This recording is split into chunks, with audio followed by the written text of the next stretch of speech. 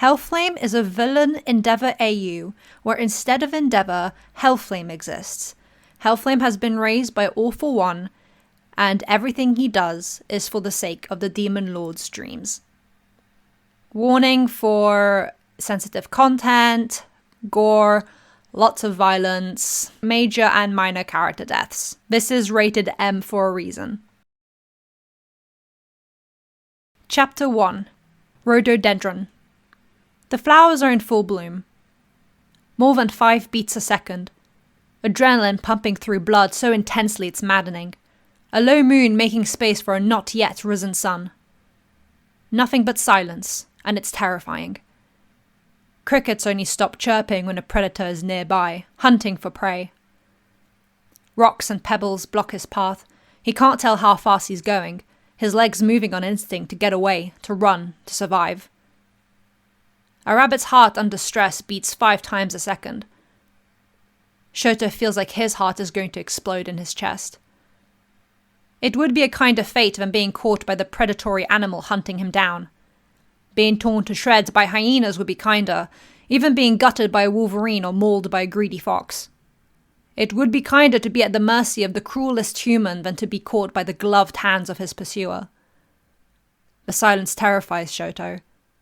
He can't tell where it will come from, if it's close by or far away, if, for once, he succeeded in getting back to the house he pretends to call home. There is no home to go back to, only a roof over his head. Thinking is out of the question when his instincts are screaming like a terrified fawn, alone and about to be caught in the talons of a dragon. A gentle breeze is enough to pierce through Shoto's laboured breathing to send him spiralling, but he's too slow. The back of his head cracking against a tree registers before the knee to his diaphragm does, gagging on his inability to breathe.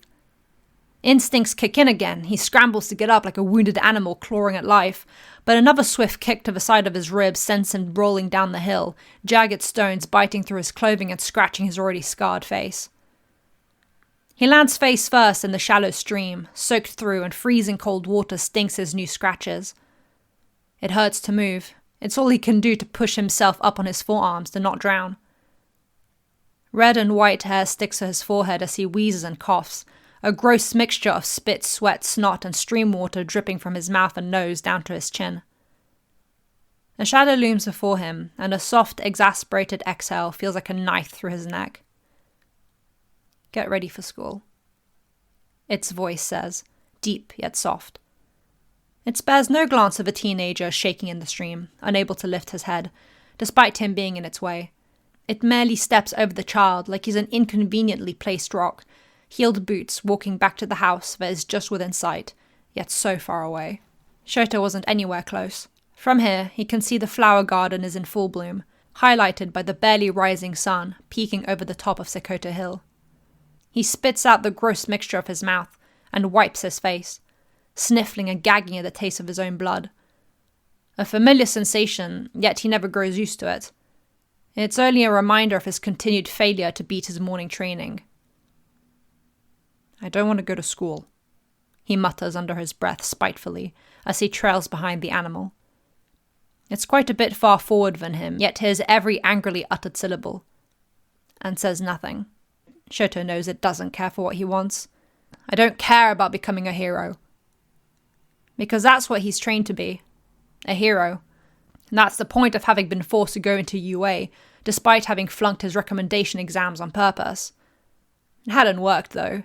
The ratty little principal had noticed the obvious self-sabotage.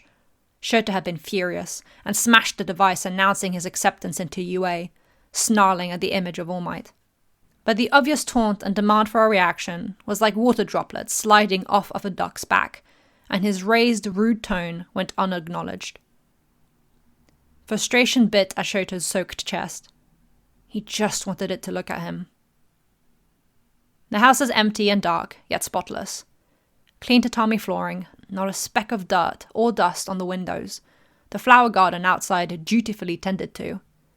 The perfect building, like what would be seen in a catalogue. And that's all it was.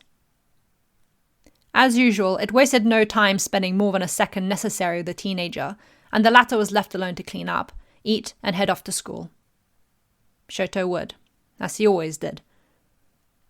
Getting into the bathroom only he used, Shoto stripped himself of the material sticking wetly to his skin and looked at his reflection. An angry, bitter scowl met him, emphasizing the 4 long scars over his left eye. 2 dipped down and caught his lips, and 2 went over his nose. It was a mystery to him how he didn't lose his left eye, just as with everything to do with how he got his scar.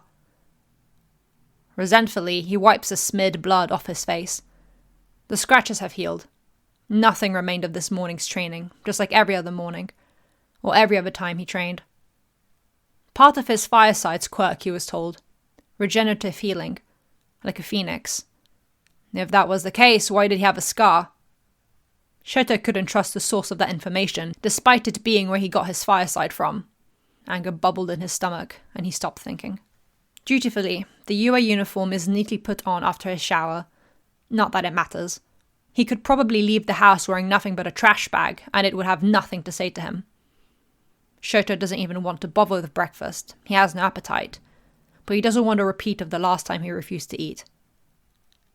It confused him. His appearance didn't matter to it, and yet... Eat before you go. The voice would be motherly if it came from anybody else. It made Shoto nauseous. He knows not to argue about his diet. Shoto sits and eats the perfectly balanced breakfast of steamed rice, miso soup, salmon, omelette, and broccoli.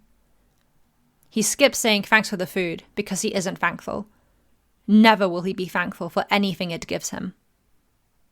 Anger wells in his mind as he eats the entire thing, because it's delicious. At least if it was bad, he could justify his hatred. But it's perfect, and he wants to cry of frustration. Commuting to UA isn't any better. He left without a word to the beast, but even then he isn't free of it. Its face is everywhere. That's the only time it looks at him, when a smiling poster or advertisement blurs past the train window as Shoto presses his forehead against the glass. Shutting his eyes won't do anything. He'll just see its other face, so settles on glaring at the photographic recreations of the creature he left at the house. Supposedly, he should call it his father, but it doesn't even call itself that. Never once has it called him son, and rarely does it call him by name. The only reason he knows his name is Shoto is because he learned how to write it at school, before he was pulled out of it because he threw a chair at another student. A problem child with behavioral issues, angry, violent, and reactive. Not the beast's fault. No, Shoto was just born that way. He was born wrong. That's what all the teachers and the other parents had said. No input required from his supposed father. It just smiled in silence as they rattled off insults about the 6-year-old, never once defending the little child as all the blame was put onto him. No elementary or middle school wanted to deal with him, and the other classmates felt unsafe. So he'd been homeschooled instead.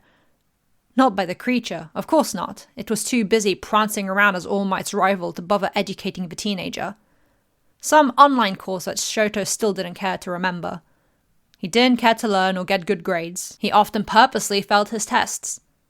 Because arguing with his diet once ended up with him unable to sleep for days, but failing his tests only ever got him an exasperated sigh. Yet he always ended up with the best grades on his reports. He didn't understand. It made no sense. Shoto got up from his seat when the train arrived at his station, but not before shooting a furious, dirty glare at a bunch of middle schoolers wearing the beast's merchandise over their school uniforms. All black zip-up jackets with blood-red, fiery highlights. The children squeaked at the dark look, but Shoto was gone before he could waste another thought on them. It was everywhere. All of the time. He wanted it gone, pulverized, torn to little bloody shreds. Not just the beast, but everything around it. Hero society. Every dumb, brainless fan that drooled after the so-called heroes. He wanted UA crushed to the ground with its students dead and buried beneath it. Shoto could do that. He really could. The faceless bodies walking around him in the shared uniforms meant nothing to him. He didn't know or care to know anyone in his class. The bird one sat in front of him, the recommendation girl sat on his left, and the big-lipped glutton on his right. His homeless-looking teacher would never gain Shoto's respect. He made the tiniest effort to look presentable, but a teacher in supposedly the greatest hero school in Japan couldn't. There's nothing to respect. The world has nothing for him.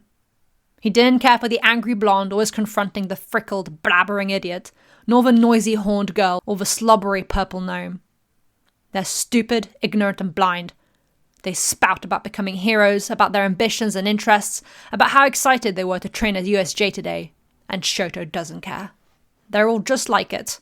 Just like the beast, the creature that apparently is his father. But just like Hellflame. The flame hero, Hellflame. Flame of Hope, All Might's rival, Japan's heartthrob for the last 20 or so years, sometimes called number 2, sometimes number 1. He goes by many names. All Might leads the ratings in levels of strength and power, but Hellflame conquers them in solved cases and overall contribution to society. Approval ratings are always neck to neck. The blonde and fiery redhead's ratings rivalry had been the focus of interest for decades, ever since Hellflame inexplicably arrived on the hero scene. Captivating turquoise eyes, a strong and slender figure, the image of elegance and grace rivaling that of the fire he wielded. It was love at first sight for the nation. In his first year, Hellflame had firmly placed himself at number 2, and had thrived ever since. With just one charming, white-toothed smile housing glittering canines, Hellflame had won the nation over. And he wasn't just all talk, neither. His efficiency, his hard work, and dedication to his duty have made it possible for him to build the greatest hero agency Japan has ever known from the ground up. With dozens of loyal sidekicks equally as hardworking as him, the Hellflame agency was a powerhouse in itself, a small army. Whereas All Might worked alone, Hellflame was surrounded by adoration. All he had to do was smile and prove his worth. "Thank you so much for doing this interview, Hellflame." The interviewer smiles with awe in her eyes to the towering man before her, who smiled sweetly with his gentle gaze. "We tried to get All Might to come in too, but he's been so busy as of late." "It sure feels like he's everywhere at once, doesn't it?" Hellflame's deep, full voice feels like a purr rattling through the interviewer as he chuckles, causing her to blush. Desperately, she tried to avoid staring at his exposed collarbones, shoulders, and neck. "Between you and All Might, the crime rate has been practically brought down to 0, with the villains actually making an impact being few and far between. How do you feel about this achievement?" she asks, trying to recollect herself, not helped by the gentle rise and fall of Hellflame's chest. His hero suit rivaled Midnight's, leaving little to the imagination. "I'm reassured to know the streets are safe, unlike what they were before All Might became a hero." The softly spoken reply melted the hearts of everybody in the room. "All Might paved the way for the likes of myself and my sidekicks to be able to accomplish the job we do. For that, I am forever thankful." "You speak such high praises of our symbol of peace, but not of yourself, despite you having resolved several cases this morning concerning a hit-and-run, a missing persons case, and apprehended a runaway villain. Not once, despite the low crime rate, have you assumed the fight is over. What makes you so vigilant?" Hellflame's smile widens ever so slightly, eyes half-lidded as he cocks his head to the side. "It's as you say. The fight is never over," he breathes out. He doesn't know how long he's been playing pro hero. 20, 30 years? It doesn't matter. He's very good at it. His appearance having remained fresh and youthful, his schedule is filled with PR events, advertisements, modelling for his own merch, collaborating with lesser heroes, appearing at events and speaking at shows. Always available, always volunteering, always beloved by the public, the imagery of fan service. His hero suit's low-cut neckline and snug fitting to his body definitely help. A black bodysuit and cape starting at the hips, fiery red designs on his chest and arms as well as the underside of his cape, and heeled boots. He was the vision of masculine elegance. And the poster boy for hard work. Nobody could fault the pretty fireboy for his extensive career exploiting his looks to promote himself and his agency when he backed it up with action. The most solved cases in history was nothing to sneeze at. Even those critical of fan service and pandering to the audience had to keep their mouths shut when it came to Hellflame.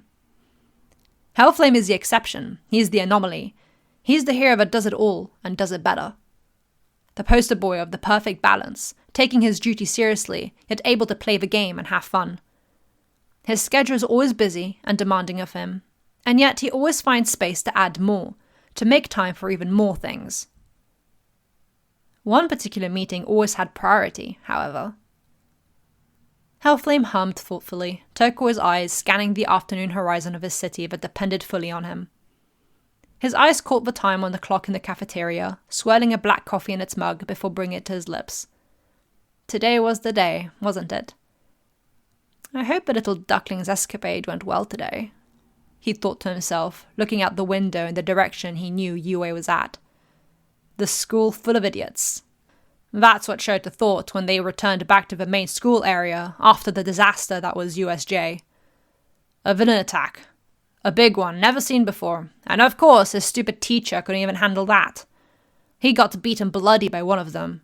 And, of course, All Might had to be called in to save the day as per usual, because everybody else is incompetent. Some girl almost got turned to dust. The invisible bimbo almost got caught up in his ice when he took every villain in his vicinity down. Idiot girl. That would have been the death of her. Frostbite eating and tearing at her exposed invisible skin, just like the villains he'd frozen, where with one wrong move, skin would separate from muscle, or tendons would snap under the pressure of his ice. Somebody was crying, and it pissed him off. One villain attack is all it took to shake these supposed future heroes. Pathetic. They'll all perish before they can even graduate. Hey, Himura, are you okay? Shota wanted to skewer whoever dared to so casually speak to him. He'd never bothered any of them. Why must they bother him? He's done with today, done with his ridiculously dressed-up classmates, done with the stupid hero costume he hadn't cared to put any thought into, and done with the sorry excuse of a school that was UA. Mismatching angry eyes glared at the group. The tape boy, the recommendation girl, and the class president, the one with the glasses. Go away. Hagakure said you were attacked by a huge group. You took them all down on your own. That's super impressive. Shota stares at the dumb-faced, black-haired teen like he's nothing more than roadkill on the side of the road, and says nothing. Give them the beastess treatment. That usually works. It worked on the wind guy after the recommendations exam. That guy was such a loser, he wasn't even in UA. Must have gotten cold feet, despite all that bombastic attitude. He didn't even remember the interaction, really. Behind Sero, Momo and Ida glanced to each other, concerned. Out of all the students in their class, Himura was the only one still a mystery to them all. He never spoke, never participated in class. Even in their first battle trial, Himura hadn't even bothered discussing tactics with Shoji. He just entered the building and instantly froze it. Ojiro had icicles on his tail for the rest of the day, and Hagakure had been at serious threat of getting frostbite, just like now. Himura's attitude, his lackluster efforts, his scar, especially the scar, it made the class rep and vice rep worry for him, and also confused them. His father is Hellflame, Japan's heartthrob. What was going on for his only child to act this way? Shoji fiddled with his face mask covering his scars as he observed Himura's, the shorter teen's dead-eye stare draining any good spirits Sarah offered him. He turned and left to get changed, leaving his belittled classmates with bad feelings in their chest on top of the difficult day they'd already had. He had to get back to the house before dinner time. That's why Hellflame made special time for the final meeting of the day, which was always dedicated to the most important person in his life. With a small plastic bag in hand, he stepped through the portal. I'm back, Father. Welcome home. The deep, welcoming voice soothes the boredom of the day out of Hellflame's shoulders. My bright firefly. The youthful-looking man walks into the dimly lit room, the harsh white glow of machinery shadowing the tall figure sitting in his wide chair. Machines float around him, wires connecting to his neck, compensating for his destroyed features. Hellflame misses his eyes. He drops a plastic bag and kneels, eye level with Father's middle, the perfect height for those destructive hands to reach out and cup his chin. Soft and comforting, a thumb traces over his upper lip and pushes it up to reveal his fanged teeth. A gentle swipe across the perfect pearly whites, pointed and deadly, makes Father hum out in approval. His other hand traces the younger man's face, feeling every sharp yet smooth edge of his jawline and cheekbones, once more humming approvingly, before sliding up to pet his soft red hair. With his eyes gone, the world is in infrared for him. The minute, subtle visual details of the people around him are non-existent. He only has his memory as reference. Not that he needs it, the face in his hold is familiar. And even when he had eyes, he loved to let his hands roam over his perfect creation while giving nitpicking critiques of what his protege could better about himself. And he was so eager to better himself for him. As healthy and pristine as ever, he praises, smirking as Hellflame leans into his hand, feels his eyelashes flutter shut at the affection shown. Critiques weren't necessary anymore, only praise. And the boy, his hatred for hero society is palpable. Good job. The flame hero smiles. Keep him that way. It's all starting now. When the time comes, his power will change the tides of war in our favor. With Hellflame being the representation of hero society to the two-toned hair boy, all Shoto needed was a right push at the right moment. The destruction would put the father of the atomic bomb to shame. Tomura attacked Yue today, Hellflame breathes out, eyes fluttering to look up to the intimidating villain that he'd given his whole life to. How did it go? All for One smiles fondly at his protege, feeling his steady heartbeat pulsate through his exposed neck. For such a tall man, the red head was slender in his hold. He'd be so easy to snap. And All for One knew Hellflame would let him if that's what would make him happy.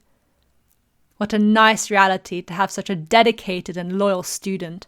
So much more than what All Might ever was to that stupid woman. He is displeased with the outcome. The Nomi was defeated and he was shot. The centuries-old villain sighed softly, brushing Hellflame's hair out of his face, like how one fiddles with a pen absent-mindedly. Kurogiri says he's been in a foul mood ever since. Perhaps a visit from his playmate would soothe him. That's why Hellflame had asked. I'd like that, father. He liked anything the man suggested. Wordlessly, because there truly was no need for them, All for One pulled the red head to his feet with only the gentle press of his fingers to the soft underside of his chin and throat. Clicks of heels and a soft breath exhaling through his nose, Hellflame stood and was brought into a hug, face burrowing into broad shoulders, the crisp fabric of All for One's suit soft against his face. Hellflame closed his eyes and inhaled the familiar scent. Clean, yet heavy, like a freshly washed duvet dried in the hot sun. With his master's arms around his back and cradling his nape, he felt as if covered by the same, once blood-soaked, now spotless, duvet. Hands that kill, destroyed, and stole held him like a child, just as they'd done for as long as he can remember. Soon, hot breath murmurs into his hair. Soon it'll be completed, and what was confiscated will be returned. Hellflame's heart skipped a beat. All for One felt it against his torso. Thank you, father, the redhead muttered against the man's shoulder, the hand on his nape squeezed. You're welcome, Firefly. A kiss to the side of the head released the younger man from the affectionate hold. Kurogiri will bring you to Tomura. Hellflame knocked on Tomura's bedroom door after he stepped through the portal. No sign of Kurogiri around. Not that Hellflame cared, the dead body turned useful tool was nothing more than a broken doll with a pretense of a personality. Conversation with the wispy figure made no difference. What? Came the brooding snarl as Tomura flung the door open, seriously annoyed with his newly acquired bandaged bullet holes.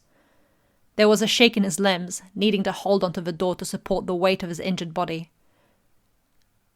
His eyes narrowed on Hellflame's amused smile. Shut up, he whined. Ugly duckling having a tantrum, Hellflame coos, ushering Tomura back into his filthy, garbage-filled room. Used chopsticks, scrunched-up paper, empty ramen pots and crunched-up cans of ginger ale and green tea. All Tomura can do is fall back into his gaming chair with a snarl, annoyed at the teasing. Here. Red eyes glare at the plastic bag being ushered into his face, but accepts it with a childish pout, practically ripping the thing open. Protein bars, chocolate and peanut butter flavored, more ginger ale and a new video game. With 3 careful fingers, he picks up the case. It's a choose-your-adventure puzzle game, its title written in big cartoonish letters spelling out, The Running 3. Does this one have choices that actually change the story, or is it the illusion of choice? He asked grumpily, the concept of thanking the older man not once passing through his mind. It only makes Hellflame laugh. I guess that's for you to figure out, isn't it? Tomura grumbles with an annoyed expression, but he sets up the game anyway, turning to his computer. With his attention settled towards his favourite pastime, Hellflame returns to the heap of trash bags. The door still open, he grabs a couple and plops them out into the corridor, then another set, before finding the rolled up, yet to be used bin bags and starts collecting the empty ramen pots and crushed cans. Quit that, Tomura hisses, not needing to turn around to know what the man is doing. It's always the same thing. Kurogiri probably gets aneurysms every time he sees how filthy your room is. He speaks of Tomura's caretaker like he's human, like he's alive. Just play the game. Considering the rough day he had and the disappointing attack on USJ, Tomura does as he's told and focuses on his computer screen while the sounds of Hellflame cleaning up his room keeps him company.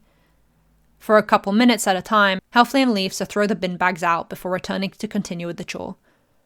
Tomura's room would be in far worse a state without Hellflame's occasional visits.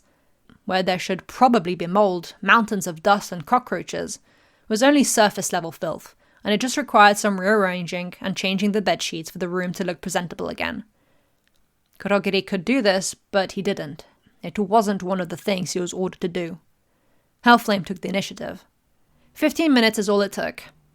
He'd need to go soon, be teleported back to his agency where his dozens of sidekicks assumed he was locked up in his office finishing reports.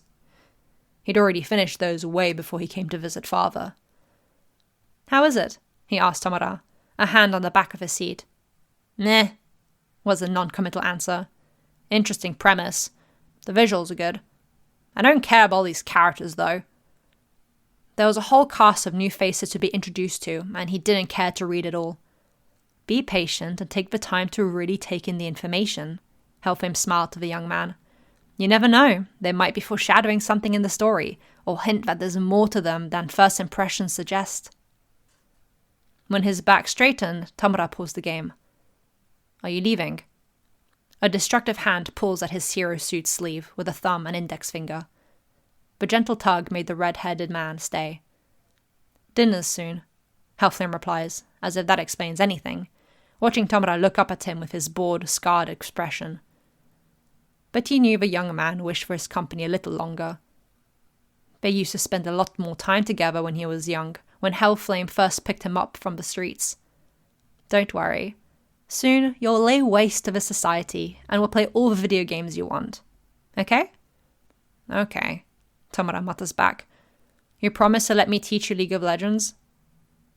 He lets go of Hellflame's sleeve when that hand rises and warmly pets his hair, like he's still 5 years old, waking up in a cold sweat because of nightmares at the middle of the night. "I promise. See you soon, duckling." Hellflame leaves, closing the door with a soft click. Downstairs, at the bar, Kurogiri is awaiting the red-headed hero, preparing a portal for him. The two men barely acknowledge each other. Kurogiri isn't alive. Neither is Hellflame. There's no need for small talk. A couple steps and Hellflame is back in his office, like he had never left. He calls Kurumada to come pick him up. Getting off the train, Shoto drags his feet along the concrete floor of the station, then the pavement, walking towards the house he has no desire to return to. Yet he always does. Even though he could just run away. How many times has he genuinely considered doing that? Not nearly as many times as he has threatened the beast in his house that he would do so. It never seemed to care for his petty threats. Like it wouldn't stop him, or like it never believed Shoto would act on those threats. Shoto stands in front of the house's gates and stares. He never had attempted to escape. Even though his bedroom window is always wide open, even though these gates are never shut when somebody's at the house. Even when he was left alone for days on end when the creature was demanded elsewhere for work, never once had he actually run away. And it would be so easy. But where would he go? Would there even be a point? Shoto didn't believe anybody would look for him if he did run away or go missing. He'd just end up coming back here. The sound of a car pulling up snapped him out of his thoughts, and watched with anger as the red-headed creature stepped out of the passenger side, thanking the mustached driver that Shoto never cared to remember the name of. He was loud, even as he pulled away back onto the road. A soft smile and an empty, "Hello, how was your day?" is all that greets Shoto when the thing pretending to care walks towards the gate. Shoto says nothing, just scowls and lets his head hang. His eyes follow the hero's heeled shoes, the red soles looking garish to the teen's eyes. Without bothering to answer the shallow greeting that was only done out of habit rather than actual interest, Shoto follows the tall figure back into the empty house. Despite wearing civvies, Shoto can see the tight black suit underneath the low-cut cream-coloured sweater rolled up at the sleeves. Even at home, it wears its hero suit, albeit without the hip cape. He drops his bag without care at the entrance and doesn't change into his inside shoes. The beast goes to the kitchen, pulling various things out of the fridge and cupboard. Shoto doesn't care what it was making. He knew he'd have to eat it either way. That's one of the few things he never argued with. Shoto stood in the corridor, beside his abandoned bag, looking at the open kitchen door. Today had been different. Something actually happened. It wasn't just mundane school life. My class got attacked by villains today, he finally replied the empty question. The sounds from the kitchen didn't stop, but he knew he's been heard. It always hears everything, somehow. I froze all the ones that attacked me. Reckless. Anger zapped through Shoto like he'd been struck by lightning, and his eyes burned. His feet moved before he realized he was bulldozing to the kitchen, stomping his foot as he arrived with swinging arms, shoulders hunched as he bit back a snarl. You could accidentally kill someone. The only person I want to kill is you! Shoto shouts, spit flying from his mouth. Misses the most they've spoken in months, an actual conversation, and it's driving him mad. Silence. All sounds of cooking have stopped. Striking blue eyes meet Shoto's livid mismatching ones. They're soft, tender, and they're looking right at him. For a moment, Shoto exists. Good boy. His father smiles. Burning fury drains from his body, like a fire doused by icy water. It leaves him shaking, his heart thumping. Confusion swirls in his mind. What does that mean? Why does his chest hurt like this? Why does he feel like he wants to cry, scream, and laugh at all at the same time? Why does he feel so relieved? His attention is snapped back to reality when a soft clacking of utensils on the table echoes through the kitchen. Shoto blinks. How long had he been standing there? There's a yummy smell in the air, and his stomach rumbles. Only now does he see how beautifully the setting sun casts an orangey-red glow on the inside of the kitchen, adorning the rich wood walls and floors in a warm hue. It's simple yet elegant, much like his father, who has neatly set the table with flower-adorned chopsticks and crockery, blue and pink and purple, each petal a unique shape that Shoto can't identify. Little details and colour saturate his vision, and a warmth settles in his chest. Don't forget to do your homework. And it's gone. His father disappears and returns the beast, but it too leaves before Shoto can catch back up to the present. With blurry vision, he approaches the table to investigate his dinner. Cold soba noodles. The closest thing to a favourite anything he has in life. And it's going to be delicious. He fights back frustrated tears as he eats, alone, the deafening silence the only thing keeping him company. He cleans his dirty dishes. He does as he's told and finishes his homework, sitting on the patio in the garden, because that's the only part of the house that isn't bleak and empty. The flowers are in full bloom. Because he knows he's going to be woken up at 4 a.m. to start his training before school again, he heads to his room for an early night, as always. The soft pit-pat of his inside shoes across the floor echoes through the corridors of the empty house like a penny clattering against the stone. It's loud and ear-piercing. He stops at the stairs. Nobody's allowed on the second floor. Nobody being Shoto. It's only him and the beast. Shoto's scarred face dares to look up the dark flight of stairs, and wonders what it is the creature is hiding. Last time he tried to climb the stairs, he'd ended up cleaning his own blood, but doesn't remember what happened. He vaguely recalls it only being bedrooms up there. His own room is on the ground floor, next to the home gym that hasn't been used since he was 11.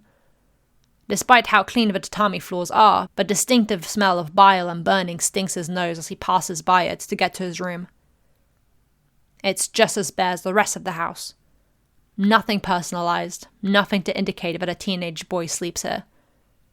There's a bonsai tree on the windowsill, if that counts. Shoto doesn't think it does. He stops thinking and gets ready for bed. He's going to need the sleep. He'll be training till his bones ache, the beast making parts of his body he didn't know he had snap and twist, beating more pain into his body than the worst of villains could ever do. Shoto falls asleep easily, even though it just means being welcomed with opened arms by engulfing emptiness. Nightmares would be kinder. Chapter 2. Nasturtium. Right around the time All Might had returned to Japan, rare, unusual cases started happening. Bodies appeared without explanation, with clean marks, no prints, no pattern of behavior. Villains, heroes, politicians, regular citizens, it doesn't matter. It's not that they were found often. They were very rare, few and far between since they started well over 30 years ago, but a handful of times is still too much. A murder is one thing, corpses ripped limb from limb to bloody shreds is a complete other type of crime. The wounds looked as if made by an animal, a big, violent animal, tearing apart its prey indiscriminately, yet without the reckless abandon of a mindless monster. The most recent of these crimes was just before the start of the new school year. A young hero and his girlfriend. It'd be easy to blame it on the hero killer starting to make their rounds, but the crimes are too brutal and animalistic to be them. Not to mention, the most recent finding had one of the staples associated with the series of murders. The hands and heads were missing. It was easy to bring one part of the body than the whole thing to take the desired quirk, and Hellflame was such a good fetcher. Having those remains be found on occasion wasn't of concern either. It's good to keep the authorities on their toes and sweating that there's a feral serial killer on the loose. Like a trained hunting dog, All for One pointed him in the right direction, and he'd have his desired quirk by the end of the day. In the early days, when Hellflame was nothing but a rambunctious young teen, they'd needed to start small.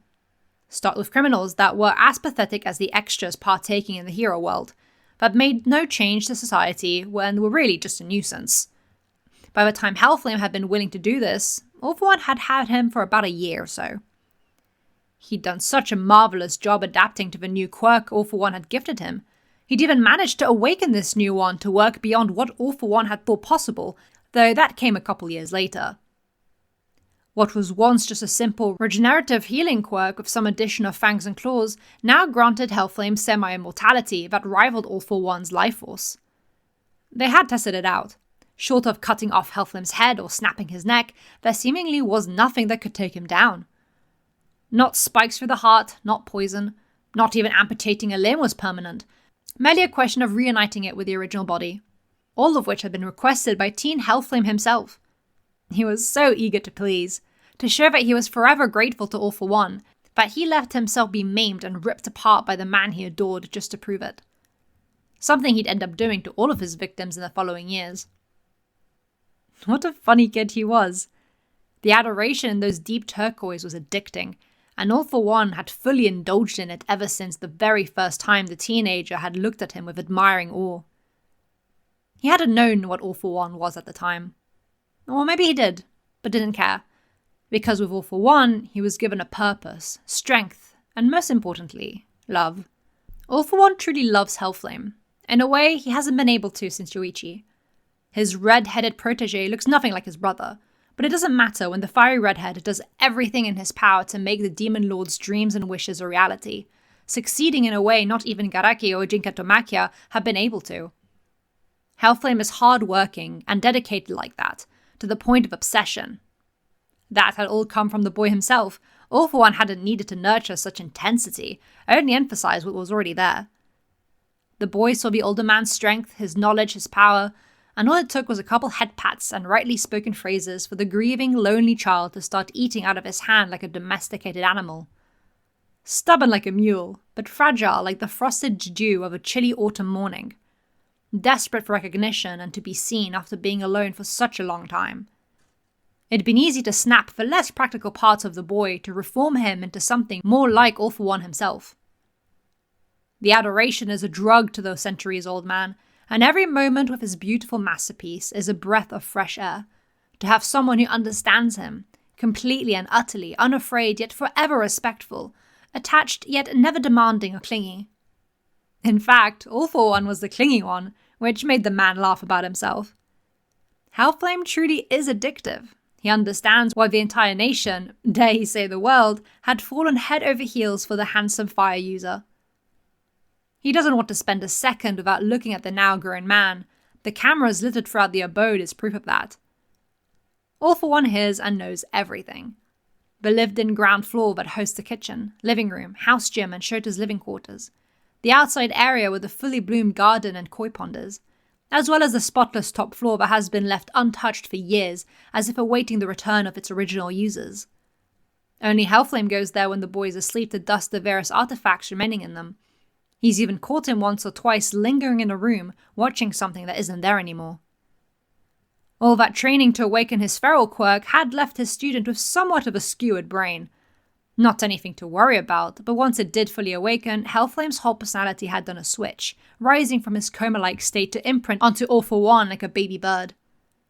It wouldn't be surprising if Hellflame did see things others couldn't.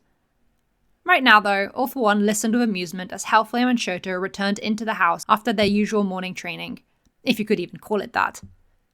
In all fairness, Hellflame was being easy on the boy. He never did any of the training he and All For One had done, though Shota probably wouldn't survive that despite having started training at a much younger age than his father had. He'd live, but his spirit would break, and he wouldn't be of use anymore. Shota's limp arm was already stitching itself back together of whatever damage had been caused from crashing into a boulder at an awkward angle, and despite the blood dripping down the right side of his face, that wound has already long healed. I don't want to partake in the sports festival. That was taking place today, and Shota had done nothing but continuously whine and complain about it. Of course, Hellflame said nothing, as if Shota had never spoken at all. I'll lose on purpose, and make you look like a fool. Amusing.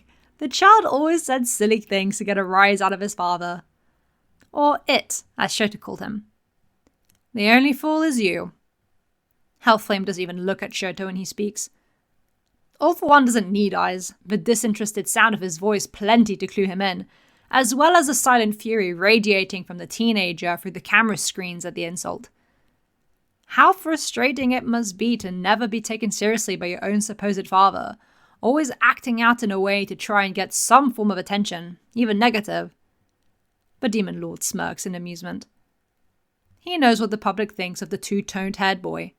A problem child, a burden upon his perfect father who does everything for him, a spoiled brat. Why else would he throw a chair at a classmate in elementary school and act so rudely whenever he's seen the public?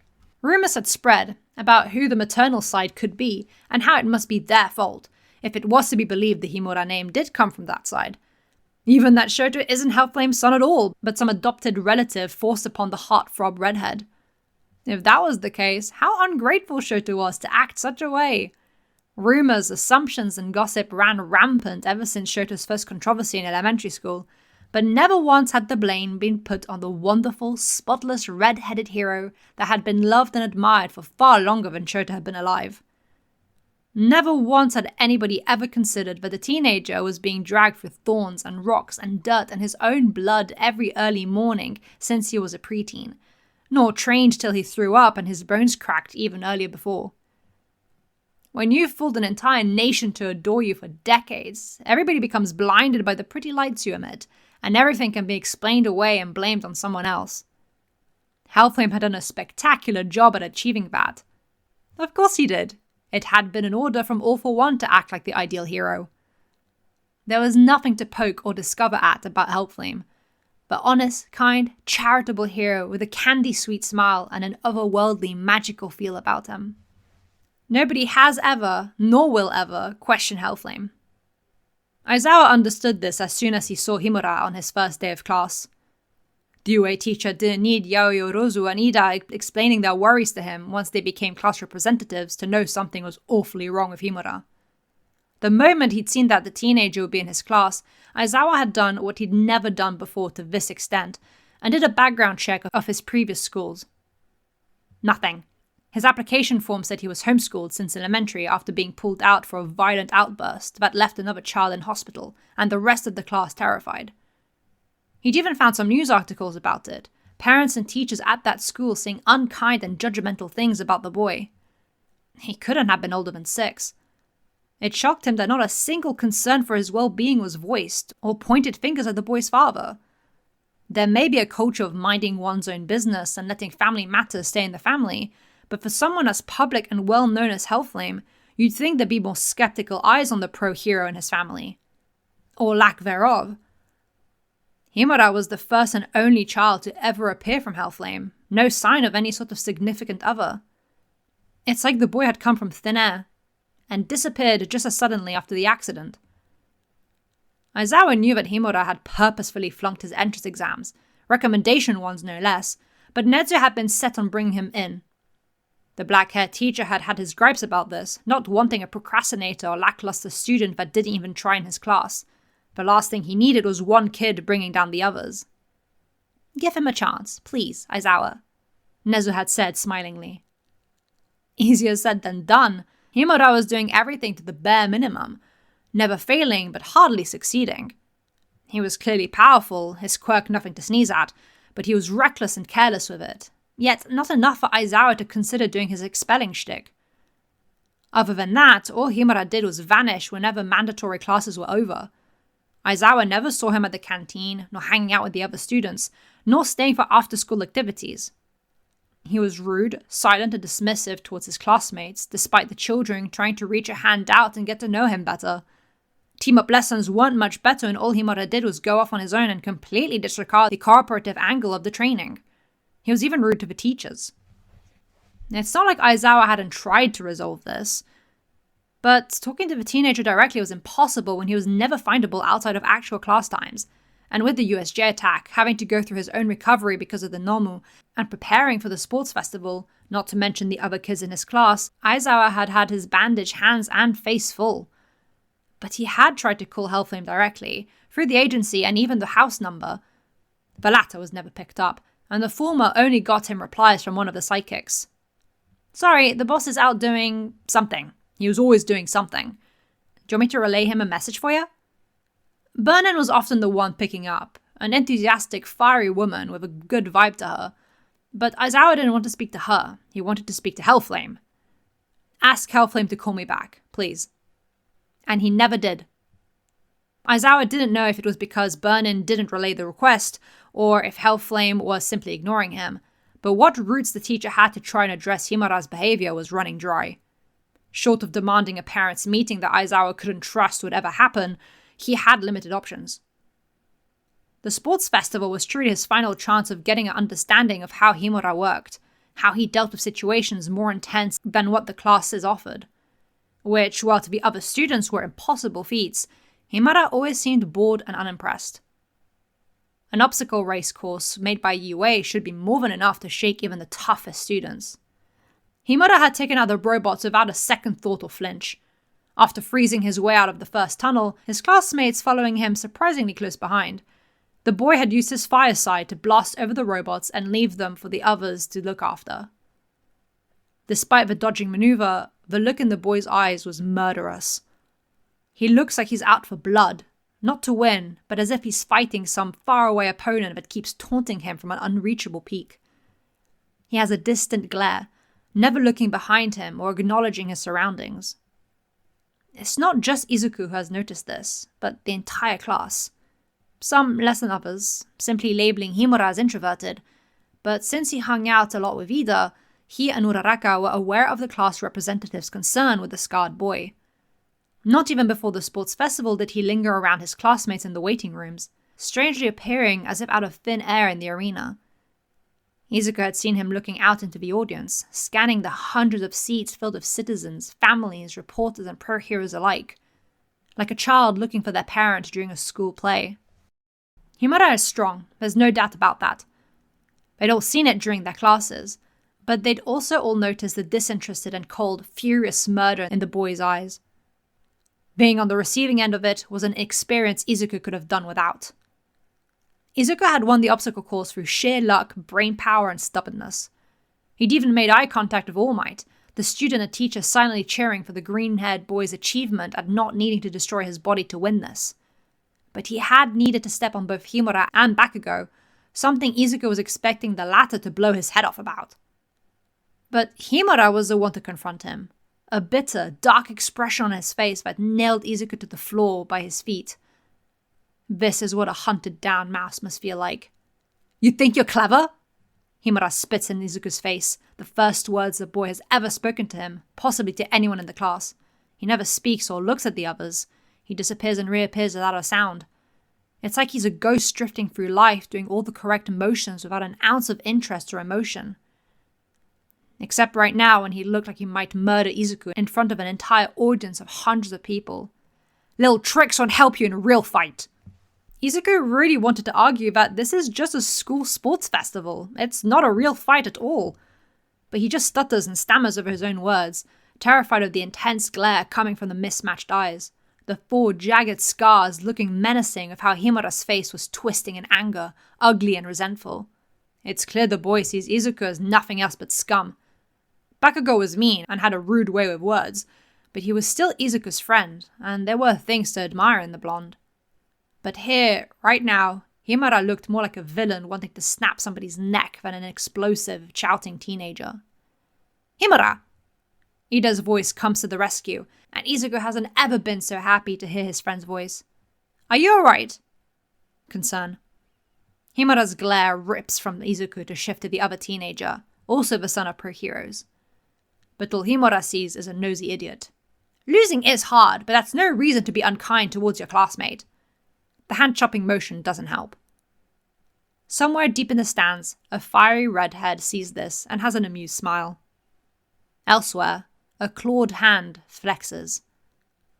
"Mind your business," Himura snarls, and shoves Ida out of the way with his shoulder.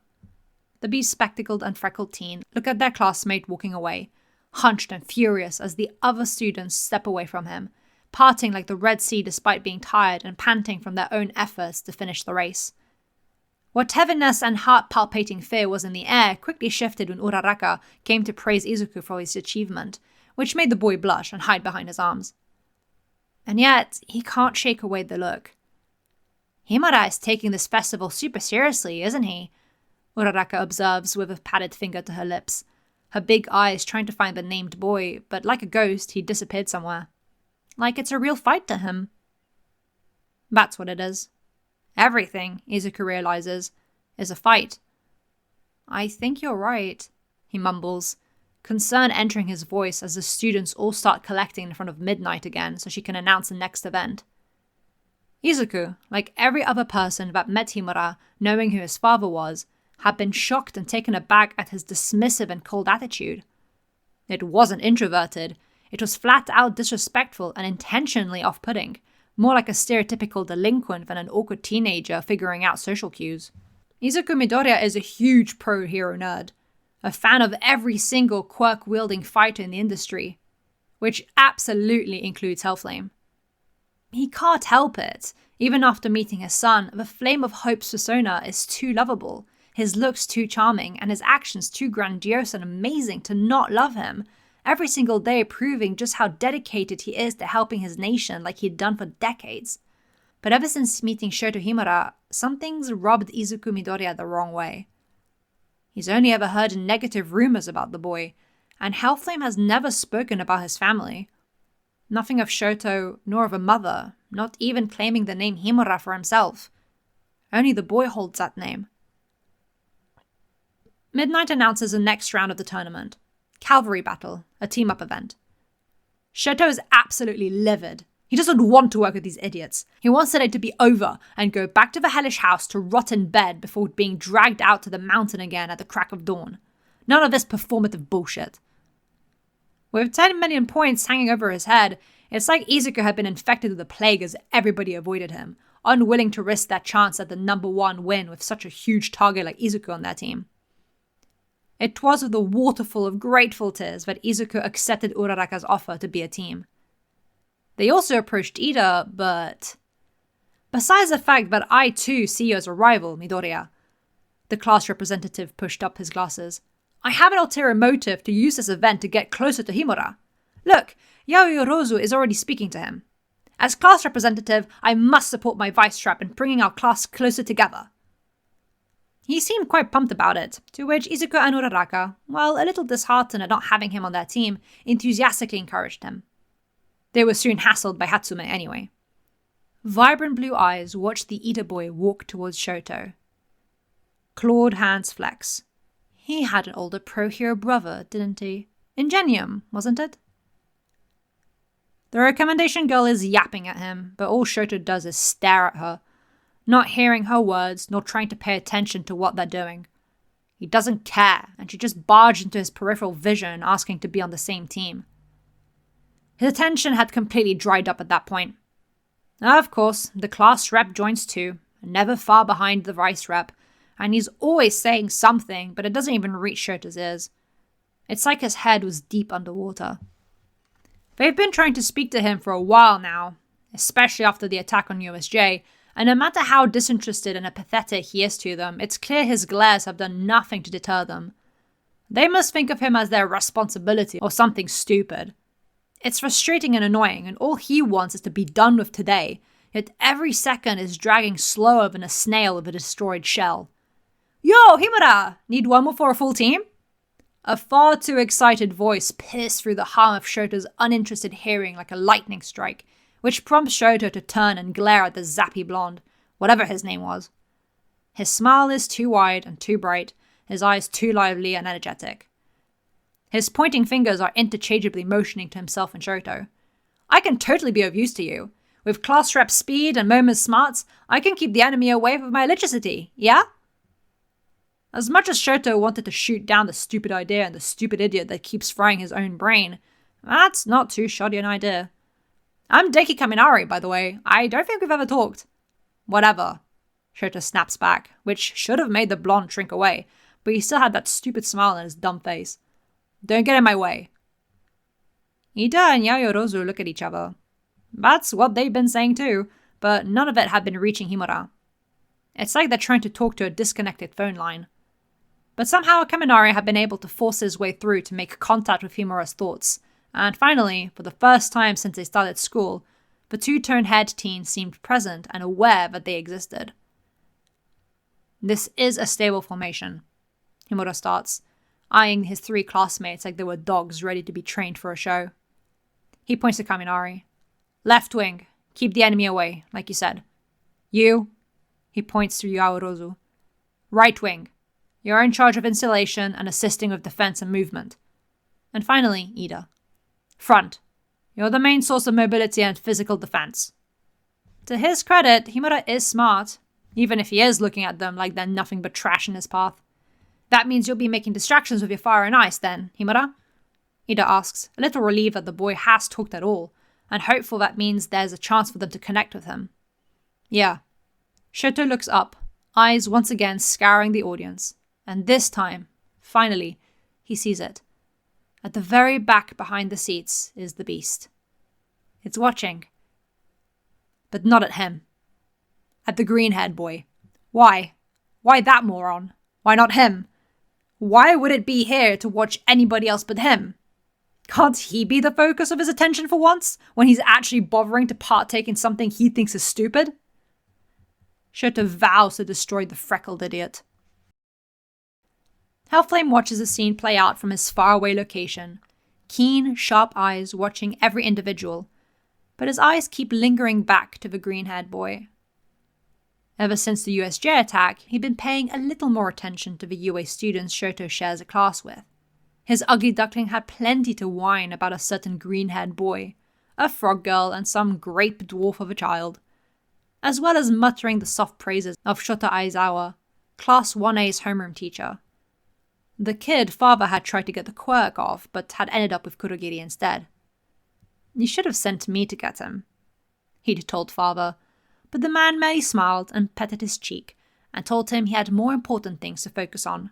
But now that father wasn't in his prime anymore, Hellflame had taken the initiative to preemptively seek out potential quirks with some use to them, or people, children, of interest. And Izuku Midoriya, oh, of what interest he is. No sign of a quirk being used in the entirety of the obstacle course. Not a single time throughout the cavalry battle neither. He fights like a quirkless boy, using every corner of his brain to overcome the impossible. He fights like he has the world to impress and everything to lose. He moves like a desperate man grasping the air for a final hurrah.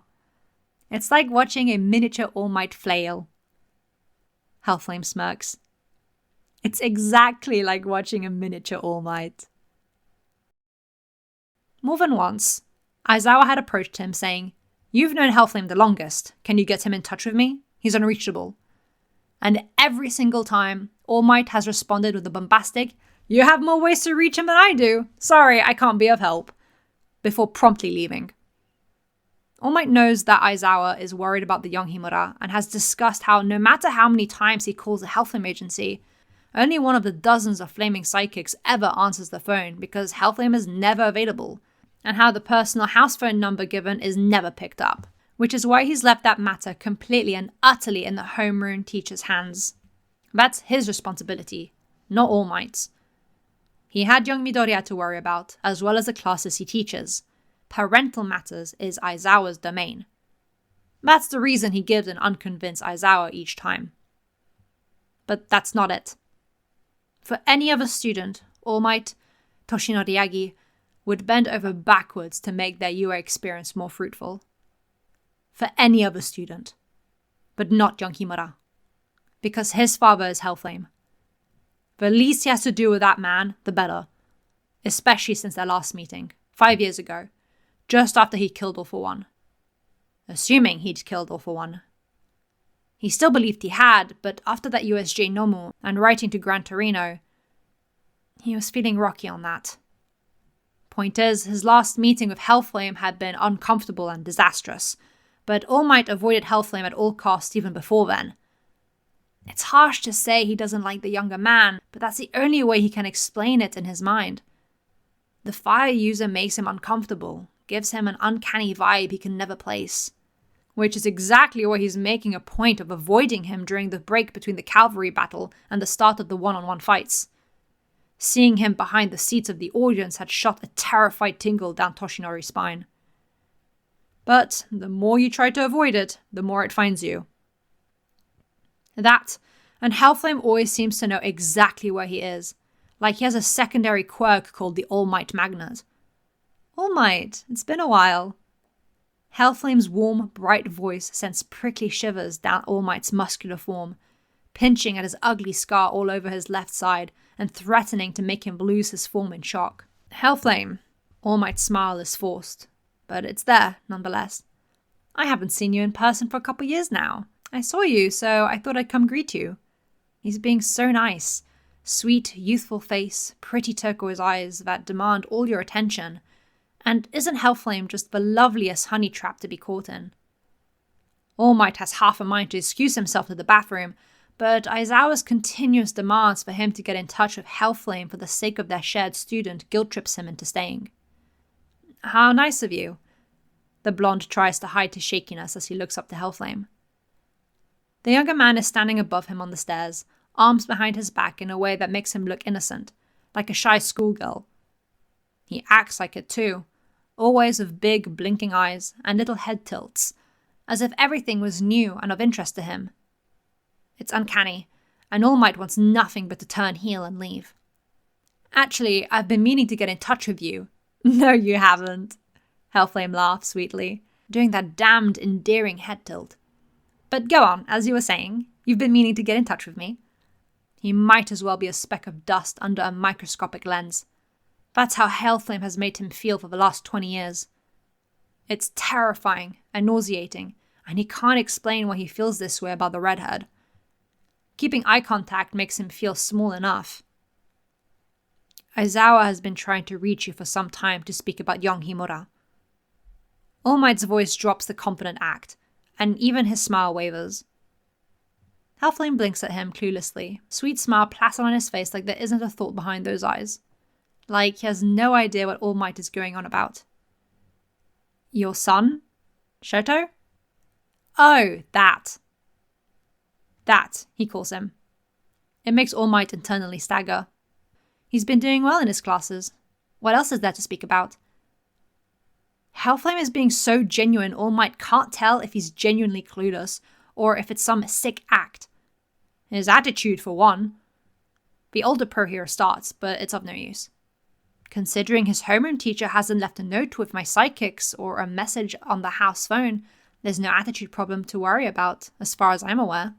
As aware as you were about the attack on USJ that you didn't check up on like the other parents did. I was aware. You seem to have it sorted out, and as you know, I'm busy.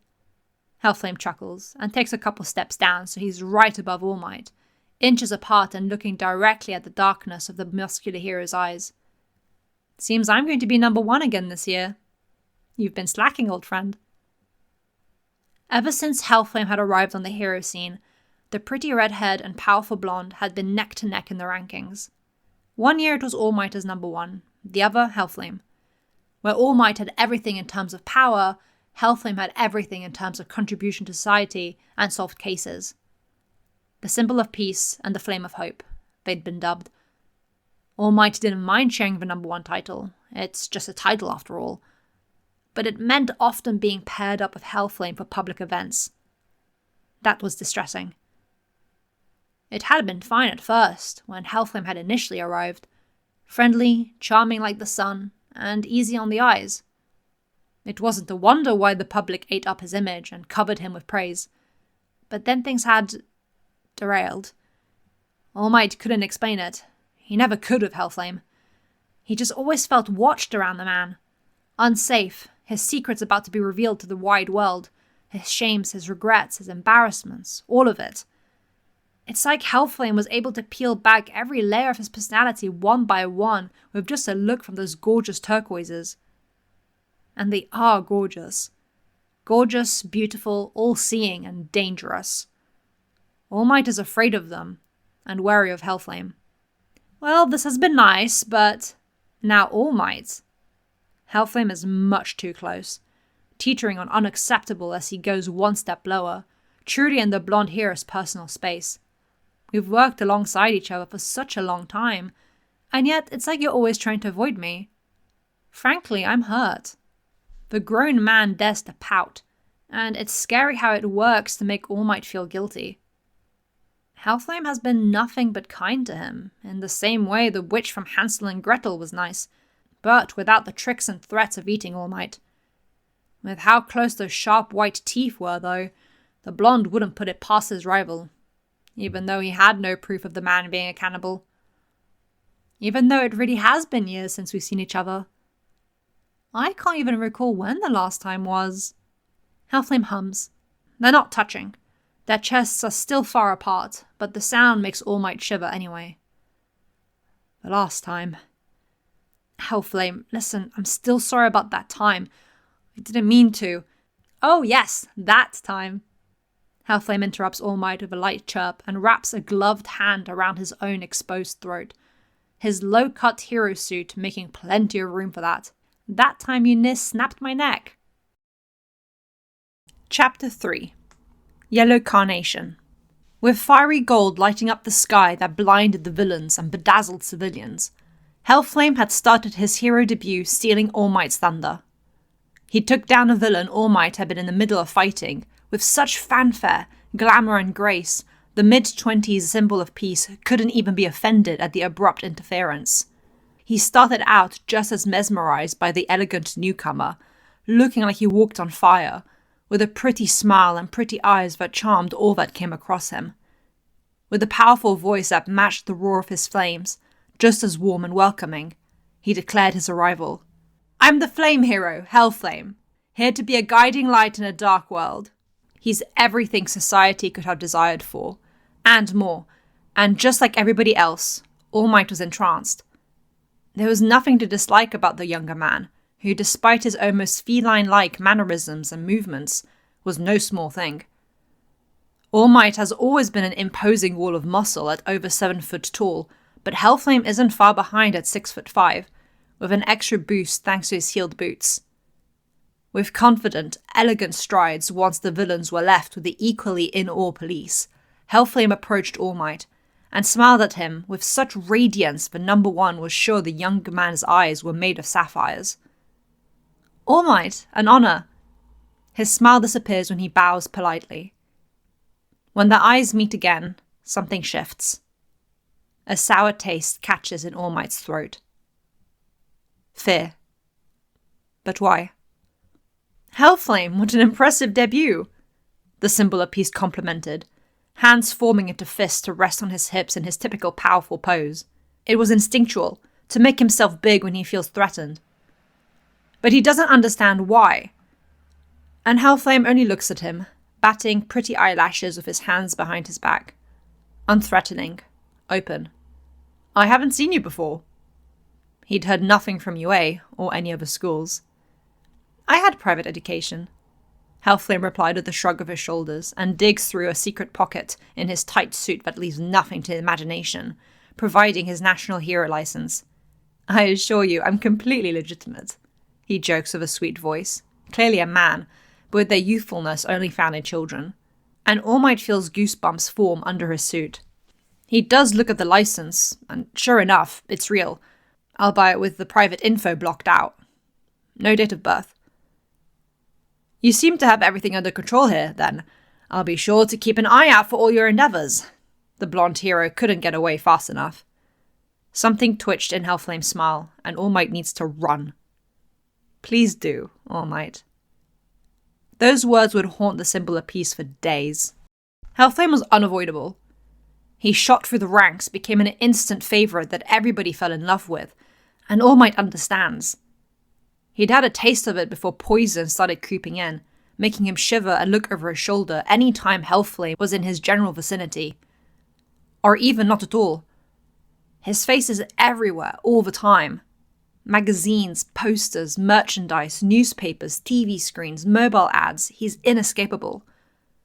But why would All Might want to escape the kindly redhead? That's what Toshinori had wanted to figure out. Curiosity kills the cat, but Toshinori never seems to learn. It had been after Hellflame's first billboard event. His first year, and he was second place. Firmly by All Might's side, with rankings and achievements never seen by such a brand new hero before, save for All Might himself, a few years prior. It's admirable. Hellflame is a marvellous addition to the front lines of hero society, aiding in every aspect, be it in his city in Musutafu, or aiding other heroes throughout the nation. Toshinori so wanted to rejoice with the rest of the country at this young up-and-coming hero, but he still felt off. And fear. This fear that never left his gut. He'd made himself sparse, not sticking around any longer than necessary. Spawn takes some fantastical excuse of there being no rest for the wicked, and thus not for him either. But truthfully, it was just so he could get away and observe Hellflame from a safe distance. All Might is a noticeable wall of muscle with proudly standing hair tufts, but Toshinori has little presence and is easily looked over despite his huge height. He hunches his head down to make up for that, becoming even less noticeable. With a beanie over his bright blonde hair and wearing a grey zip-up hoodie with slacks, he looks like a regular person watching dozens of fans hounding Hellflame for a photo, an autograph, to ask a question, everything that came with being young, hot, and popular. Everything that Hellflame is. And he's so natural with it. He smiles, never breaking a sweat, bats his long eyelashes and charms everybody around him. There's something angelic about him, the way he covers his mouth with the tip of his gloved fingers to laugh at what a fan said, how he crouches to sign a child's poster. Even those sharp fangs are friendly when he smiles for a selfie. There's nothing wrong about him. He's perfect. Which is why Toshinori feels unsettled. But like this, it's fine. As a bystander, watching Hellflame from a distance, anonymous and faceless, Toshinori Yagi can appreciate, like everybody else, the beauty and marvel that is Japan's heartthrob, until glittering turquoises shifted to him and made eye contact with warm blues framed by blonde hair. A millisecond. It's all it took. Something shifted, and fear shoots All Might in the heart like a bullet. A dangerous smile flashes sharp, glinting fangs like a threat, amused at the attempt to hide from their owner, and Hellflame knows. He knows. Toshiri doesn't know how, but he knows. Hellflame knows he's All Might. And why is that horrifying? Toshinori had turned and ran. He's been running from him ever since, for over 20 years. Every interaction leaves him shivering.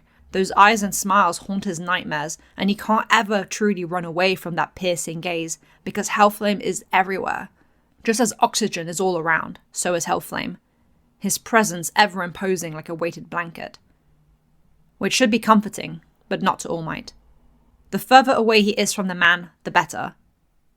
Not that the man will let him, no. Hellflame makes it a point to always approach him and chat, even touch him. Nothing harmful. A pat on the shoulder, a nudge of the elbow, friendly gestures from a long-time colleague. But every touch makes All Might's skin crawl, and he doesn't understand why. It's like Hellflame is testing his boundaries, pushing himself further into All Might's very soul and being simply by existing. And smiles. But even with all that making the blood uncomfortable, there was nothing he could pinpoint as a specific example of what frightened him about the redhead. Could he simply be threatened by his success? The two often switched or shared the number one spot, labelled friendly rivals by the media, the symbol of peace and flame of hope.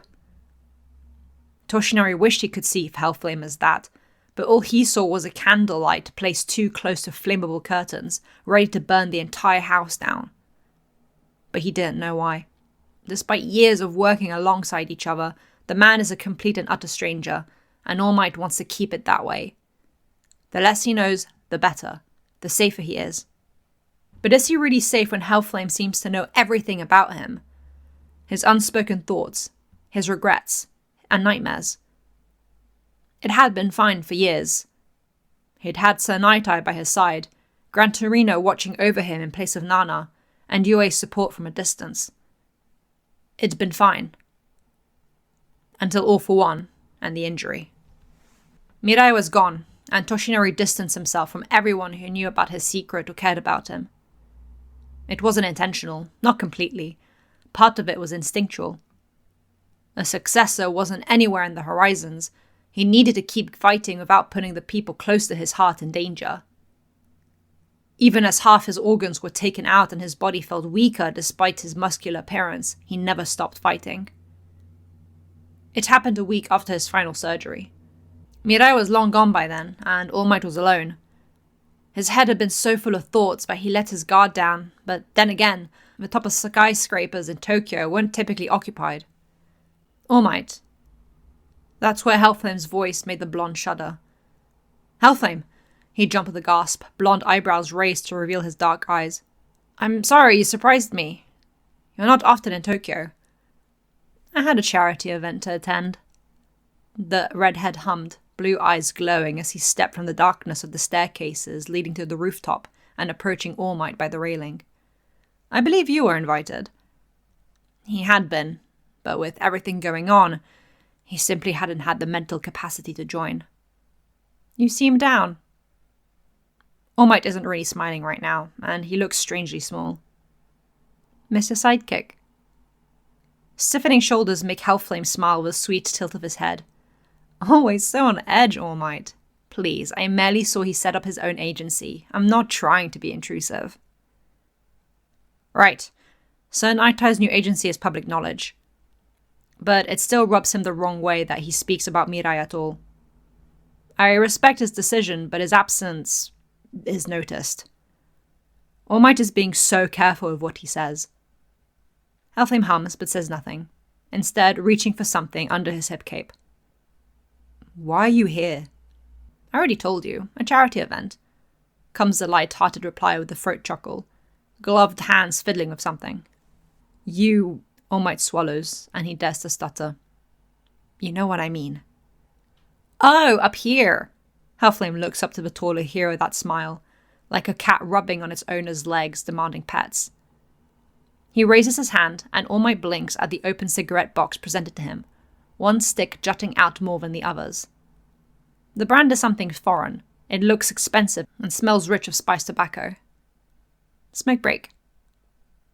You smoke? Picture-perfect Hellflame being a smoker wasn't even a thought. But here he was, shaking the box a little in All Might's face as if to tempt him. No thanks. He never smoked, didn't like the smell of it. but now with only one working lung left, he had even less desire to. I've never seen anything about you being a smoker. Aw, you keep an eye out for info about me. I'm honoured. Here, I thought you hated me. Hellflame chuckles, and it makes All Might feel guilty. They haven't spoken like this ever, but even with his heart screaming to run away, his legs won't budge. He's by the railing of a towering skyscraper in Tokyo with the city lights beneath them. It'd be easy to jump away to another building, but he doesn't. Something is keeping him here. Instead, he watches Hellflame take out a cigarette, and with a flick of a flame from his gloved fingertip, lights it. It's only on rare occasions that I smoke. What's rare about this occasion? He shouldn't be asking. He should keep this man a stranger.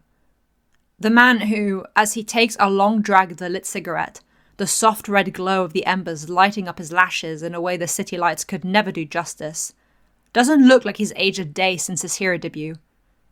Because he hasn't.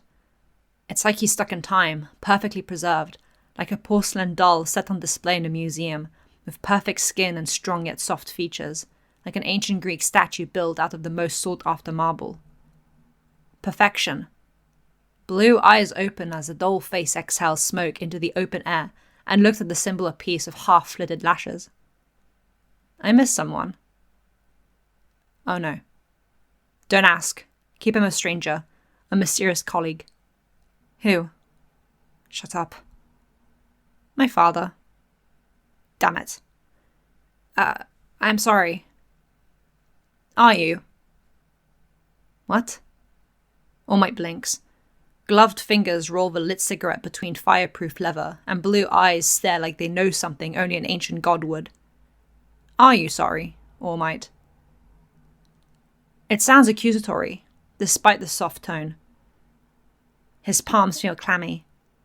He should be asking what the redhead is talking about, what he means by that, but all he does is look away. This is a great time to hop over the rail and plunge into nothingness, away from the flame hero. Fear grips his throat from the inside, pulsating from his neck like he's a rabbit caught in a wolf's paws, canines hovering over his thin skin, threatening to tear into his lifeblood. He's never felt this way, not even when training under Gran Torino, nor in all of his years fighting villains. Nobody has ever stricken such deep, cold fear in him this way. Nobody. Except All for One. How odd, All Might. All for One. Is it something I said? All for One. You're not smiling. Powerful blue eyes jitter to meet dull eyes with no reflection paired with a cruel smirk. Where's your smile, hero? Two strong hands jolt forward and wrap around the villain's throat, tightening to feel the heart beat through delicate veins. The world is a blur as the mad need to eradicate his teacher's killer bubbles up like poisonous lava, to rid society of its most powerful threat. Bring true peace once and for all that can only exist when All for One is gone.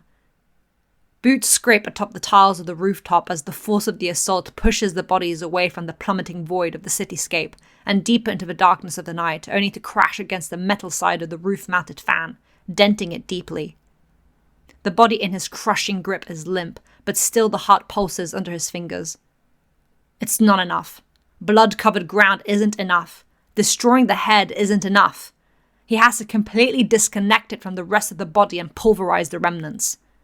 He needs to feel the creak of bones snapping to be sure. A gasp reaches his ears. His eyes focus onto his victim and meets blurring blue sapphires. They're too human. Flinching back and letting go, All Might breaks into a cold, panic-fueled sweat. His hands and arms are shaking as his breath comes in short, confusion swirling of distress as he realizes All for One isn't here. He's dead. He killed him already. And the throat he'd almost snapped wasn't his at all. Hellflame gasps again at the rush of air, and coughs, holding his throat as he leans against the destroyed metal structure, shoulders shaking from the force of his body taking damage caused by All Might. His neck is raw, already bruising, and an ugly colour on full display due to the revealing design of his hero suit. What had come over him? Why would he do that? "I'm so sorry," All Might exclaims, a heartbeat away from losing his muscular form to look like a scrawnier version of his past self. Hands reach out to catch Hellflame before he falls to the ground, but hesitate, hovering above the hunched-over man taking in deep, quiet breaths. I didn't mean to. I wouldn't, damn it, Hellflame's knees buckle as his heeled boots slip on the tiles and All Might catches him by the waist, wrapping around his front to hold his side. I'm sorry. Even as he says that, the bruising is already clearing. In seconds, it's like it never happened. Like All Might hadn't almost snapped Hellflame's neck like a rabbit in a trap. Hellflame has his hands on the arms supporting him, and there's a tremble in them. From fear, it has to be. An experience like that would terrify anyone, and to do it to Hellflame, who has been nothing but kind, it's unforgivable, it's... Hellflame's head lifts, and All Might's thoughts stutter to a halt. Dull eyes look at him. He's smiling, a thin line of spit on his chin, but it doesn't reach the soft glowing blue eyes that look like sapphires in the dark. There's no decipherable emotion, like he's just a porcelain shell meant to look pretty with no humanness. And yet, All Might feels bad. Not because he almost caused irreparable damage to his colleague, it's a different type of bad. Like when you've let down a teacher who expected more of you. Disappointment. Why does he look disappointed? It's not a good memory. All Might doesn't like thinking about it. But back to the present, Hellflame just smiles at the gloved hand around the same neck the man before him had almost snapped 5 years ago, like it was a funny little mistake. I was more insulted about my wasted cigarette. That brand isn't cheap, you know, Hellflame says with a chirp. But really, all this avoiding me is hurtful. Only now that you have an obligation to talk to me do you even bother to chat. The gloved hand around his throat slips to hook under All Might's tie tucked under his yellow suit, and with a flick of his finger, it slaps All Might softly in the face. And you pretend to care about... how did you call him? Young Himura? Not very teacher-like symbol of peace. I do care. No, you don't. Hellflame grips his tie. I bet you're avoiding him too. The accusation clatters loudly like metal cutlery dropped on tile, and shame fills All Might. As per usual, Hellflame has him pinned and exposed, peeling every layer of his being like something to be dissected and inspected. And with the hand on his tie, he can't get away. Well, whatever. Tell Aizawa that if he has something to say, relay the message to my sidekicks. I'm busy. Hellflame frees All Might of his trap and sidesteps him, brushing shoulders as he walks down the rest of the stairs.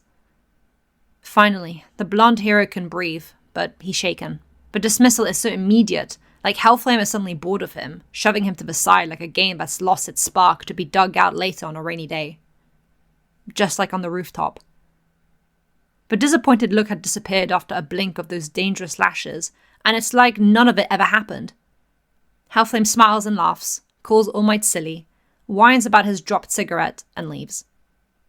Like he didn't almost get killed. It confuses All Might. He has to stay away from Hellflame. He has to keep Midoriya away from the Flame of Hope at all cost. Hellflame hums to himself as he leaves his rival behind, knowing exactly what's running through that predictable noodle of his, and only one amused thought rings in his own brain.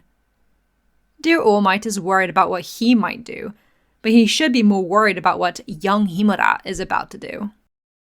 Shoto was skulking the locker rooms, bored out of his mind, and wanting to go back to the house where at least he doesn't have to put on all this dumb performance. He watches the seconds on the clock pass by at a snail's pace, but finally, it's 5 minutes before his fight. The quicker this is over, the better. He doesn't care to be out there with the others to watch the freckled idiots fight. He doesn't care who wins. The outcome will be the same in the end. Oh, Himura! God fucking damn it, the stupid voice again. But this time, a hand grabs his shoulder. Shoto feels every nerve on his body spike in fury and disgust as one angry, grey-brown eye lands on the hand assaulting his shoulder. But Tape Boy, his opponent, is touching him with his right arm. How fucking dare he? Good luck out there. Let's have a good fight, yeah? Shut up and lose, Himura snarls, twisting his body out of the boy's touch to face him, expression dark and bitter. But doesn't seem to deter the black-haired teen, Zero, at all, and the goofy grin doesn't lighten Shoto's mood. No way I'm losing without a fight. It's banter. Friendly rivalry between friends. Typical sportsmanship. One issue, though. Shoto has no friends. Then die. It's not like with Bakugo. It's not ridiculous or funny or just cringy. It's genuine. Like Himura is ordering him to drop dead on the floor right this instant. Seto's smile wavers. As Himura turns his back to head to his side of the arena he's going to enter from, Sero wonders if maybe he should just back out. He'd seen the look in Himura's eyes, the way he wanted to bite Midoriya's head off during the cavalry battle, even from afar. It was genuinely scary, unlike Bakugo, who just comes across as an obnoxious bossy boots. No. Seto plans on becoming a pro hero. That means never backing down from a fight, even if it's just a sports festival. It's just a sports festival, and yet Shoto knew how important it was to the other students. He doesn't care, though. He doesn't want to be a pro hero. He hates hero society and would rather rip it to shreds. No, he doesn't care that it's important to his brain-dead classmates. But he does intend on using the popularity and nationally broadcasted event to make a point. He's here, and he's stronger than everyone. He'll destroy it all. A minute before the fight, standing in the way of the light at the end of the corridor Shoto is going to go through, is the beast, with its back to Shoto looking at the arena. A twinge of something bittersweet stings in Shoto's throat. I'm about to start my first fight, he snarls out as he walks past the fiery beast, who, of course, doesn't look at him. It says nothing. I'm going to win. Again, nothing. The bittersweetness turns sour in Shoto's mouth, and he spins round to glare at the never-aging face, but its eyes are looking forward, not down at him. I'm not fighting the little twerp yet, so you can quit staring.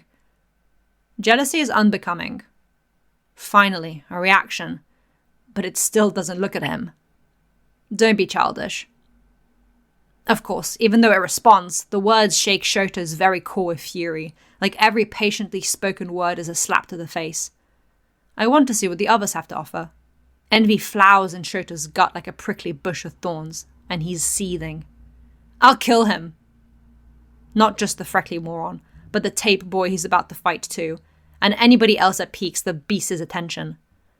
They deserve to die for the crime of gaining its interest, something he hasn't achieved despite the two living together. That's not very heroic. It's like it knows every phrase that'll make Shoto lose his mind. I don't care about becoming a hero, Shoto shouts. Outside, Midnight is announcing the fight, calling Seto in. But it's nothing but unimportant mumbles to Shoto. That's what you want me to be! A little sellout idol for those brainless fuckers to drool over, just like they do with you! Anger rushes through his veins, yet he never moves from his spot, and it never looks at him. I won't ever be like you! Blue eyes snap to look at him, and the air is punched out of Shoto, like he'd been shot. But he hasn't. He's being looked at. That's because you're a dud. Years of training, bleeding, suffering, coughing up his own blood, sweat and snot while he choked on his bile and spit, broken bones and gaping wounds stitching themselves back together flood Shoto's memories as the words leave the creature's mouth. All that, and Shoto has nothing to show for it. He has no achievements, despite the pain he's endured. A twist of his ankles and Shoto stalks out into the arena, fury engulfing his senses as his eyes narrow on his opponent. Dead meat for him to use as a punching bag to prove that he is powerful, the strongest. Hellflame is interested in what his classmates have to offer. Shoto will show they have nothing at all. He won't give them the chance to prove themselves. They're nothing but fodder. Seto and Himura get into position. Midnight commences the fight. And it's over. In the blink of an eye, a terrifying iceberg has manifested in the arena with a sickening crack and haunted groan like a torn-apart icebreaker. Sharpened spikes threaten to impale the audience, mostly concentrated on Class 1A, and the air has become frozen. Not just because of the temperature, but also with fear. Seto's entire body is tingling with such bone-deep cold seeping into his limbs that he can't move. Not even his teeth are chattering. Midnight is asking him something, but he can barely hear and can't talk, frozen in place like a statue carved from ice itself. But his eyes work, and the look Himura is giving him shakes his very soul.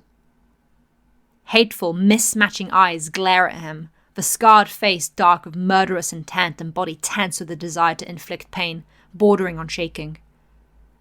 Zero had faced villains in USJ, but that was nothing compared to this, and fear spiked in his heart as sensation started numbing, his right arm becoming stiff in a way that scared Zero, alarms ringing in his brain that he was going to die here and now.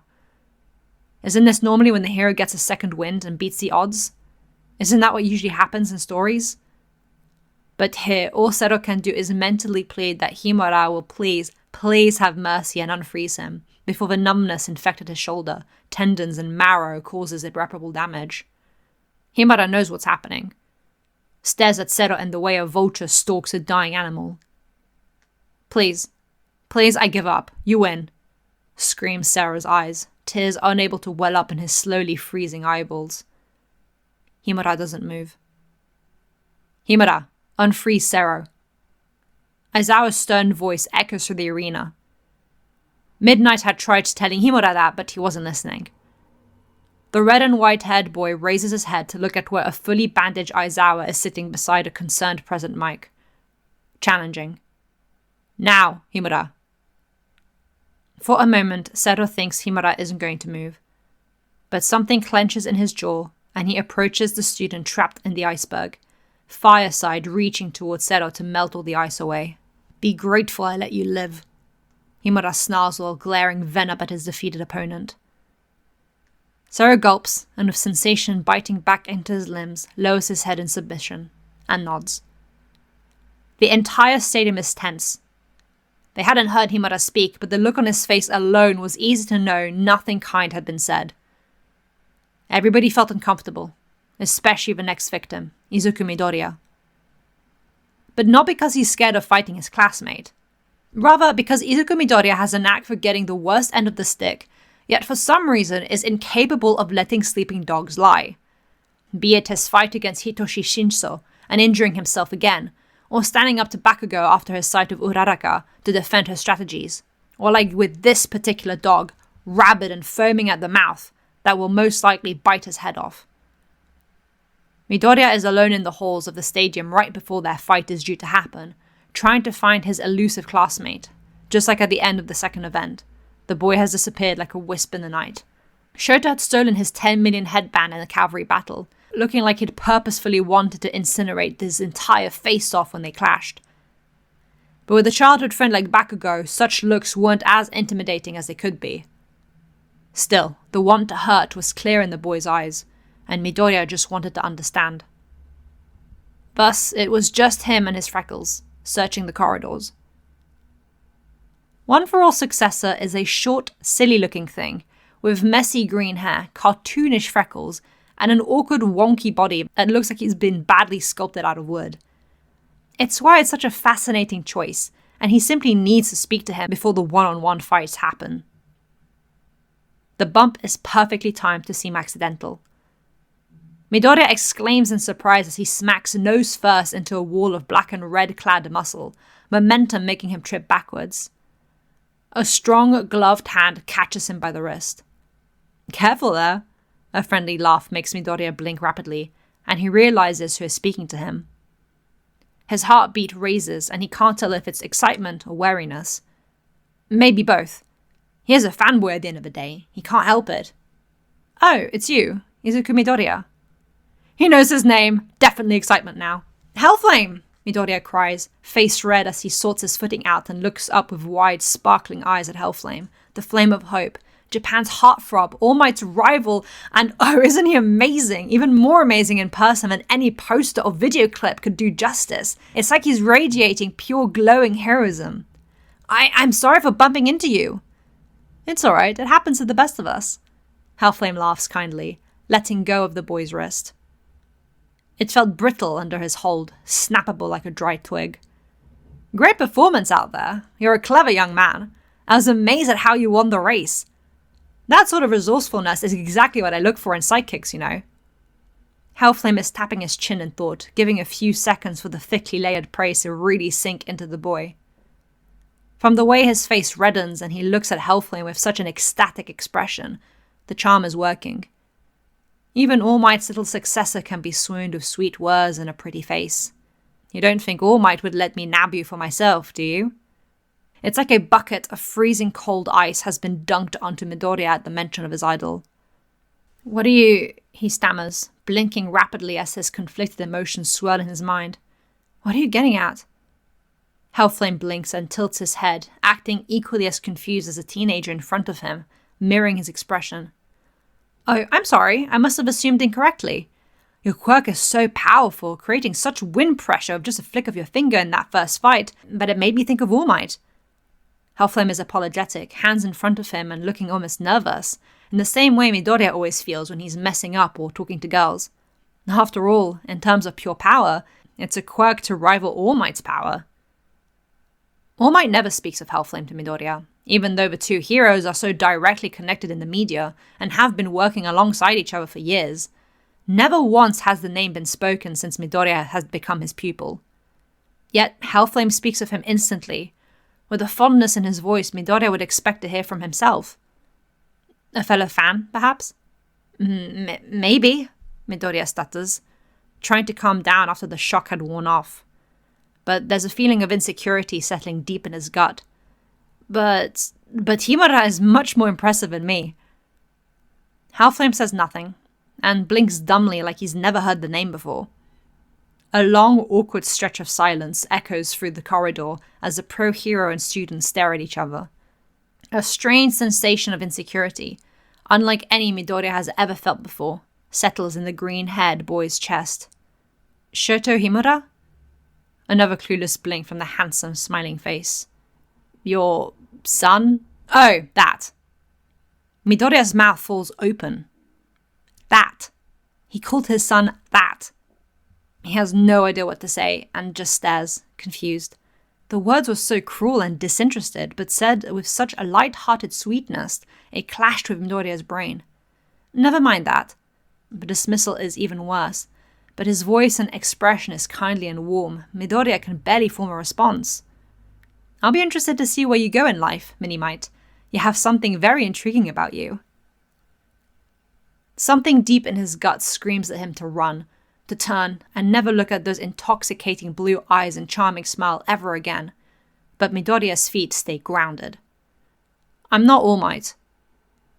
Hellflame looks at him with that endearing head tilt, and Izuku's heart is pumping wildly. Yes, this is the hero Hellflame, on the same level as All Might in every way other than pure power. Someone Midoriya has admired for almost as long as he has admired the symbol of peace. But after meeting Himura and speaking to Hellflame directly, that feeling of panic and fear refuses to let Midoriya be so easily blinded by his fanboy adoration. Sharp white canines peek from between Hellflame's smiling lips. Prove it, he challenges, leaning down to be eye level with the teenager. Show me what you can do, Minimight. Shoto won't let him. Shoto won't let anyone stand out among the crowd. Only he gets to have eyes on him. He wants people scared, staying up at night due to the paranoia his power and skills cause. He wants everybody to think of the beast and be reminded that he has a son that could easily rival him. Even if it's not true, Shoto wants people to believe that. It's why he can't let Midoriya and his freakish power win. 3 ice attacks and 3 broken fingers down, Shoto changes his tactics.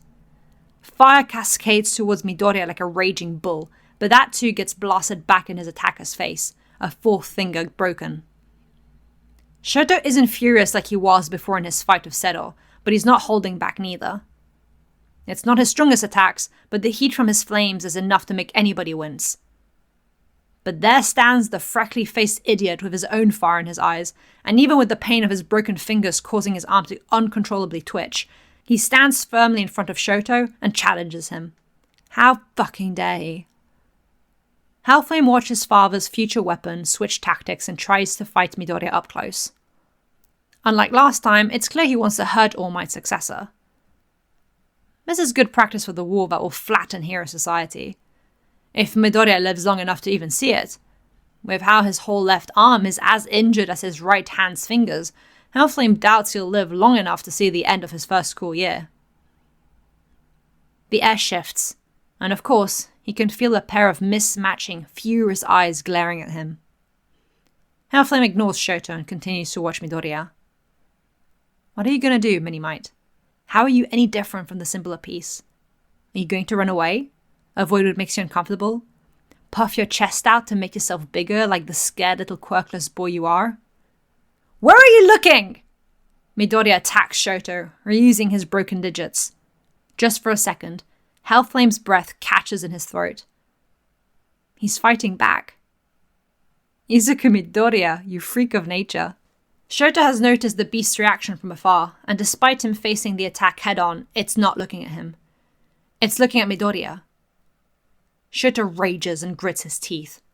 Blows continue, but even with the mix of fire and ice, even though Midoriya is getting layers of ice over his bubbling skin with every attack from his enraged classmate, he never stops fighting back, looking more and more beaten up as the milliseconds rush by.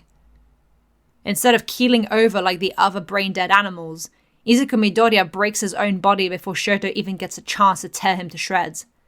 "Give up already!" Shoto yells, annoyed that he isn't going down, but even though his opponent is covered with a mixture of bright red burns and hardened frozen skin, green eyes still scowl in determination. "No!" Midoriya screams back. "Not until you stop looking at him!" "What?" Shoto blinks, confused, and for a second is frozen in place. Midoriya attacks. "I'm your opponent, not him!" Green hair singes as Shoto fires his angry flames at his opponent. Ice quickly followed up to fill the arena of hot, damp air rivaling that of tropical temperatures. "I don't know what you have going on, but I know you're amazing!" The praise goes over Shoto's head. He doesn't want to hear it from him. "You can easily win with your quirk alone!" "I know!" Shoto's snarl is muffled among the roar of his fire. It's stronger, fiercer. "No, you don't!" Midoriya blasted back in his direction, barely holding himself up as the pain flashes through his body in awful waves. "Himura, listen! You're strong! I envy that! I want to be a super cool hero that saves the day while smiling, but I'm still struggling with my power!" As if it wasn't blatantly obvious by his limp arm somehow still attached to his body. "But you don't! You're so cool, Himura! Don't you want to be a hero too?" Something inside snaps, and it hurts. He's never been asked. "No!" Shoto yells, voice raw as his eyes continue to look at the beast. It's still looking at his opponent, not him. "I don't even want to be here!" Another wave of attacks, but he's so angry it misses, Midoriya barely needing to dodge to not get impelled by ice.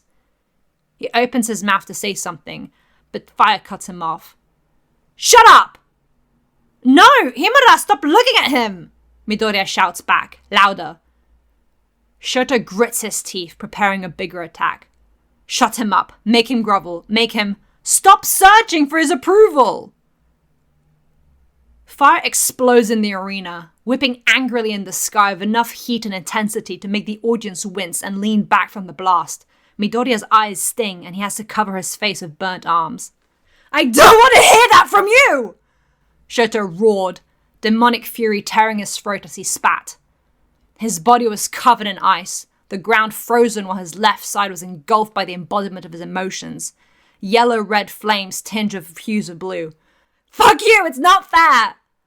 Midoriya is barely standing, the firepower so intense the mere heat is knocking him backwards, but he stays grounded, unable to move but with his eyes on Shoto. "Why is it looking at you?" "It. What do you have besides dumb tricks? Nothing! You'll never account for anything! You're just a stupid fanboy, better off dead than living with your heads up in the clouds!" The roar of the flames is deafening. Nobody but Midoriya in the arena can hear Shoto's cries. And Hellflame. Because Hellflame always hears everything. Somehow. Shoto shifts his left arm. The teachers are desperately trying to stop him, but he's too powerful. Cementos' quirk keeps crumbling in the damp heat. Midnight is blown away. Aizawa is too injured to use his, and All Might sits and stares. Frozen. Midoriya is going to die. He doesn't have the power to do anything. There's nothing he can do. He's quirkless. Himura is going to execute Midoriya in front of an audience. And Midoriya remains standing, defiant. "At least I'm alive!" he yells. Hellflame's smile widens. "You freak, Midoriya. It'd be a shame for you to die this early on before you've even had a chance to tap into your potential." Shoto! Called to heel like a well-trained dog, his name being spoken by the beast kills all power in Shoto's flames, and he turns to look at the thing. It's looking at him again, but with that disinterested look in his eyes. Like when Shoto purposely fails his test, or refuses to brush his hair. When was the last time it said his name? It knowing his name at all is a weird thought. It makes his breath catch in his throat. You're causing distress. Shoto blinks and looks around. The audience is leaning far away from the arena. Children are crying, classmates are huddling in fear. The overwhelmed teachers are frantically trying to get a control of the situation. He hadn't even noticed that the ground was a scorched mixture of ash and fire, embers floating around him. Midoriya had gotten him angry. He'd completely lost it. Not that he cared. He only stopped because he was told to. Midoriya looked up in confusion at Hellflame, big eyes blinking at him. But Hellflame says nothing more. A long, burnt air moment stretches as nobody moves. The pain is finally catching up to Midoriya, and he hits his nervous system like a truck. Burns upon frostbite upon burns upon bleeding skin and broken bones send painful shocks so intense his entire brain shuts down. With the adrenaline gone thanks to the breather, Midoriya's body gives up on him even though his soul wants to continue fighting. He crashes to the ground, unconscious. Shoto wins, but he doesn't care. He's staring at the beast. It returns to stare for a bit longer until President Mike announces with a shaky voice that Shoto Himura wins. A very, very weak applause echoes through the arena. Only then does Hellflame break eye contact. His phone buzzes in his pocket. Time to go.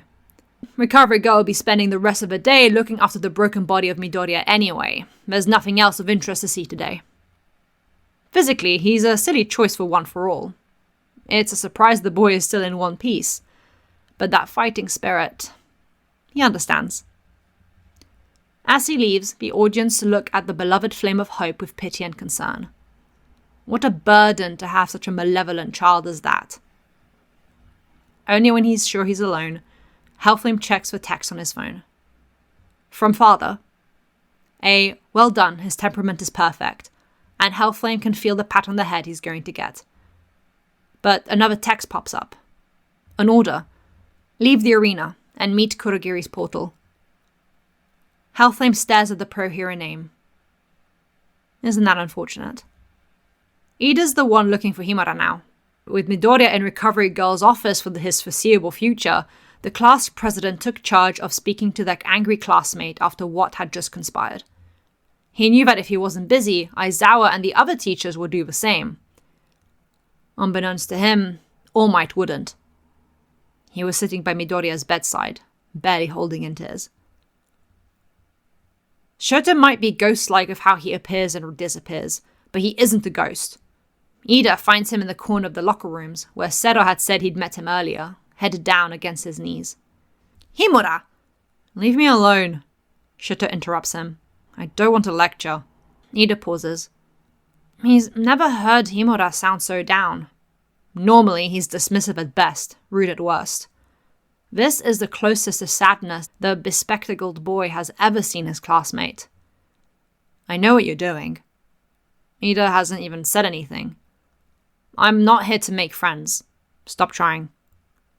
Why? Is all Ida can think of asking. Because I hate all of you. An angry grey-brown eye peeks from behind his crossed arms, looking up from where he's sitting on the floor, back against the wall. You especially.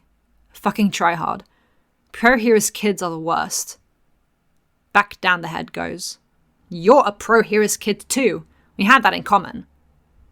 Slightly offended Ida unhelpfully reminds him, and all it does is make sure to hunch his shoulders. What other things could Ida find that they shared? Do you have any siblings? The word pulsated an ache in Shoto's chest, and he grit his teeth. Dunno. What? I don't know, Shoto snarls, gripping his frozen and singed sleeves. He hasn't bothered changing from his damaged PE uniform. I don't know what's true or not. Don't care. I have an older brother. Don't care. He's a pro hero, Ingenium. I really look up to him.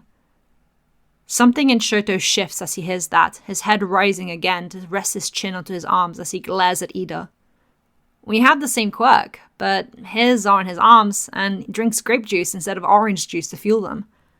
I aspire to be just like him, make my family name proud. Why? Because I'm proud of my family. My mother and father are diligent workers. My grandfather dedicated his whole life to heroism. My brother and I want to do the same. There's a soft smile of fondness as Ida speaks of his family. Shoto stares. Why do you want to be a pro-hero, Himura? And reality snaps back. Shoto abruptly stands, kicking a locker on the way to his feet. Stop buttering me up, he spits, stalking up to Ida and jabbing a finger in his chest. You and I are up next. You saw what I did to the previous two dumbasses, so take that as a warning. Grovel or die. With a shoulder shove, he passes Ida.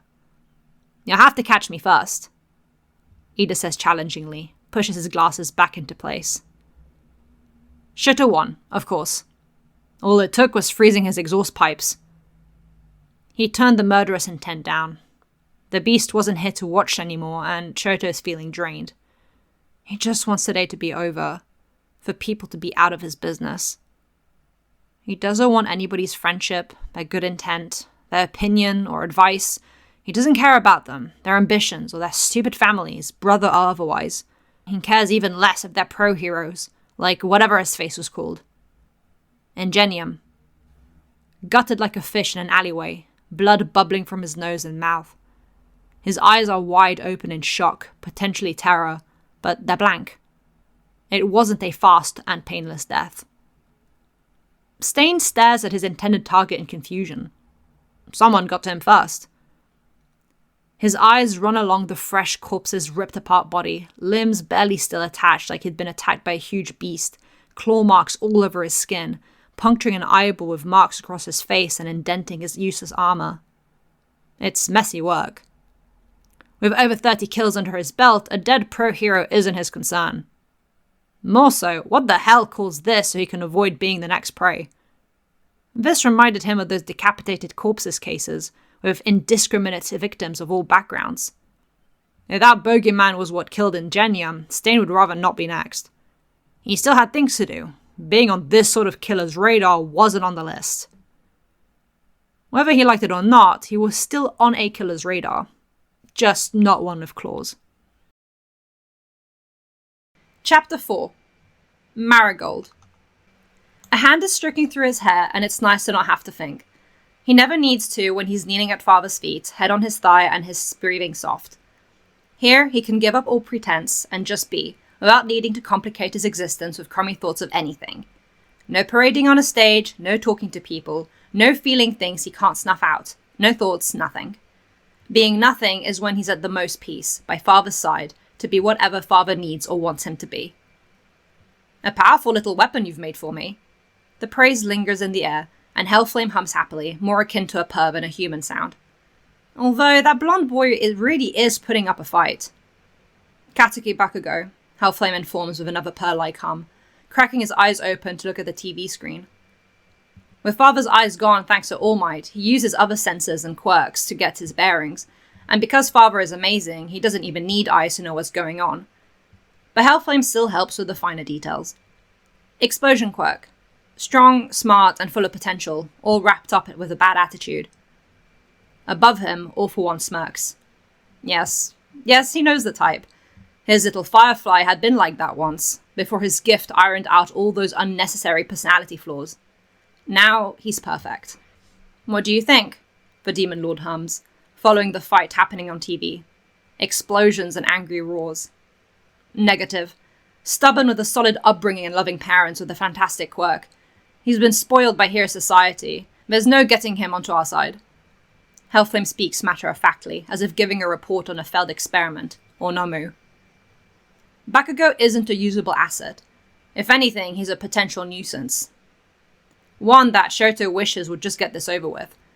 He's barely defending himself, a mixture of ice and fire to deflect his opponent's blows, and as powerful as they are, they're nothing compared to his fight with Midoriya, not even clever like the one against Ida. The crowd can tell his heart isn't in it, but despite that, Bakugo still has a hard time breaking through his defenses.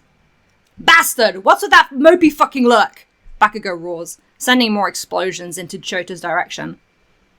He'd never spoken to the guy face to face, but like everybody else, he noticed how Himura just disappeared when it wasn't mandatory for him to be there, and just like everybody else, they could sense his hatred towards his father.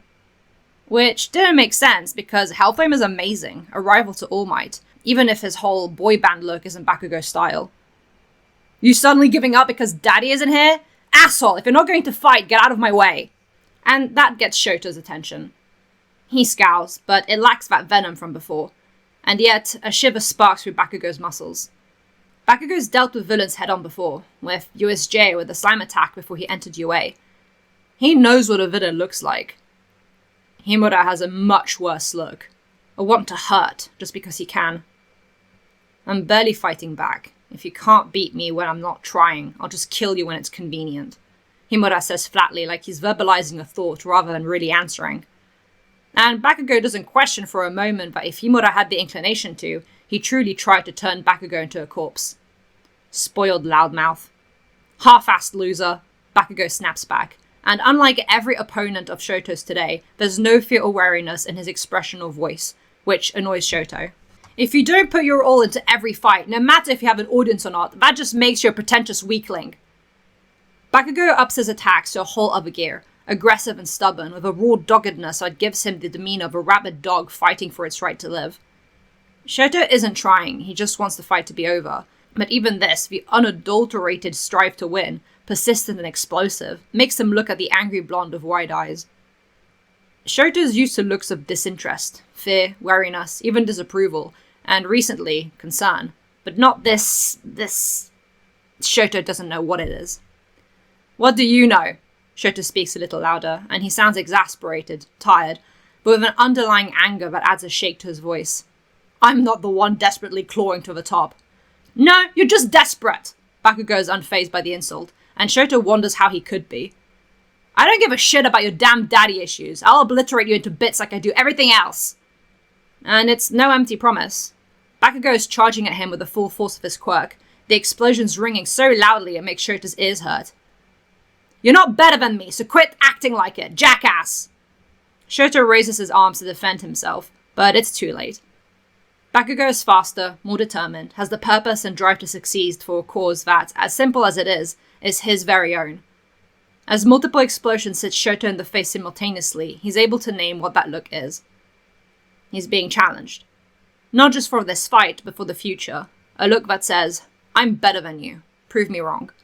He won't this time, because he's blown out of bounds like a rock skipped across water. It's pathetic to watch, and even Father chuckles as Hellflame describes the scene. As always, everybody is more interesting than the weapon he's moulding for Father is, and Hellflame's eyes linger on Bakugo as he walks over towards his defeated opponent with his hands in his pockets. He looks unsatisfied, angry and bitter at the lack of a proper fight when he wanted to prove he was the best, and that look in his eyes gives Hellflame a headache. "You could have won if you actually gave a damn," Bakugo hisses as Himura stays flat on his back, not looking at him but staring at the sky. "Get up, Icy Heart." "What the hell are you calling me?" Himura asks fatly. Again, spoken like he's thinking out loud and not looking at the victor. He's grabbed by the front of his UA shirt and pulled to his feet, the swinging of his head forcing him to meet glaring ruby-red eyes that are seething. "What?" "Don't what me, idiot!" Bakugo yells into his face, shaking him like a rag doll. Aizawa is telling him to quit that over the loudspeaker. Midnight and Cementos are rushing to pull them apart, and the entire audience is staring at the continued bickering with an awkward silence. Nobody's feeling all that pumped about Bakugo's win. "If you can't fight without Mr. Heartthrob watching you make an ass of yourself, why are you here at all?" Shoto's head is swinging back and forth, and he doesn't understand half the words being yelled at him. Bakugo won, why is he mad? "If you want to be a villain so bad, then fight me like you mean it. I'll make your death worthwhile." Shoto grabs him by the wrist, holding him with his left hand. Bakugo barely winces as his skin starts to bubble from Shoto's fire burning him. "You're funny if you think you can kill me, Bakugo." The bitterly whispered out pronunciation of his name sounds cautiously spoken, like Shoto is just realizing that there's a real person in front of him, not just faceless meat sacks. "You shouldn't challenge me." and Shoto expects fear, anger, even boredom. But no. Bakugo smirks a devilish, proud smile that bares his teeth like he's some street dog. "Or what?" he hisses out. And the only reason the two don't start beating each other into the dirt is because they're being physically pulled apart by Cementos. Safe to say, nobody, not even All Might, wanted to spend much time awarding the medals. The tension in the fellow number 1 hero's voice makes Hellflame chuckle, the sound reverberating through All for One, who continues to pet his hair like he's a glorified pet cat resting on his lap. To Shoto, it's all a blur. Like everything in life. He doesn't even acknowledge the beast's rival when he places the second place medal around his neck or pats his shoulder in uncomfortable congratulations. Like a robot, he stands there, unfeeling and obeying programming. With the sports festival over, the TV is turned off, and Hellflame shifts his head so it's no longer his cheek resting on Father's thigh, but rather his chin. "What now, Father?" he asks. Hellflame is always first to know of his master's plans, but never in advance. He takes the orders as they come. "What are your intentions concerning Stain?" "That's a trial for Tomura. You need not fret over it." Hellflame mentally discards any interest concerning the hero killer. "Yue will be looking for internships next, I believe. I think the boy needs to see you in action. Let him intern with you." A chuckle emits from his throat as he feels a disgruntled sigh leaving his red-headed protege. "Oh, Firefly," he muses, encouraging him to rise to his knees with a gentle lift of his finger under his chin. "I know you're tired of him, but bear with it a little longer." "Of course, Father." And he will, because Father's plans are bigger than his own minimal feelings. "May I go to Hosu City in the guise of hunting for the hero killer?" "Well," Off-One muses, considering the options. "That would be in character for the Flame Hero, what with the record of solved cases." He flattens his hand to hold Hellflame's cheek, and like a cat on the verge of purring, the youthful man leans into his palm. "Very well, you may. I'll even allow you to interfere." Shoto, like a dog returning to lick its own vomit, makes his way back to the house. It's empty. And it's empty for the next 2 days. The beast is on TV, solving cases all over Musutafu, giving interviews in which he apologizes for the boy and his behavior in the sports festival. Shoto never takes his eyes off the TV in the darkness of the bland living room, lying on the floor, unblinking. Like this, it feels like it's looking at him every time it smiles at the camera. If only it'd say his name. Say his name. Say it. Call him by his name, like it did during the sports festival, the only time in recent memory, or ever, that Shoto had heard those 2 kanji being spoken by the beast. It had been one of warning, like recalling a dog to heel when it's acting out, but it had still been his name that it called. For a second, Shoto had been someone in the creature's eyes, acknowledged in front of a crowd, broadcasted to the entire nation. Whenever that clip was played on TV by some news channel or hero program, Shoto's heart beat. There was proof. It hadn't been in his imagination, it wasn't wishful thinking or a trick of the light. Flame hero Hellflame, his supposed father, had said his name, clearly and firmly, and he could prove it. Shoto doesn't eat over the 2 days of supposed rest Yue gave the students. He does nothing but lay in the living room and change channels to find anything that speaks of the creature, even when the house phone rings multiple times. He can't hear it anyway through the fog in his mind. It doesn't even return to the house to train Shoto the morning school starts again, and it's all the effort Shoto can do to drag himself to his feet, half-ass wash his face, brush his teeth and put on his uniform before he makes the commute back to school. Everything and everyone is too loud yet so far away, and Shoto doesn't pay attention. He stares blankly at the front of the class where his teacher, no longer bandaged, speaks of something. Automatically, he accepts a stack of sheets of paper and another of card from his left before passing it forward, and it doesn't register that he's supposed to do anything. Just noise in his brain. "Himura!" His name is called by the woman, Miss Knight or whatever her name was, and Shoto blinks at her, not understanding why she's here when Aizawa is their homeroom teacher. "Have you thought of a hero name?"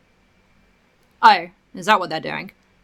Shoto looks down at the empty card where he assumes he's supposed to write whatever name the population is going to call him, and he doesn't care. He doesn't want to be one anyway. Shoto. He doesn't move from his seat. There's no point going to the front of the class just for him to sit down again. "Just your name?" Midnight raises an eyebrow at him. He shrugs. She's never met a more demotivated student all her years being in UA, and she understands why Aizawa is constantly asking All Might to get in touch with Hellflame. Well, alright. I guess you, Ida, and Bakugo can stick with your names for now. But I'm Lord Explosion Murder! The blonde at the front of the class roared. Absolutely not. Midnight shot down for the third time today. The fog overtakes Shoto's brain again, and it drowns out all the noise around him. His classmates are blabbering, but it's a dulled out hum in the void that is Shoto's thoughts. All he hears is the beast's voice saying his name, loud and clear. If his hero name is Shoto, surely it'd have to say it again at some point. Now that his class are figuring out which agencies they want to apply to for their internships, Aizawa is back in control of the class, with Midnight hanging around for extra help. Everybody is in groups, and there is an obvious avoidance of Himura. He didn't react to his low number of offers, getting maybe 50 or so, nor to the encouraging quality over quantity, right, Himura, that Mama tried to offer, and it's clear the boy isn't in the right headspace. The sports festival must have taken something out of him. Himura. Aizawa won't get another opportunity to talk to him. Come with me to the teacher's lounge. Himura is clearly disinterested, but he scrapes his chair along the floor and follows Aizawa, dragging his feet. Only once they've left the classroom, the entirety of Class 1A watching them leave like hawks, and entered the empty teacher's lounge, everybody else was teaching, did Aizawa speak to the boy again. I called your house multiple times. Were you not home? Didn't hear it. Himura answers instantly. And despite looking at his teacher, it's a faraway look. Like he's not present. Not here. What about your father? Aizawa pushes. Hellflame doesn't seem the type to ignore a phone call. Himura shrugs, and the lack of answer is frustrating. He sighs and scratches the fresh scar under his right eye. Himura, for your internships, the Hellflame agency has sent you an offer. Oh, now those mismatched eyes are interested. They're focused, not on him, but on the printed list of agency names on his desk. At the very top is the Hellflame agency in all its typed out glory. I wanted to pick a different agency. And now, angry blue and brown-grey eyes are glaring at his teacher. I won't. Himura. Aizawa is firm. Not snappy, but he's not up to argue. You know I've been trying to talk to you and your father for a while now. Don't deny it. Himura doesn't. He's made it clear to All Might he sees no concern in your attitude, but I do. Silence. Himura, what's going on at home? Nothing. Aizawa bristles at the answer. It sounds annoyed, like a fly is buzzing around Himura's ears and he's tired of waving it away. How did you get your scar? Those 4 angry lines are jagged over the teen's face and makes him look 10 years older. Animal attack. Himura shrugs. That's what was written in his medical notes. Do you know that for sure? Again, Himura shrugs. What do you know? Another shrug, and Aizawa is starting to get irritated. Not at Himura, but at the lack of information. Himura, do you realize the serious damage you could have done to Sarah's arm if you melted the ice any later than you did? Yeah. And Aizawa is left stunned. Worse is going to happen in the real world. Aizawa knows that. All too well. It's why he's so set on rationality and not letting his students commit self-sacrifice. Are we done? No, Aizawa can't let the boy leave. They haven't gotten anywhere. Pick a different agency. Aizawa states yet again, and he can tell from Himura's unchanging demeanor that he's silently telling his teacher to get screwed. Himura, it's not a suggestion. I'm telling you to. I don't take orders from you, is the hissed out answer, and there's a twitch in his eyes. It sent me an offer. I'm accepting it. It? Who's... You... Aizawa pauses, searching the boy's face for an emotion that wasn't annoyance. You call your father... it. No answer. Himura, you understand that's not normal, right? Again, a blank, annoyed stare. Aizawa exhales heavily and pinches the bridge of his nose. It's like talking to a brick wall. Look, Himura, I don't know what's going on at home, but all this, he waves vaguely at the boy in front of him, isn't healthy for you. All of your classmates want and have tried to be your friend, yet all you do is reject and hurt them. I'm not here to make friends. I'm here because your dumb mouse boss didn't fail me. Finally, a physical reaction as Himura growls with a hunched back. I don't want to be here, taught by you, surrounded by morons. It's the most honesty he's ever gotten from the boy since he entered his class, and his expression is teetering on identical to the one he had during his fight against Midoriya. Aizawa isn't going to lie and say the hatred in those mismatched eyes didn't shake him. "Where would you rather be, then?" he asks, and the flinch is stronger than him when his student stomps the ground hard enough to shake the desk, like a child having a temper tantrum. "Somewhere it can see me!" Himura shouts, before freezing. His pose is confrontational, like he wanted to strike his teacher, but only stopped due to the realization of what he said, and stares at the man in shock. He turns on his heels abruptly. "Himura, go psychotherapize somebody else!" Himura snarls, slamming the door behind him. Aizawa doesn't know what to do. He can't get through to the boy, and nobody is giving him the tools to help the scarred teenager. All Might has been feeling uncomfortable about Hellflame for many years now. Principal Nezu sighed as Aizawa brought him Himura's preferred agencies for his internship after Class 1A was sent to the next activity. Only Hellflame agency was written down. Himura is the only proof something is wrong about Hellflame, and I think giving him an opportunity to observe him separate from his father is our best course of action. At the expense of my other students, Aizawa scowls. Sera could have lost his arm, and Midoriya was almost publicly executed. Himura could easily overpower the teachers. This isn't rational. I know, Nezu says, placing the piece of paper down on his desk, little paws framing the agency name. But I believe there is something deeper here that needs exploring. I'm sorry, Aizawa, but I'm asking you, for Himura's sake, to keep him in your class. Aizawa closes his eyes and sighs into his scarf. Does that mean I have to let him intern with Hellflame? I'm afraid it does. Shoto felt very smug when he received the confirmation at the end of the day that he'd been interning with the Beast. Whatever that confrontation with his teacher was, he'd won it, because all pro heroes are bitches at the end of the day. But his mood crashed when he saw the house was empty of the number one bitch of Hero Society for the third day in a row. Shoto wondered what it was doing for it to not come back to the house. Except, it had, because upon entering, Shoto smelled food. He hadn't eaten since the morning of the sports festival, so he couldn't be blamed when his stomach rumbled. Shoto doesn't eat when he's alone, or at school. His way of rebelling. If the Beast wanted him to eat, it could put in the effort for him. Entering the kitchen, Shoto's eyes land on the table. Indeed, there's a freshly made dinner waiting for him. Curry, rice, a side of cooked vegetables, and a small bowl of miso soup, neatly placed on the table. And a note. There's a note. Shoto was left a note. Hunger be damned, Shoto snatched up the folded-in-half note, and his heart beat so fast he felt sick.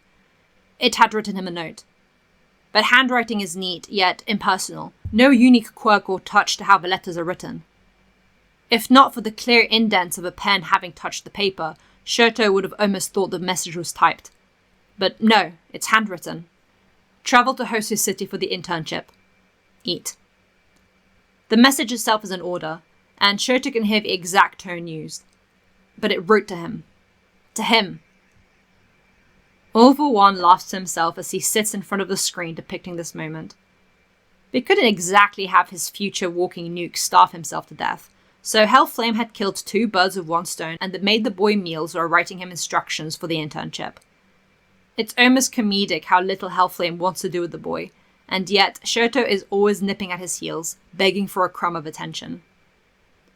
Maybe that's why there's less of a fogginess in Shoto's mind on the day when the entirety of Class 1A are to take their respective trains. Upbeat isn't the correct word to use for Shoto, but between the Beast's voice saying his name on repeat in his head, and the handwritten note safely tucked into his wallet like it was the photo of a long-lost family member, Shoto was more aware than he'd been in a while. So aware, in fact, he heard the freckled idiot and round-faced girl speaking of concern to their class representative. Oh yeah, something had happened with him. What was it? He'd been morose in class, and there were bags under his eyes. Himura, you're going to Hosu City? Ida almost bumps into the shorter teen as he turns. Is Hellflame there? Himura looks at him and shrugs before walking towards their platform. Whatever had happened, it had shot, killed, and trampled the corpse of Ida's typical energetic attitude. Not that it was Himura's problem, and he made no effort to speak to his classmate during the entire train trip. He just leans his head against the window and watches the scenery blur by, wondering if the creature will be waiting for him or if someone would meet him in its stead. The latter seemed the most probable, and yet, when Ida and Shoto arrived at the station, it's always the most infuriating option that is the reality. There is what can only be called a riot happening outside the train station, because there Hellflame stands, in all his glory, surrounded by crying, frantic, adoring fans who are exclaiming various things to him. Shoto catches the words, terrified, hero killer, and thank you. He's got no clue what is happening, but apparently Ida does, because he bristles, and from where Shoto is standing, it looks like the tallest student might cry. Hellflame! He announces himself, and the entire crowd stills to look at the UA-clad student standing firmly by no other than Hellflame's son, looking very stiff. There's a hitch in Ida's voice, and he clears his throat. Are you here because of the hero killer? The air stills. The sobbing crowds hold their breath as they realize that this is no ordinary UA student, but rather an Ida, specifically Ingenium's young brother. No wonder he looks like he's going to cry despite hiding behind his glasses and putting on a brave face. Only when Hellflame shifts from the crowd slightly, stepping away from comforting a frantic older woman to walk towards Ida, that everybody exhales and watches the number one hero move with the fluidity to rival water. I am, Hellflame speaks, a gentle smile on his face that isn't as prominent as his typical expression for the public.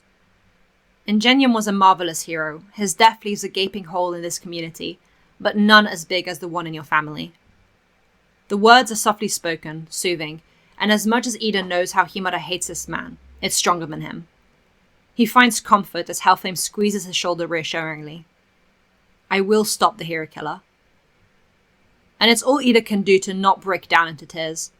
He'd seen his brother's body, had demanded his father and mother to let him see him. What was left was a literal cavity from where he'd been torn to shreds, from the throat down to his pelvis, deep wounds across his face and limbs barely holding on by cold, lifeless ligaments. Everything had been done to try and put the body back together in a presentable way for the family, but what can you do when most of him was strewn about an alleyway, as if a rabid beast had dragged his corpse around? He nods at the flame hero's words, and lowers his head with a silent thank you. Behind the man, the crowd visibly softens at this endearing display of a hero comforting the brother of another beloved hero, faces fond of adoration for the man that had them wrapped around his finger for several decades. Shoto stares. So this is what people see. I'm going on patrol. The words pierce through the buzzing in Shoto's ears, and automatically, like a well-trained pup, Shoto follows the beast as the crowd parts for their beloved hero. Wary glances and even a couple scowls are shot in Shoto's direction, but he doesn't care. Behind him, Ida is left to wipe his unshed tears best he can as a local pro-hero, probably the one he was interning with, goes to speak to him. I ate, Shoto breathes out, eyes glued on the beast's back. Despite growing up in the same house as it, he'd never seen it personally in action, only ever on TV and glimpses of its suit under civilian clothing. It was like an out-of-body experience to finally be trailing behind it, as if it was the highest blessing. Dinner and breakfast. Shoto expects it to not turn back, but it does, and smiles. Not that it reaches its eyes. Good. It's a performative praise, for the sheep around them that gawk at the marvel that is Hellflame walking among the lowly. To have such a celebrity, such a sensation at their disposal, it's almost worth the threat of a hero killer out on the streets. Without a license, using quirks is illegal. Always impersonal phrasing. It's never about him, Shoto, standing by the thing. It's always the general populace, words that sound matter of fact. But Shoto will take it. Just for today, because this is the first time he's ever going to be seen in public with the creature, and if that's not worth indulging in, Shoto doesn't know what is. That doesn't mean the next couple days are easy, though. Seeing the creature flaunt and dazzle its way through the streets, responding to every adoring fan with smiles and laughter and chatter and signatures and interests and selfies is near gag-worthy, and Shoto feels like he's being transported to another universe. Hellflame and the beast at the house can't possibly be the same person, Shoto thinks as he stands off to the side, gawking. It feels more natural when Hellflame is in action, because at least then Shoto can recognize the fiery figure he sees on the TV screen, especially when the hero takes down a hit-and-run driver and interacts with the police. Another challenge is the constant crowd that's always following them, which Shoto knew was going to happen, but that doesn't mean he was prepared. He's just spent 3 days completely alone at the house, and hasn't ever gone out with anyone. The most social activity he does is getting beaten to the bone and almost being drowned in his own blood by the very hero that is crouching in front of a little 5-year-old yapping about how cool Hellflame is, and now he wants to be a hero too. And please sign this and sign that, and Shoto thinks he's going to hurl. "Is that your son?" the little 5-year-old asks, pointing a pudgy finger at Shoto, who's standing off to the side awkwardly in his half-assed hero suit. The full white outfit that looks more like an oversized shirt somebody wears to relax at home. "He got second place at the sports festival." "That's right," Hellflame smiles. "His hero name is Shoto." And Shoto couldn't have been happier with his decision for a hero name. "Hi, Shoto." The tiny fan waves at him with a bright smile. Shoto doesn't know what to do, so just waves back stiffly. "Doesn't he smile?" The child doesn't necessarily sound disappointed, but more confused as to why Hellflame's son isn't like Hellflame, the most smiling of them all. He's not much of a people person. Hellflame laughs good-naturedly, ruffling the child's hair in a way that Shoto would kill to have done to him. It's fatherly, it's comforting, it's nothing Shoto has ever witnessed at the house, and he doesn't understand why. I've tried teaching him those skills, but personality plays a part too in how easy some things are to learn. A blatant lie. It's like Hellflame is talking about a dumb little dog, and the crowd eats it up, while Shoto stands there, like he's not even present. And even though he's internally furious and outwardly glaring at the crowd fawning over the creature, the moment it waves goodbye, Shoto is hot on its heels, keeping up with the flame hero everybody swoons over. The only time Shoto seems to exist to Hellflame is when a fan mentions the teen, or when food is involved. Lunch is always a sandwich, or easily eaten on the go, and Shoto gets a moment of silence by the side of the road with Hellflame, who, even when doing something as mundane as drinking water, looks majestic. It's in the way it props its leg up slightly, and the look of focus and awareness as its dangerous eyes scan the horizon. In those first 3 days of Shoto's internship with the animal, Shoto realizes something he's never noticed in all the years he can remember. Hellflame doesn't eat. Or at least, he's never seen the hero eat. Not at the house, not out here, and even when they head back to the hotel and Hellflame orders room service that is given to Shoto before the teenagers abandon for the night, Hellflame doesn't eat. It also doesn't seem to sleep. There's only one bed in Shoto's room, and Hellflame doesn't enter any other rooms, just leaves towards the lobby like he's going to go patrolling again, just at night. Those realizations haunt Shoto's waking thoughts as he tries to go to sleep. It really is a beast, a creature, a monster. It doesn't sleep, eat, it has multiple faces, and it has little care for what it does to its own flesh and blood. There's nothing human about that. Shoto doesn't know if that makes it better or worse. It's definitely confusing, but why is he being kept alive then? It always makes sure he's fed and sleeps well, yet cares little for if he showered or wears presentable clothes, even though the bathroom is always clean and fully stocked, and the laundry is always done. Shoto knows for a fact that there is no cleaning lady that comes in to do those things. It's always just him and the thing. It's confusing, and makes Shoto's thoughts spin, so he tries to bury them down to sleep. The evening of the 3rd day, all hell breaks loose in Hosu City. Something shifts in the atmosphere, and Hellflame raises his head into the darkening sky. He can hear Kurogi's quirk somewhere above them, far away, and the telltale signs of Nomu being brought in. They have a distinct sound about them, creaking bones and breathless groans, not to mention the stench of exposed brains that Hellflame has become familiar with after who knows how many years hanging around Dr. Garaki and committing his own fair share of decapitations. No matter what, don't use your quirk. Shoto blinks at the words, following Hellflame's gaze into the sky of confusion. Your was used, but before Shoto could question what was going on, an explosion shook the streets. "Everybody, get indoors and hide!" Hellflame roars to the civilians around them that are panicking, but his voice, as powerful as it is in the moment that it overpowered the aftershocks of the distant attacks, is like summer rain snuffing out a fire, and instantly civilians pick themselves up and do as they're told. "Don't stray," is all that's vaguely said to the teenager before Hellflame bolts. Shoto barely keeps up as Hellflame runs towards the action. How on earth does someone as so tall get so fast, and with heeled boots nonetheless? Shoto is struggling at top speed with his specialized flat winter boots, and yet Hellflame never leaves his vision. That is, until they get to the source of the chaos, and it's pure hysteria. Quirks are flying left and right trying to take down Nomus, and Shoto doesn't know where to begin. There's crying, screaming, concrete cracking, the Nomu are making horrendous sounds, and with the inability to use his quirk legally, Shoto doesn't know what he's supposed to do. The only reason he knows Hellflame is even in the same area is because fire erupts among the fight, and the screams of a disintegrated Nomu fill the atmosphere. Burnt flesh reeks in the street, but it's fine, because it's a Nomu's brain. "Tenya!" Shoto hears being yelled out, and it's that same pro hero that had met Ida at this train station. The class rep isn't anywhere to be seen.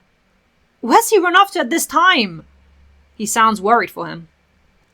Across the chaos, on the other side, Shoto can see the green-haired pain in the neck, and apparently so can Hellflame, because he rushes to him immediately after having just saved the hero that was about to be kidnapped by a flying Nomu. As soon as the passed-out hero was placed with their colleagues for protection, Hellflame was chasing down Midoriya before the boy could disappear from the field. He saw Gran Torino as soon as he entered the fight, and knew that if All Might's teacher was here, so had to be the successor. "Hold it!" Hellflame grabs Midoriya by the elbow, and it's a tight grip that makes the freckled teen wince. How easily could the number one break his arm? "Using your quirk will get you into trouble. You should be helping civilians get to safety." "But Ida!" "I'll take care of it." Hellflame interrupts him and looks behind. Shoto is running across the chaos to join them in the alleyway Hellflame is currently holding Midoriya back in. If he's not here, then it means he's going after the hero killer. He lets go of the teenager, who looks up at him in bewilderment, as if the hero had just read his mind. "You think I don't watch the news and keep up to date with cases?" Hellflame scoffs in faint offense, which makes Midoriya fluster. Even so, I have to go help him." The freckly face is filled with determination behind his panic of being caught in an alleyway with not just Hellflame, but also Shoto, the latter looking like he wants to kill him right now. "I'm sorry, I can't let you go alone. He's my friend." Hellflame's eyes linger on Midoriya for a split second before they glance back at the chaos. Yes, he should be out there fighting Nomus, because that's what Hellflame would do, but he did kill one and injure another into flying away, so that should be enough. If a couple heroes got taken out, that's no skin off his back. As long as you can keep up. The playful tone doesn't fit the scenario, but it does lighten the anxiety in Midoriya's gut, despite himself. Shoto stares, and if looks could kill, the story of One for All would have ended right now. The two teens couldn't know, and Hellflame made a show of looking and using heat emitting from his feet to kick off walls like he was searching, but he already knew where the hero killer and Ida were. He could smell freshly spilled blood from a location and not among the chaos of the Nomus. "You're still the criminal who killed my brother!" "I didn't kill Ingenium. He was already dead when I found him." "What?" Ida doesn't have time to question the villain looming over him with his sword's point hovering above his head. He can't move. Only gape as Stain is kicked by a seemingly invisible force, the power of it sending him flying to the other side of the alley. Heels click on either side of his paralyzed body, and all he can do is move his eyes to see Hellflame's boot framing him, his shadow eating the light of a dark alleyway. Blind corners and deserted areas, the number one hero hums, eyeing Stain as the latter staggers to his knees. There's another wounded hero, but he's alive. Hellflame can still hear him breathing shallowly. "You're predictable, hero killer." "You!" the villain growls, teeth gritting as hatred boils to the surface of those murderers' eyes. "Hellflame!" "Boys, get these two to safety," Hellflame orders, stepping forward so that his cape lightly grazes the side of Ida's face. "Make a fuss and get paramedics to notice you. Inform them that the hero killer has been..." Blue eyes glow in the darkness of the alley. "Apprehended." "Hellflame, wait, his quirk!" Ida exclaims, body frigid, but he's interrupted. "If he consumes my blood, I become paralyzed. I surmise as much," Hellflame hums, before stopping once he's past Native's unconscious body, using his own as a shield between the injured and Stain. He tilts his head back and smiles softly at the teenager. "You're brave, Ida, but this isn't what your brother would want. Let me take care of it." As Midoriya helps paralyzed Ida to his knees, one of his armored arms over his shoulder, and as Shoto hurries to Native, Ida's eyes burn again with more unshed tears. He didn't want this interference, but it's clear he couldn't do this on his own. Or at all, and who is he to argue with the Flame Hero? "Big words from Hero Society's biggest exhibitionist," Stain's words are growled out. Out of all heroes, you're the worst, Hellflame! He shifts to run forward, wanting to slash the hero, but his body stills as unnatural glowing blue eyes shift to stare at him without reflection. He's never seen Hellflame in person before, but he knows he's not to be underestimated. Is that your purpose? Rid society of heroes that don't fit your standards? Hellflame tilts his head, unblinking, like he's trying to pierce Stain with his eyes alone. What does it matter? You're going to be dead in seconds! Stain grips his courage and sends several small knife-like blades flying at Hellflame's uncannily pretty face. Hellflame! Midoriya exclaims, having dragged Ida out of the alleyway, but freezes when he sees Hellflame catch the blades in between his fingers and propels them back to their owner, Stain only able to dodge one of them as another hits him in the shoulder and a third grazes his side. It happens so quickly even Stain is taken aback, the force of his own blades being thrown back to him, knocking him back with a violent thud. Wow. Ida can barely lift his head, but he sees this and feels a hole in his gut grow. Boys, out, now, Hellflame orders without looking back. The scrambling of feet from the 2 teen boys carrying the 2 other wounded is enough to tell Hellflame they're listening and are gone. Just you and I, Stain. Any other clever moves before I make sure you're locked up forever? Stain shivers and tries to push himself up, but after so many killed and crippled heroes, it's a shock to the system to be taken down so quickly when he was just about to end 2 more. Instead, he shifts to his front to try and get up again, crawling to his knees as he digs the blade out of his body, limiting his movement. A long shadow creeps over him, which startles the black-haired villain into looking straight at the... What is it, Hero Killer?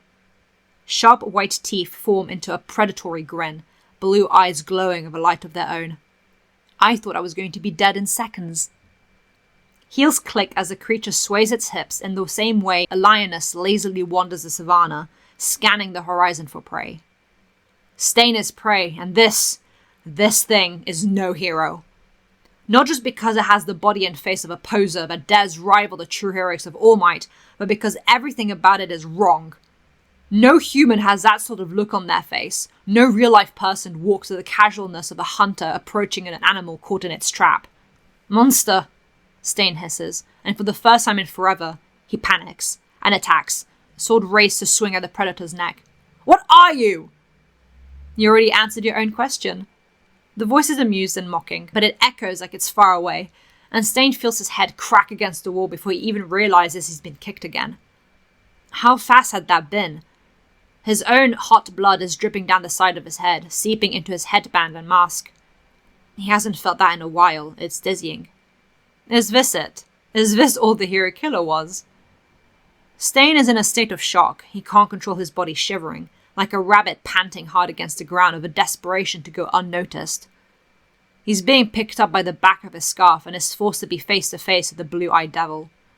Stain freezes on instinct, weak to the force before him, when the other gloved hand reaches for one of his larger blades, the one that had survived his encounter with Shigaraki, and he watches in stunned dazzlement as the creature sniffs along the blade. You hurt Tomura with this blade. That's unacceptable. The air is punched out of him when he's thrown violently to the side. His body lands on his injuries before bouncing off the ground, slamming again into the concrete and rolling halfway out of the alleyway, the light blinding his eyes as he hears the distant chaos of something he didn't cause echoing. That had to be Shigaraki's doing, which was just named, just now. Hellflame had just named him, so... You're no hero, he growls, trying to pick himself up yet again, but he's cowering away, clawing against the dirty, blood-stained concrete to drag his body away from the again approaching predator that has barely used any of its power, and yet he's just been thrown around like a rag doll. His sword was dropped in the process, and he's several blades down. You're pretending. Didn't you call me an exhibitionist? It laughs, the light catching its teeth, and Stain can already feel them tearing his throat out. It sways its hips, and with a thunderous clack of its boots, stops just short of exiting the alleyway, watches in amusement as the terrifying hero killer, Stain, staggers to his feet, covered in his own blood for a change, without having drawn any of the pretend heroes before him. For Tomura to call in no moves, you must have upset him. I don't appreciate you rolling him up, Stain. You're a villain. Pot, meat kettle. But you're supposed to be a hero! Stain yells, blood dripping from his wounds. Despite the pain, he digs for another blade, one of the many hidden in his outfit. "You're a farce! You dare to try rival All Might when—" "Oh, I'm not trying anything," Hellflame laughs, his face cast of shadow from the alleyway. "I am rivaling All Might." And Stain idolizes the symbol of peace, but the way the hero's name is purred out by the faker sends a shiver down his spine. And who's the farce? The flame of hope with the most solved cases in history, or the supposed hero killer who gets beaten after a couple throws? Really, Stain, when faced with an apex predator, you're nothing but talk. Do me a favor and keel over. Save yourself the embarrassment. "I won't let you get away with shaming All Might!" Stain roars, with a hand wrapping around the handle of one of his smaller blades. Once again, despite the blood and pain, he charges. Hellflame stays perfectly still, smiling. The stench of dried brain juices is quickly approaching, and it's with a sickening crunch that the winged Nomu from earlier tackles Stain in mid-air as he pounces to attack. Hellflame waits a couple seconds before peeking around the corner and making sure nobody's been watching the whole thing. Of course not, but Coast is clear like he knew it was and hummed to himself as he fully exited the alleyway, hands behind his back as he sauntered towards the messy struggle that was the winged Nomu and Stain, the two tearing, stabbing and clawing at each other as one tried to beat the other. To his credit, all it took was a taste of a Nomu's blood to freeze it, and a well-aimed blade as its exposed brain to neutralize it fully. There, under the heavy corpse of the man-made creature, Stain panted heavily and shallowly, coughing, blood pooling under him from where the Nomu had torn at his chest. It hadn't attacked him. It had defended Hellflame. "Look at you," the latter hums, crouching by Stain's head with a tilt of its own, like a cat watching a lizard desperately discard its tail to distract it. "So much for that ideology talk, huh?" You, Stain wheezes, trapped under the Nomu, body too weak to move it or even lift his hand. "You fake! If I don't fix it, if I... The blood loss is getting to him, and his mixed-up words are coming out jumbled, his fury only worsened by the infuriating smile on Hellflame's face. A hand is around his throat suddenly, always at a speed his eyes can't follow, and his windpipe is being crushed. "No," he chokes, blood collecting in his mouth. "Only All Might can kill me." A sharp, toothy grin pulls at Hellflame's lips as he lowers his face to hover above Stain's blurring, darkening vision, intoxicating blue the only thing those bloodlust-filled eyes can see. "All Might," he whispers, and his grip on the man's throat tightens. He can feel the frantic heartbeat through his gloves as his trachea threatens to snap, can smell the fear of oncoming death. "Isn't here." Snap! Stain twitches, blood gurgles, and he goes limp. A few more seconds, and Hellflame retrieves his hand. To replace his, he moves one of the Nomu's oversized paws to wrap around Stain's throat. They match the cause of death much better than Hellflame's dainty, gloved hands ever could. To the media, anyway. "Hellflame!" Just in time, a small handful of lesser heroes run into the scene, in various states of injured and disheveled. "Are you alright? Is that... Wait, did you..." The winged Nomu took us by surprise. Hellflame says, voice heavy, grieving the loss of a life. "When I caught my bearings..." He stands up, and shows the scene. 2 dead bodies, in just as horrible a torn state as the other. "The children, did you see them? Are they alright?" "Children? Oh, yes, they're alright. They're at Manuel's agency," one replies. "But Hellflame, there's still a Nomu rampaging. Gran Torino took one out, but..." "I'm on it." Hellflame walks confidently with broad steps and smiles reassuringly. "Thank you. Sorry for leaving you with this." And he's gone, a pat on the shoulder to the closest hero, who blushes and nods. Not 10 minutes later, Hellflame has defeated the last Nomu with terrifying ease. Shoto, Deku, and Ida all see it from Manuel's agency, being fussed over by the paramedics. On the way, they had helped a couple civilians get out of harm's way, and now with the threats gone, the noise and panic settles down, replaced with cheering of Hellflame's name for his successors. Shoto's fists shake. "It's a good thing Hellflame was with us." Midoriya tries to smile, but flinches when Shoto glares at him. "Himura, Ida." Hellflame, followed by a scowling Gran Torino, concerned Manuel, and the dog-headed chief of police, interrupts the attempt at a heart-to-heart, fresh from the outside fight and smelling of burnt Nomu flesh. "How are your injuries?" "Superficial," Ita mutters, from where he's sitting on a chair in the lobby, a makeshift emergency medical room. He's still got his pro-hero suit on, but beneath it has bandages. Stain, Anomi killed him, the police chief replied, and it makes Ida stutter and be quiet again. It was foolish to try to take him on, Ida. Now hang on. Hellflame raises his hand, placing the other on Ida's shoulder, which makes the teen look at him with conflicted eyes. Ida is grieving, yet despite that he was willing to face with his brother's murderer head-on and save Native's life in the process. Yes, it was reckless, but Deku was already looking for him before even Manuel, who was responsible for him, knew where to start looking. Tenya stares at Hellflame in disbelief, like him defending his destructive behavior was unthinkable. Izuku as well was surprised at the praise, not to mention the soft look on the Flame Hero's face. Shota tunes it all out. It's nothing but unimportant blabber. Performance on the creature's part for the care he shows his classmates. Always. It doesn't care, not really. I wanted to avenge my brother. Ida's emotion-filled voice breaks through the haze in Shota's ears.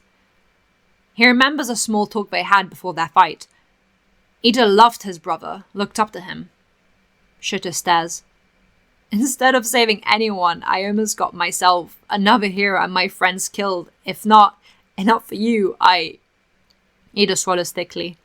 I'm not worthy of being called a pro-hero. I marred my brother's legacy. Hellflame places his other hand on Ida's shoulder and kneels before the teenager. That's not true, Hellflame says firmly, but still smiling. Yes, tonight you had a lapse in judgment, but you're alive. Take it as a learning experience. His expression gentles and his voice is a whisper. Knowing what your brother was like, he wouldn't want you beating yourself up like this. He'd want you to focus on becoming the pro-hero you want to be. He can see tears welling in Ida's eyes, and the boy sniffs, nodding as finally tears drip down his cheeks. Don't give up, okay? Do Tensei proud. Okay, Ida croaks out. It sounds weak, like a child, a hiccup in his voice. He's trying to be strong, not to show this weaker side of himself, but he can't help it. His beloved brother, Tensei Ida, who he's looked up to his entire life, is dead. The acknowledgement of that sends shocks through his body, and it's all he can do to not howl in pain at the acceptance of the tragedy. Arms wrap around the teenager, and Ida melts into the natural warmth emitting from Hellflame, dry sobs racking through his body in painful shudders. His gloved hands grip onto the man, clinging onto any comfort that will stabilize him, lest he fall to the ground and scream till his throat is raw. Shota watches with wide eyes. Anger bites at his throat. It's unfair. The aftermath of the attack and the death of the hero killer has to be dealt with, but Hellflame decides to not stick around, and he and Shoto are on the next train back to Musutafu. The reason he gives is, the local heroes must be the ones to receive all the credit, which sounds like a cop-out to Shoto, but he doesn't care to argue. Instead, the rest of the internship is uneventful.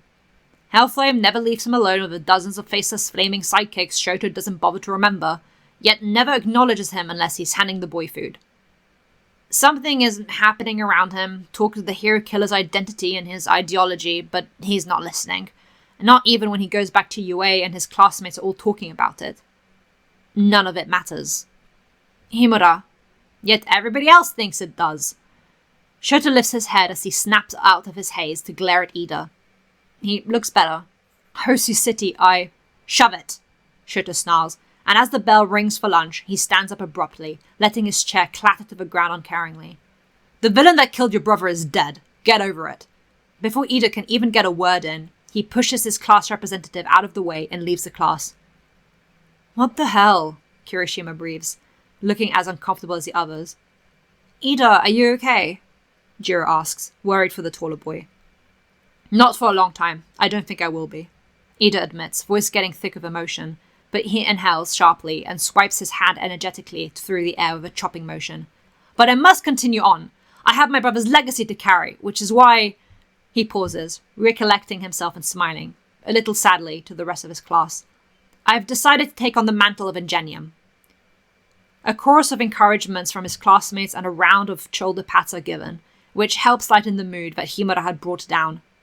But still, there lingered a thought in the class rep's mind. Midoriya, I need to share something. Ida approaches his freckled classmate in a moment of solitude of Uraraka, the brunette looking at her friends with big, concerned eyes. Stain, before you came to save me, he said he didn't kill my brother. That he'd already found him dead. What? Midoriya and Uraraka asked in shocked unison. I told the chief of police. Ida raised both of his hands defensively before anybody could accuse him of keeping such a thing to himself. And Manuel, of course, who has been incredibly patient with me. Do we have any idea who it could be, then? Uraraka asks, worried and upset on her friend's behalf. Hellflame hums as he stands atop his agency. Some song he heard play on the radio and Kuramada drove him to work this morning. He's reading a message from Father, confirming that his actions were appropriate and to visit him in a couple days' time to give the chance for the media freakout about the hero killer's ideology to simmer down. That's a little upsetting, but Hellflame will visit his little duckling instead, and with that happy thought, he slips his phone, the one Father gave him, into one of his hidden pockets. Tilting his head back to look at the blinding blue sky, Hellflame's thoughts wander and he smiles. Friends, the Ada boy had said. That included even Father's weapon. How silly heroes are. Hellflame is curious as to what will transpire. Chapter 5. Foxglove. All Might, can I ask something? Of course, young Midoriya. Are you afraid of Hellflame? All Might stops mid-tea sip, whole scrawny body stiffening. The air is still as if the naming of the flame hero triggered some unspoken curse, and the symbol of peace was awaiting the fallout. But nothing happened. So, slowly, All Might lowered his mug to gently cradle it on his lap. Why do you ask? Midoriya looks guilty for asking, having seen the effect just naming the rival hero had on his idol. It's just, you've never spoken about him. You never bring him up, even with how Himura has been acting. And green eyes lower to the floor in shame, a finger scratching his freckled cheek. I asked Gran Torino about it. The elderly mentor hadn't divulged any information that would put his blonde student to shame, but he had made it clear that All Might didn't like being around Hellflame, nor trusted him. By proxy, neither did Gran Torino, Principal Netsu, Recovery Girl, and even All Might's former sidekick, Sir Night-Eye. And after finally being told about the origins of One for All and All for One, Midoriya only had more questions. He couldn't imagine All Might being afraid of anyone. Then again, he had shaken like a leaf when talking about Gran Torino, but that hadn't felt so intense. I don't know. All Might's voice brings Midoriya's head up, eyes wide. When he's around, I always feel watched, like I'm under a microscope. It always seems... His shoulders tense at the memory of those smiling blue eyes, piercing and gentle. Like he knows. Everything. Midoriya blinks and he doesn't know what to make of that. If possible, I want you to stay away from him. That floors the boy and his mouth is agape. You've seen Himura. I can't. What he might do, I don't want to think about what he'd do to you. All Might, it sounds like you think he's a villain. The words linger in the air like a haunting echo. The sunken-in face of the hero looks tight, as if biting his tongue from saying anything he'd regret. All Might. I don't know. The same phrase. Young Midoriya, that... Calling Hellflame a man was too weak, too human a description. You've said he's already shown interest in you. That's dangerous. I don't want to encourage him. Midoriya doesn't know what to do with that. It sounds like All Might is running away from confronting Hellflame, and that just doesn't fit the image he has of the hero who at one point killed All for One. But then again, Hellflame is unpredictable. If All Might doesn't know what he is or where he stands, it's not easy to stand up to him, unlike a clean-cut villain or bad person. It's messy. I can't promise to stay away from him. I still want to help Himura, Midoriya says firmly, his hands clenching on his thighs. If need be, I will face him. Because he's as insane as All Might. He remembers being on the street, alone, scared, hungry, and hurt. He remembers rejection and fear in people's eyes, walking for what could have been hours, days, or weeks, his young child mind swirling and unstable. He remembers sitting in an alleyway, his face in pain, dried blood on his hands and still oozing from his wounds across his eye and lips, legs straining and exhausted. He remembers a pair of black, red-rimmed boots slowly encroaching into his vision and stop in front of him. Their owner crouch, gloved hands joining the frame as they drape over strong thighs.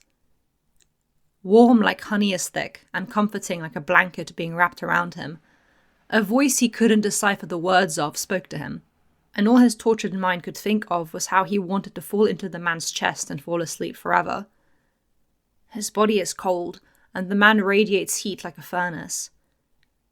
Suddenly, he's hungry and thirsty and tired, and every emotion possible collapses onto him like bricks wanting to crack his head open.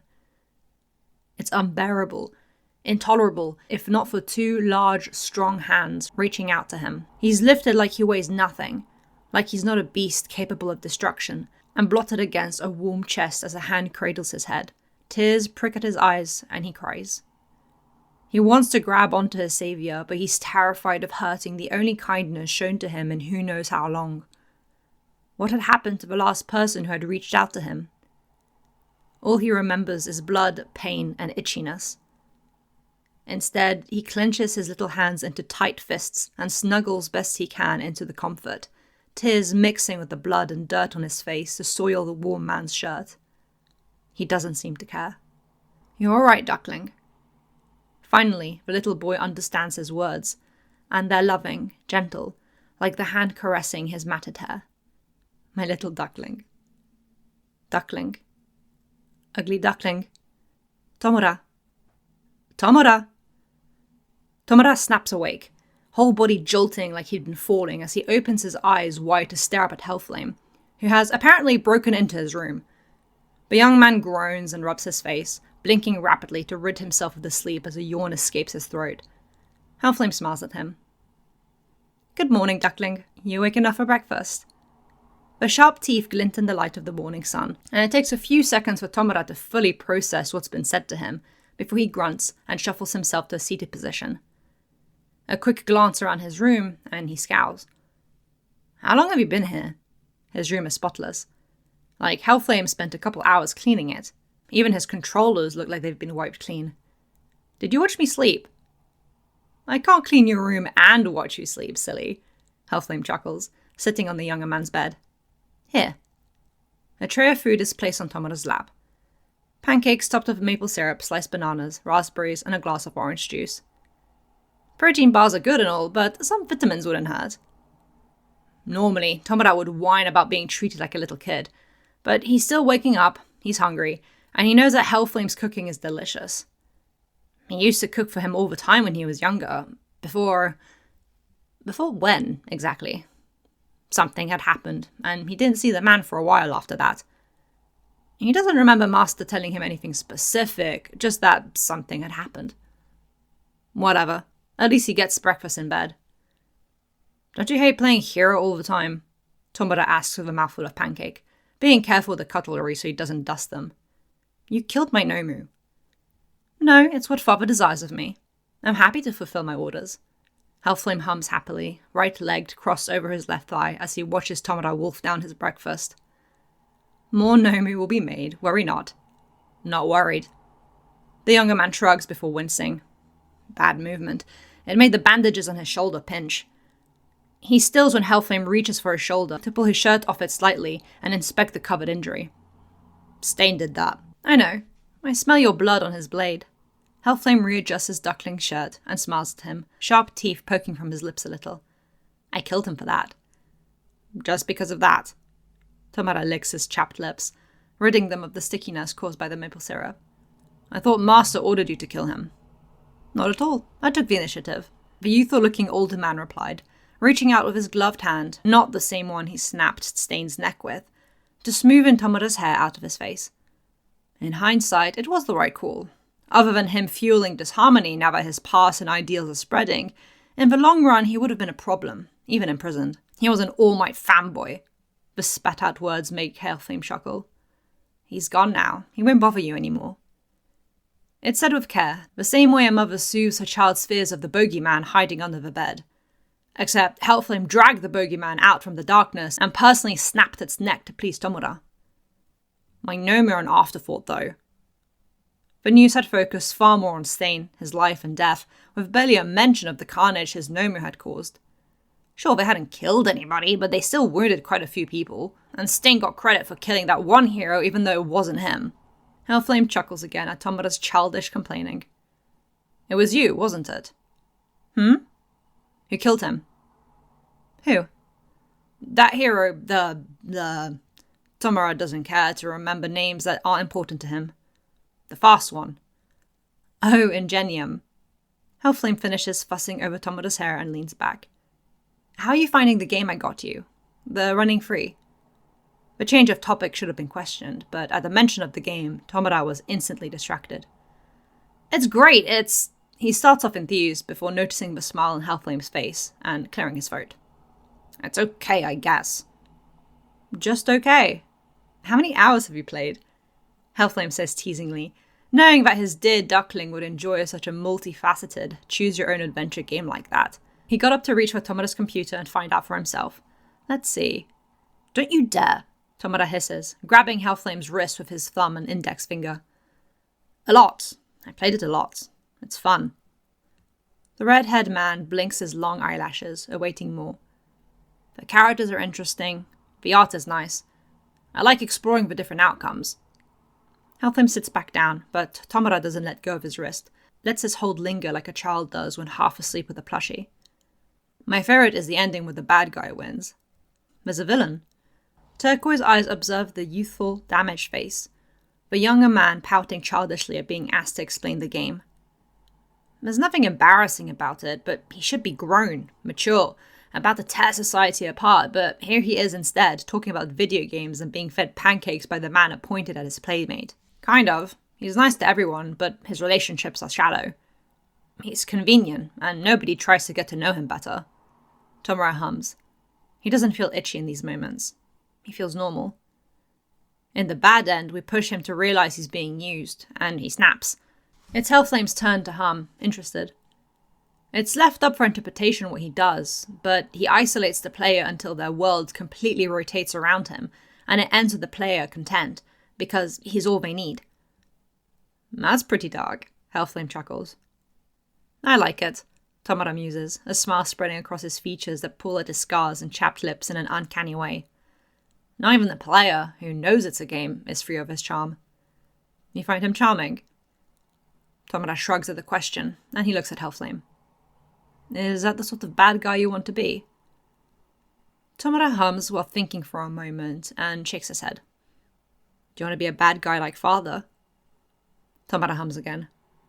I don't think anyone can fully be like Master, he admits after a moment, fondness in his voice at the subject of their mutual teacher. I can agree with that. Hellflame chuckles before standing up again and picking up Tomura's finished plate. I'm doing laundry. Throw your clothes in the hamper before you shower. Hellflame starts walking to leave and give the dishes to Korogiri. The latter might as well make himself useful. Why do you call him Father? The question makes Hellflame stop and look at Tomura with raised eyebrows, intrigued. Instead of Master, or All for One. You've never told me. He raised me. Hellflame responds as if it's obvious. Me too, but I don't call him that. The blankets are pulled back as Tomura crawls out of bed, half yawning out his question. Hellflame just smiles and says nothing, waits for Tomura to get bored of the topic. A rub of the eye is all it takes for the red-eyed man to stop caring. How long are you staying? Don't you have heroics to do? Father told me to put off visiting him after all that stain business, so I'm visiting you instead. I'll be here all morning. The sidekicks think I'm in a meeting outside of town. You can see how Tomura perks up at that. Shower, get dressed, and we'll watch a movie. How's that? Great. It sounds like the old days, before Hellflame was made busy by Master with the secret weapon plan. Tomura was only vaguely aware of it, something to do with that Shoto kid, but he didn't know or care about the details. Master promised that he'll have a big part to play in getting the boy into their ranks, but as with everything, Tomura won't know until the time is right. Right now, he gets to spend time with Hellflame, who, consciously or not, he views as a big brother. Something that Awful One had ordered Hellflame to be when he instructed his forever youthful-looking protege to go pick up Tomura from the streets. His soon-to-be weapon hadn't been a priority at this stage. Awful One follows the movements on the various screens located around Dr. Garaki's lab that come from the cameras planted in Tomura's living space of amusement. Tomura doesn't even bother to dry his hair after the shower, which makes Hellflame sigh with a smile, making the young man sit on the couch at the bar to dry his hair with a hairdryer. Tomura whining the whole time as it's being combed, but never pulls away from the pampering. Awful One stops paying attention to the screens when his two boys pick a movie to watch, something gory and brainless, with Kurogiri behind the bar as always. How funny it is that Hellflame's boy is being taught by the corpse's old friends. Incessant scratching and grumbling comes from the corner of the laboratory, clawed hands running across the tiled floor as furious eyes glare at the screen, watching Tomura be all but cuddled by Hellflame. Don't be jealous, Awful One chuckles in response to the snarl when Hellflame pats Tomura's head. Your time will come. He still has things he needs to do first. Another snarl and click of the tongue, impatient and annoyed.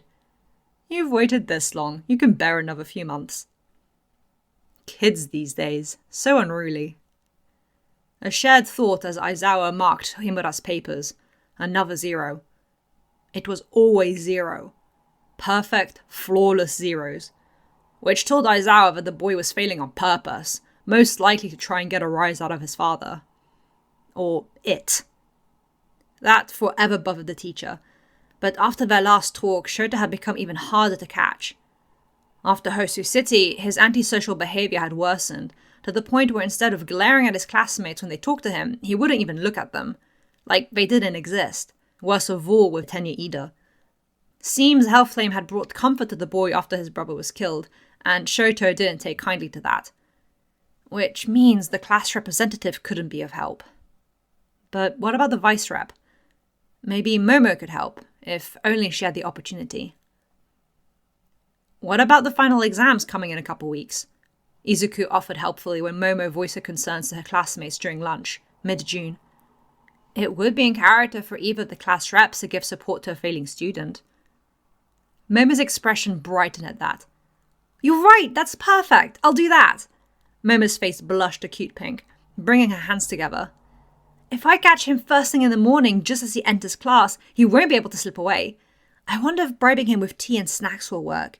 Maybe not, he doesn't seem to care for those. I've never seen him eat at school. The girl is mumbling, excited at the notion of being of help. She's been having a rough first semester of how poorly she feels she's been doing, so being useful made her feel better. Oh, maybe I could ask him for help with my quirk. Huh? Kyoko perked her head, raising an eyebrow. Why would you do that? Himura's very skilled with using his. He's versatile, powerful, and pragmatic. Momo replies with a smile, remembering how the sports festival went. Maybe he'll be more open to an exchange rather than a favour. That's assuming he doesn't kill you for asking. Kaminari shot flatly, not as peppy as he'd once been concerning their shared classmate. He got an annoyed look from Kyoko for it. You telling me he wouldn't? He almost permanently damaged Sarah's arms on purpose. We don't know that, Sarah muttered, looking at his right arm as it twitched, causing his chopsticks to clatter. Bullshit, Kaminari grumbled. He wasn't one to think badly of his classmates, but after that ordeal, his feelings towards Himura have soured. Tenya shot him a disapproving look. Not necessarily because of the language used, but because of the attitude. We've been nothing but nice to the guy, but all he does is look at us like roadkill. He almost killed Midoriya, disrespects Mr. Aizawa, and is a jerk to everyone. At least Bakugo is funny with his shitty attitude. Hey! Said blonde exploded from 3 tables over. See? That's funny. Kaminari jabs a thumb in the general direction. With Himura, it feels like he's going to kill me in my sleep. The table goes silent. Nobody can argue that. It's not like any of them like the boy. He's hard to get along with, and based on his attitude, failing grades and general performance, it feels like he's in UA due to nepotism and not actual hard work. Even so, Momo puffs her chest out, a determined look in her eyes. As vice class representative, it's my duty to help out my classmates. If Himura has shut Ida out, I will try my best to get through to him. The sparkling look in her eyes is able to melt even the most unsure of hearts. Momo, you're too good for this world! Cry Hagakure and Mina as they cling onto the girl dramatically. Shoto doesn't hear any of it. He never eats or even goes to the cafeteria, just hangs out along the wall, pacing until it's time to go back to class. It's probably why he's taken so by surprise when, 2 weeks before the final exams, Momo ambushes him first thing in the morning when he gets to class. "Good morning, Himura. May I please have a word with you before Mr. Aizawa arrives?" The proper way the girl is speaking makes it sound like she's about to make a business proposition, and Shoto can't begin to decipher what she wants. "Get lost," he grumbles and tries to push her out of the way. She stomps her foot stubbornly, making him jolt back in surprise. "I insist. Please, may I have a word?" Maybe it's because of the determination in those deep black eyes, or maybe it's because of the concussion he's still floating around his head from being bashed against a rock at the crack of dawn. The typical wake-up call from the beast. But Shoto sighs like she's asking the world of him, and crosses his arms grumpily. "Thank you." "Just get on with it," Shoto snarls, tapping his foot impatiently. The two in the corridor outside of the classroom, mostly empty apart from a few students hurrying to their respective classes. "Himura, you're doing terribly in class. You're 20th, the very bottom," Momo said with solemnity, like it was a very big deal. The look she got from the boy told her he didn't care, that he in fact knew. "Based on my perception of you, I believe you're failing on purpose. Why is that?" "Are you doing this to make up for your shitty performance in the sports festival, or what?" The words are a stab to the heart, and Momo falters for a moment. If this is your way of getting brownie points with the teacher, you'd be better off getting on your knees under his desk. "Himura!" Momo exclaims, and her face burns. "That's inappropriate!" "Are you done wasting my time?" Shoto sighs as he rolls his eyes, bored and sick of this already. He's doing everything he can to send the girl away, but she's still there, standing in front of him. "I don't care about my grades." "Perfect zeros are no coincidence. You're failing on purpose, and I demand to know why." The way she's asking makes her rich upbringing more prominent, her tone like one of a princess. Shoto says nothing, just stares, bored. Fine, he wants to be nasty? Momo can be nasty too. If this is an attempt to get your father's attention, it's clearly failing. A twitch in the boy's face told Momo that worked. "Fuck off," he snarls, and tries to leave again by pushing past her. Again, it fails, because a dainty, gentle hand is pressed right in the center of his chest, and his breath hitches, teeth grit together. He's not used to physical contact like this, firm but gentle, and he freezes like a gun is pointed to his head. But Momo doesn't notice the fawn response, eyes twinkling with a mischievous smile. "You know what always gets my father and mother's attention?" A set of mismatching eyes blink at her, confused. "Success! When I outdo myself and show them the results of my hard work, I'm always praised." Against her hand, she can feel Himura's heartbeat rise. It's not hard to see that that's what all this is for. Nobody in class understands what is going on with Himura and his father, but it's clear to anybody not blinded by the pretty lights the handsome flame hero emits that his teen child is clawing, begging for a crumb of attention. Momo can't understand. She's always been the apple of her parents' eyes. "It won't work," Shoto mutters, eyes wide, a tremble in his throat. "Have you tried?" Momo pushes. It's something to pull on, something new from every other interaction with the boy, or lack thereof. "No," Shoto admits. Because why would he want to succeed? Success would mean that the beast did a good job, that it can take credit. But then again, Shoto was never able to reach its expectations when he was younger. If there even were expectations. Shoto wasn't sure. "Then this is my offer." The business tone is back. The flat hand on his chest turns to just one well-manicured index finger poking at his chest. "I help you with your grades, you help me with my quirk." Shoto blinks again. "You're right. I'm falling behind where I'd like to be. But you're not. You're adept with your quirk. I help you, you help me. Tit for tat, no strings attached. Sound fair?" It sounds downright awful. It sounds like she's trying to bribe a cop to look the other way. It's exactly what he expects from a future pro-hero in this society. But the chance to get a new reaction from the creature, it's unbelievably tempting. "Whatever," Shoto spits. Momo internally cheers. "Something! It's something! It's not a no and it's not a yes, but it's something. Progress." After Hosu City, Shoto's routine had gone back to normal. The beast wakes him, trains him, he goes to school, comes back to the house, eats, goes to bed, rinse, repeat. In a way, after all that's happened since starting UA, the repetitiveness is comforting. And yet, it's infuriating. Shoto has had a taste of the creature's attention. Its voice saying his name over and over echoes through his mind and haunts his dreamless sleep. But like an addict trying to catch that first rush again, Shoto needs more, something stronger. Maybe that's why when the girl offered her services to him in the form of getting his grades up, Shoto was so easily convinced. But studying at the house is absolutely out of the question. He doesn't want any outside influence impeding onto the only ground he and the beast share. That's the only place he knows for a fact the creature will be its true self with Shoto. He can't run the risk of it putting on airs when in the privacy of the house. But not being back at the house in time for dinner and leaving the thing questioning where he is, disrupting what sensitive routine and balance they have, makes Shoto nauseous just thinking about it. Therefore, Momo agrees to his demand of studying during lunch breaks, starting the day right after she made her proposition. Alone, with no blabbering to the others about their study sessions. Clearly, Himura is disgruntled at the whole ordeal, so it's better go along with his wishes instead of pushing against him when they're already on shaky ground. "Are you not going to eat anything?" the girl asks, eyebrows raised as the two connect their desks in their classroom. She had done a quick trip to the cafeteria and asked for a takeaway box so she could eat at her desk while they studied, but Shoto had nothing. He shook his head. "Aren't you hungry?" "I don't eat at school." Or any food that wasn't made by the beast, but she didn't need to know that. Less talk, more study.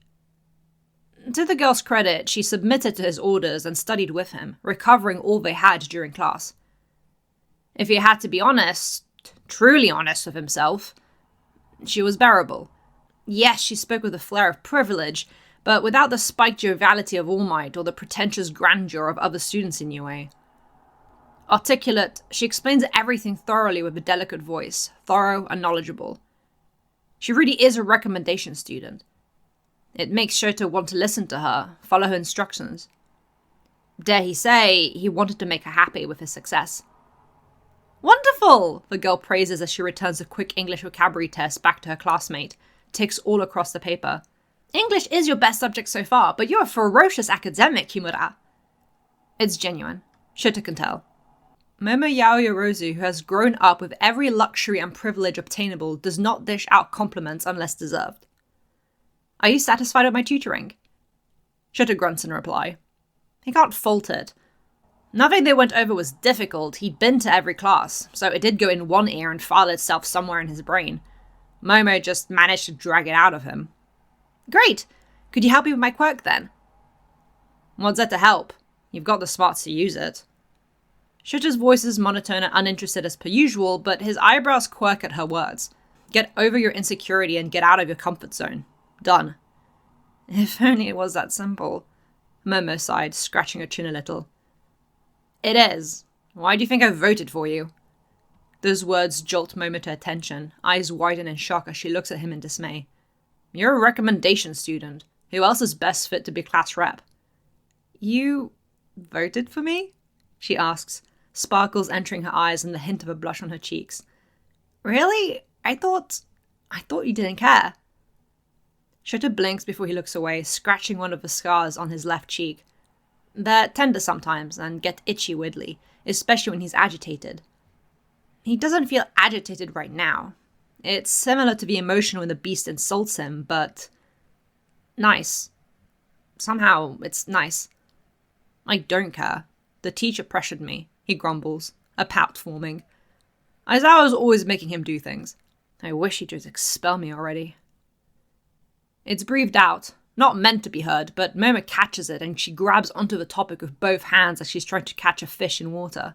She needs to reach Shoto, the only student in Class 1A who is but a mere ghost with no connection to anyone. "Do you not want to be at UA?" To try and casualize the topic, she nibbles on a cucumber slice from her side salad, the rest of her meal already eaten. "I don't even want to be a hero," Shoto hisses, shoulders hunched as he leans onto his desk with crossed arms. "I flunked the entrance exam, but the stupid principal let me in anyway. Probably because of the thing." "The thing?" Momo's confused as to what he means as she nibbles on a carrot slice instead. Oh, did he mean Hellflame? Shoto grunts. Well, that's disturbing. Who calls their father the Thing? Please ignore my question if it's intrusive, but am I right to assume you two don't get along? Normally, Shoto would snap and spit on whoever dares ask about him and the beast. The freckled idiot meddled in, the class rep didn't know what he was talking about, and their stupid teacher. Don't get him started. But Momo was gentle. She was being careful, giving Shoto the chance to get out of the conversation if he wanted, instead of backing him into a corner and then trapping him, force him to answer. And that's new. Like how Bakugo challenging him was new. I hate it. It, now, Shoto calls his father, and it's such a strange thing for Momo to hear. The feeling's mutual. That hurts her, but her classmate is so sure of his father's feelings towards him. She can't imagine believing that her parents hate her. How could she? They dote on her every want and need with love and enthusiasm. But sometimes, I'm not sure. Not sure? There's so many things Shoto isn't sure of. If that one time he tried to go upstairs and his head was cracked against the wall happened. If the time he refused to eat the beast's food and face the consequences happened. If the beast was even his supposed father, even human, or if Shoto was even alive at all. What if he's actually dead and all of this is some sick joke, or his deserved afterlife?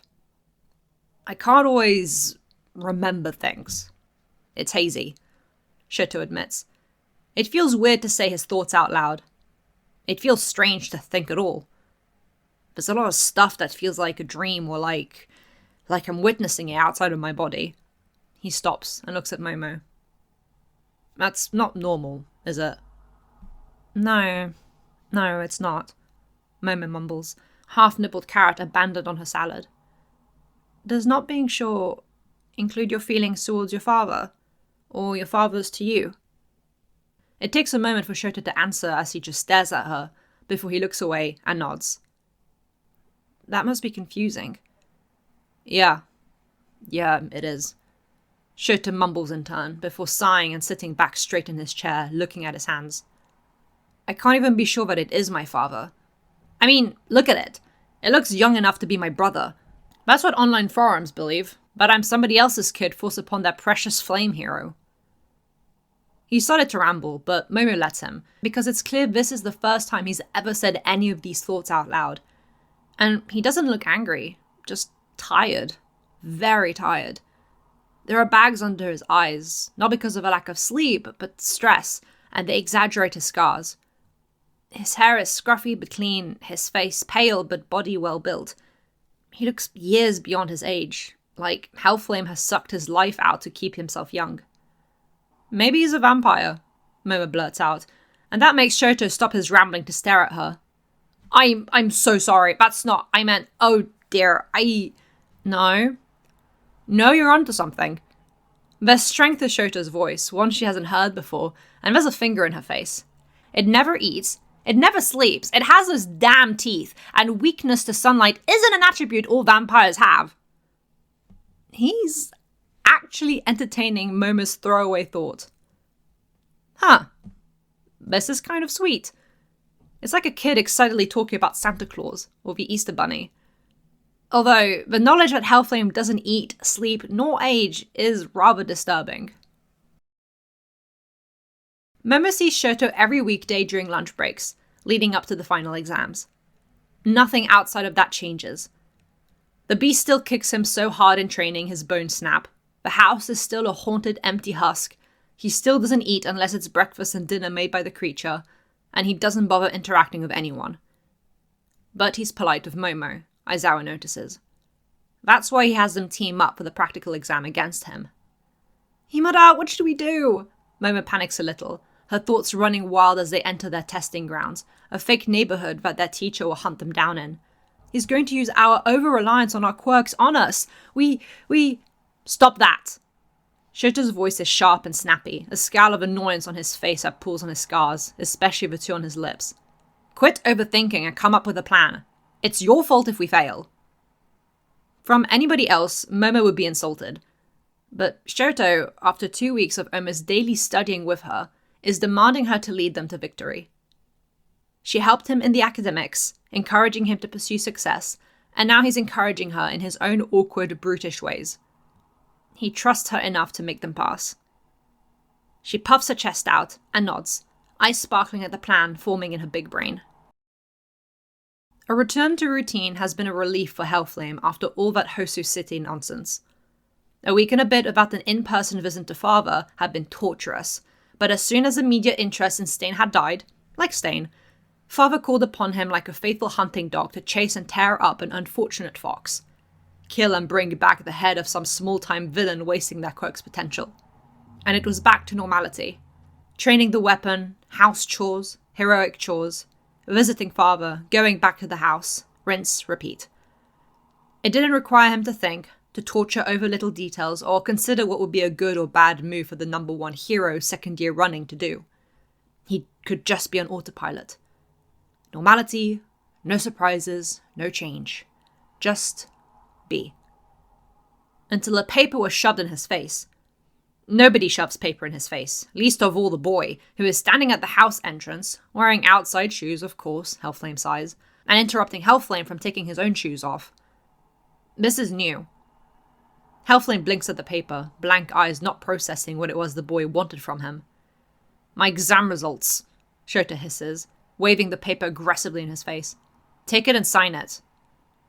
Hellflame takes it with his gloved hands, an eyebrow raised. Aizawa's trying a new tactic, it seems, to make sure that Hellflame participates in his child's progress instead of just ignoring his attempted calls via the agency. There's a note, too. Of course there is.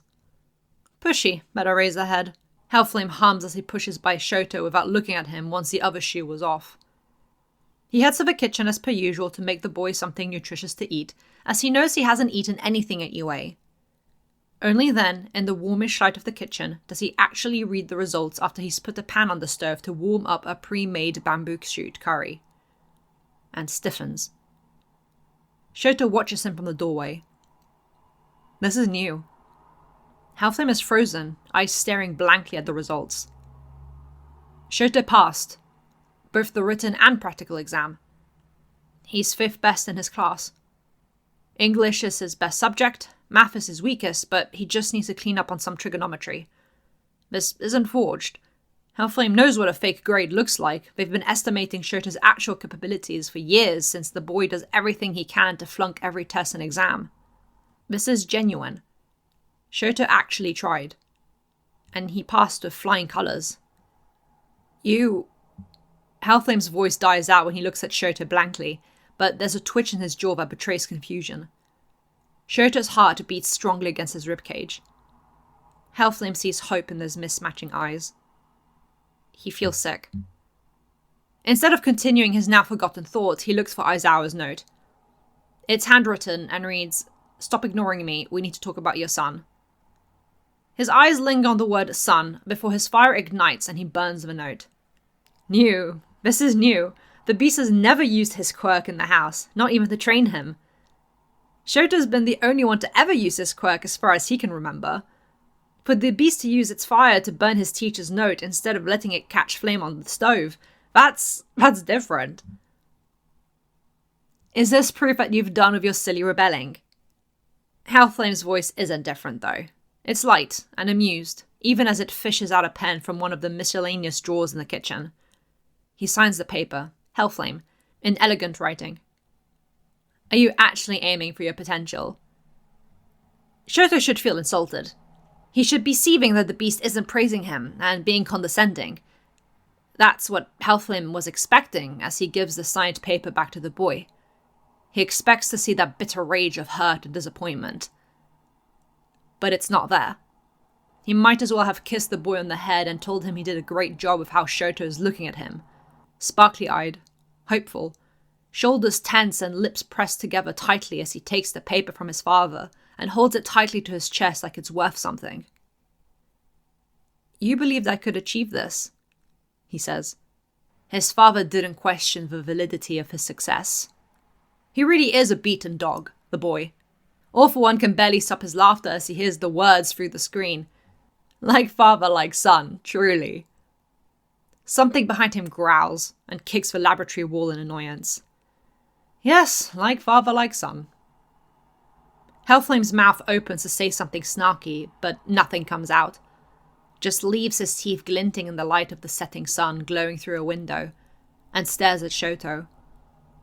It's one of those rare moments where Hellflame sees the child, not the weapon. He feels sick. His chest hurts.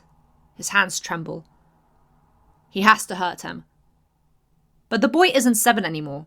He sees the dangerous twitch of his father's shoulder and jolts back faster than Hellflame can grab him, wrapping his arms around the signed sheet of paper like it's a lifeline. He bolts down the corridor, taking that twinkle in his eyes with him, and if Hellflame dares to admit it, a hint of a smile. The boy doesn't smile. A trick of the light. It has to be. He's going to be sick. Swallows thickly and slams his fist on the kitchen counter, shoulders hunching over as his breathing shallows and bile forms in his throat. The boy caught him by surprise. What happened in the last 2 weeks? He has been failing everything, trying to use every resource available to rebel against him. Why now is he putting in the effort to do well? Did Aizawa do something? One of his classmates? This is new. It's new and unpredictable and scary. And last this happened, his things were taken away. He has to hurt him. He needs them back. He has to hurt Shoto. Has to. Don't think, just do. Don't think, don't think, don't think. Kurogiri's portal swallows him whole, 2 large hands pulling him in, one covering his nape, the other covering his ear. Encapsulating, omnipresent, like a heavy blanket that snuffs out all threats.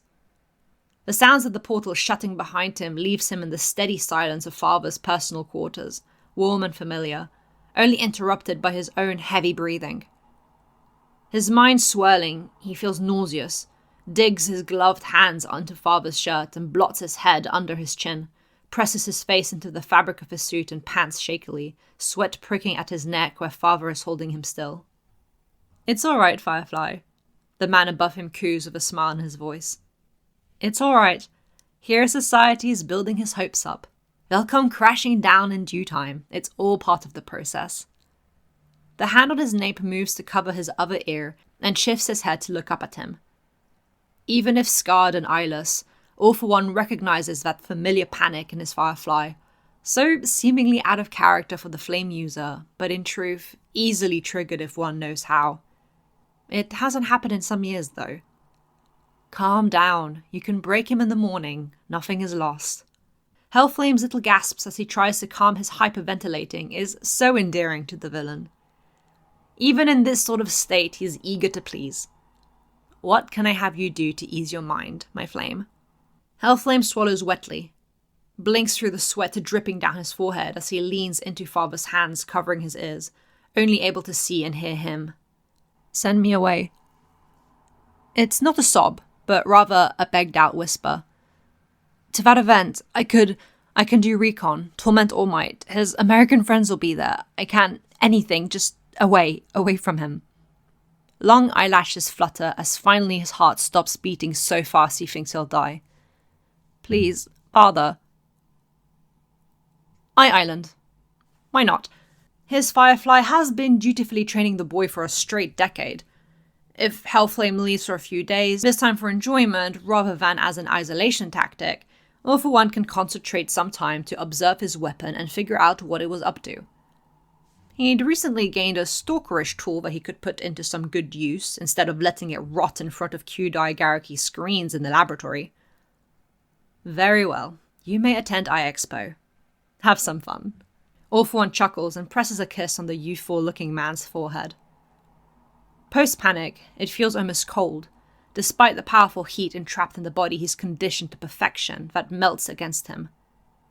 His little pet project. Just for him. Chapter 6. Oleander.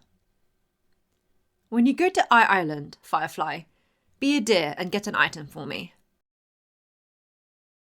Choking on his blood wasn't a novelty, nor was having his spine bashed against a rock, nor feeling his ribs snap.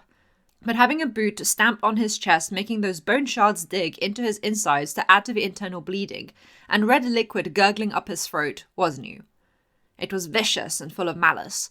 It was done with intent to hurt, not with a disinterested sigh and bored, lackluster kick to the stomach.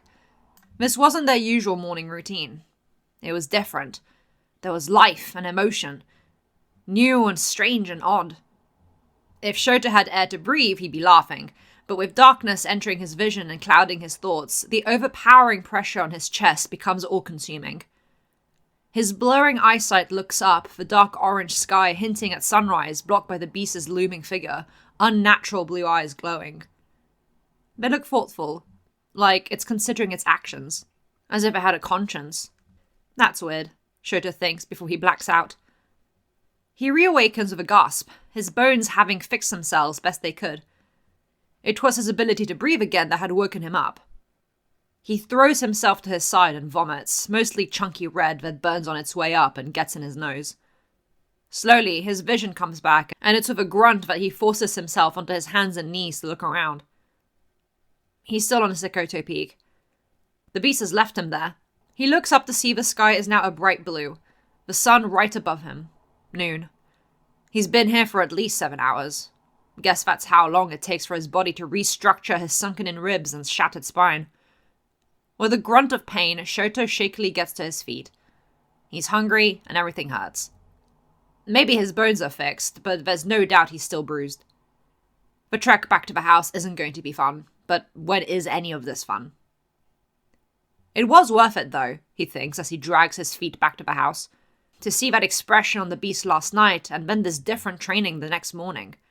So many novelties, and just because he got good grades. He should do that more often.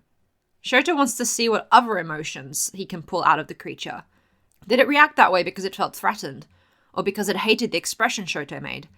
Maybe it was furious that outside influences had made Shoto want to succeed. No, it didn't look furious. It looked... What could that look even be called? Shoto had never seen that expression of the creature before. Fear? Shock? Horror? It could mean anything. Shoto wondered what it would take to make the creature angry, like how he felt every day. Except for last night and this morning. And right now. He doesn't feel angry. Kind of tired and in pain, but otherwise, pretty peaceful. Being so deep in thought, Shoto didn't catch the black-clad figure skulking in the bushes, a faraway, safe distance from him. Stepping back into the house through the back gate in the garden, Shoto's eyes glanced over the flower bushes to take in their colours. Little white and red flowers are currently blooming. He doesn't know their names, but they always bloom at this time of summer. He saw the beast eating one a few years ago, only to look disappointed. Disappointment was never a new expression, but Shoto had found it odd that he'd been disappointed at the taste of a flower. He dragged himself to the bathroom and opted for a bath instead of a shower. It's Saturday, so no school. He would have been late anyway. Maybe that's why the beast had left him there. It's not like Shoto had plans, the boy thought to himself as he stripped his blood, mud, and vomit-caked clothing to sink into the bath with a soft exhale. He vaguely remembered some of his classmates talking about getting supplies for the training camp. The hand around Izuku's throat is trembling with glee, a level of mania Izuku would never understand as he stubbornly stares at his red shoes, trying to keep himself from freaking out. Shigaraki is jovial at the revelation that he was always right to hate All Might, that All Might was the common problem, that All Might is what needed to be destroyed, that All Might was both Izuku and the dead hero killer's starting point, that All Might... Izuku gasps out as the fingers squeeze his trachea. You talk a lot about All Might, but what about Hellflame? The question throws Shigaraki off guard, and his manic good mood falters. He looks down to the trapped teen questioningly. He's the number one, has been for 2 years in a row, and he's the flame of hope with the most solved cases, so why don't you hate him? If Shigaraki hated All Might for all the things he was, then surely he'd hate Hellflame too. That would be the pattern. What about him? Shigaraki says lowly, eyes narrowing on the teen who's staring at him with a strange determination. He's flamboyant eye candy for the masses. What else is there to say?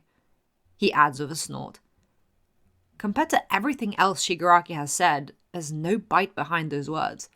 Which surprises Izuku. What he could only describe as fondness has managed to slip through in the villain's tone, but the words at face value belittle Hellflame's successes and massive feats. It's a confusing contradiction to the hatred spilling out of his captor's mouth earlier. Thankfully, He's saved by Uraraka before this could get worse. Not even a week later, Izuku finds himself stuck in another conundrum, drowning in a sea of fans smothering All Might of adoration on Eye Island. That was to be expected, but Izuku had never experienced it in person before, with such a swarm of people all begging for a crumb of attention for the symbol of peace. It almost feels like they're never going to leave the entrance of the island, until... All Might, what a pleasure! You're here too!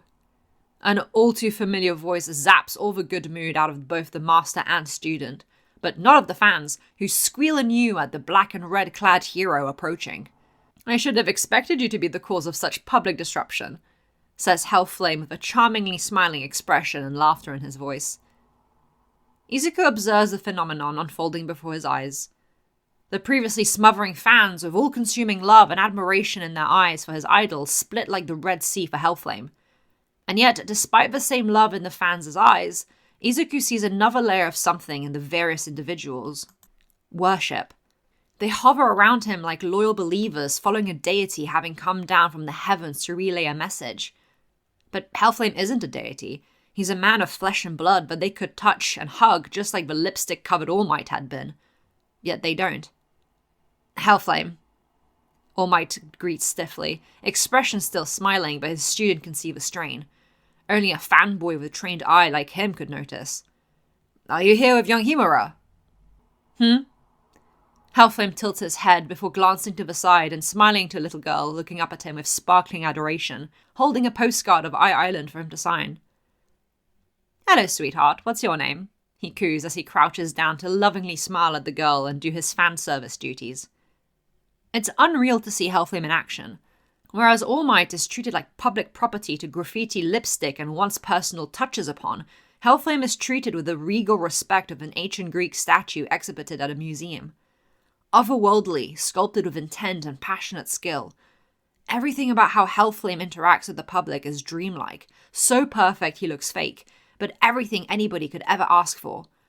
He's the living embodiment to what social media influencers spend hours editing photos to aspire to look like, and Hellflame does it with his natural glitz and glam. Izuku can feel himself being pulled into the dream. Young Midoriya. All Might's voice is low with warning as the boy jumps and looks up to him, seeing his teacher wiping the lipstick off his face. Despite the smile, there's a somberness. I'm sorry everyone, we're on a schedule. I leave you in the good hands of Hellflame. This gets the redhead's attention as he poses for a picture of a handful of teenagers, making a cute face that no grown adult man should. It helps that he looks young enough to be mistaken for Himura's older brother rather than father. How about one photo of Deku for everybody? Hellflame offers, to the loud applause of everyone in the crowd. Deku is a student at UA, you know, being personally taught by All Might. He's going to be the next big thing. Just you wait and see. Hellflame is laying it on thick, but the fans eat it up. Some of that worshipping adoration being sent to Izuku due to the praises. It makes Izuku feel small. Don't look so glum, All Might. Hellflame whispers lowly as he holds a jumpy Izuku by the shoulders. You'll survive a little photo with me. All Might swallows. But if this is what it takes to have Hellflame let them go, then so be it. With fists on his hips in one of his iconic poses, Deku is placed stiffly between him and Hellflame, who has his arms wrapped around the boy's shoulders like he's the boy's mother posing for a photo shoot. Hellflame's smile and posture is the most relaxed, the most natural looking, unlike All Might's practiced superhero pose and Deku's nervousness. And the fans eat it up. Shoto jumps at a bell ringing through the house. What is that? He's never heard it before. It only lasted for a moment. He waits, all hairs on end, but when nothing happens for a few seconds, he relaxes back onto the couch, his plan for the weekend being to stare up at the ceiling until the beast comes back. It had left yesterday morning after training and hadn't come back yet, so Shoto was expecting one of those few days of isolation as the beast went off doing who knows what. There was food for him in the fridge, so at least he'd eaten something for a change. The ringing happens again, and he jolts back up, looking around him in hyper-aware confusion. What is that noise? Himura! There's a distant voice calling, and Shoto recognizes it immediately. It's Momo. Are you in? Was she the one that made that ringing happen? Shota grumbles as he crawls off the couch and onto his feet, cracking the front door open just enough for his scarred side of his face to be seen. Good afternoon, Himura. What do you want? Shota grumbles. How did you find the house? I have access to everybody's personal information as vice class rep. Momo lies through her teeth. She'd asked Aizawa for Shoto's address, which he'd given without question. Since your father isn't in and won't return till tomorrow, I wanted to invite you for a study sleepover at my house while he's away. Shota blinks and scowls in confusion. How do you know it's gone? He questions, opening the door more so that his full body is visible. He's dressed in a t-shirt and slacks, a clash to Momo's pretty frilled top and cute yellow shorts. Oh, my father told me, Momo replies with a smile. He saw that Hellflame was on the invite list to Island since he was invited too. He'd originally wanted me to go to represent him, but when I said I had plans to invite over a friend, I suggested he take 2 of the girls from our class instead to accompany him for the VIP treatment. Most of the class is going to Island too, but I had the impression you wouldn't be going. Uraraka and Jiro had ended up going. She hopes they're having fun. Island. Shota hadn't heard anything of it, and it showed in his blank expression. His scowl never went away, though. His arrangement with the girl was over. Why would she want his continued company? And what did she call him? Invite over a friend, he asks, suspicious. Since when are we friends? The feeling doesn't have to be mutual for me to consider you a friend. Momo cheekily tilts her head, looking up at the grumpy boy whose expression was honestly endearing of how confused he was. Like a lost puppy. I could help you with your trigonometry, bump your grades up even higher. Now that she had sowed the seeds, she was watering the sprouts. Shoto being the sprout, and the water being the potential to surprise Hellflame even more. He took the bait. Neither teenager noticed a spiky-haired person staring at them from around the corner of the street, watching them as Momo pulled her classmate into a private car just as he was, t-shirt and slacks. They drove off, and the figure followed behind slowly, following the scent of blood and death. All Might really didn't want to go to this reception. He'd wanted to initially to be with David, but now knowing that Hellflame was around, it made him nervous. But still, Melissa had gone through such efforts to invite him, and he was an important guest that everybody was expecting to be there. Despite that, nobody even spared him a glance when he entered the room, instead all enamored by who else but Hellflame.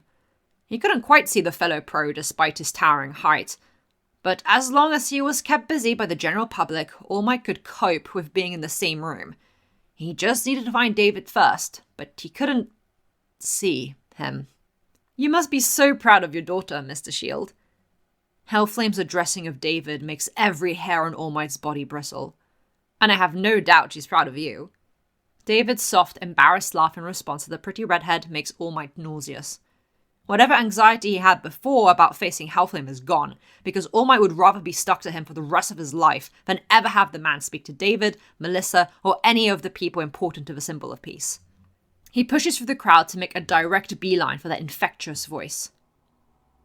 Oh, hello again, All Might. Hellflame flashes that dangerous, deadly smile that sends terrified sparks down All Might's spine. The blonde hero freezes and stares at the outfit Hellflame is wearing. Considering every other hero is wearing their pro-hero suit, All Might was under the impression that Hellflame was too.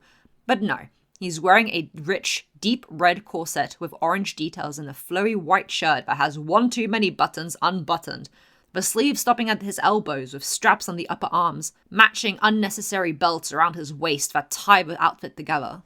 Even the black dress pants and slightly peeled shoes have something flashy about them. Instead of his usual bangs, his hair was styled as a comb-over, but instead of looking sophisticated, the red hair tickled Hellflame's left eyelashes in a way that made him look slick and mysterious. Yet, with the addition of the outfit, he looked alluring. Even here at a private opening reception to an exhibition, Hellflame was being literal eye candy for the sake of fan service. And it was working, because not only the women, but the men too were acting flustered around the pretty man. Even David, especially David, since he was the one being given all the attention by the Greek statue of a man standing an inch too much into his personal space. Not that he minded, clearly. Seeing his dear friend with such a lowered guard around Hellflame made something snap in All Might. Hellflame, may we speak for a moment? That's new, thinks Hellflame.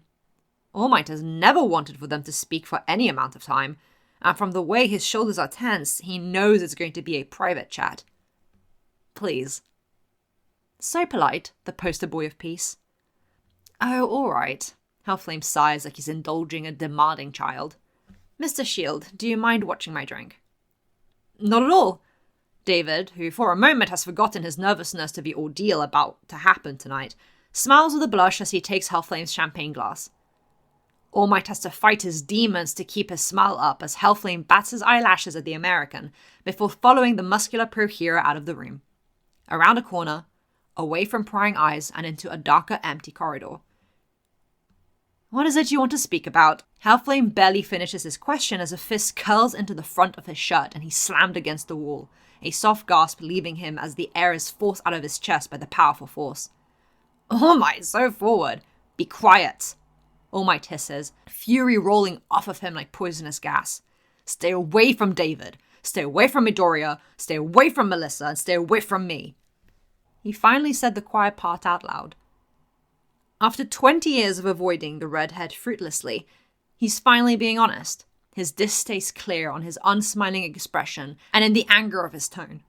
Hellflame's smile drops too, now wearing a disinterested look of disappointment, identical to the one of that night that he was absolutely going to bring up. Or what? Are you going to choke me again? There it is. The fist in his shirt is shaking. Hellflame tilts his chin back, the angle straining his spine and makes it easier to see the full extent of All Might's barely restrained disgust.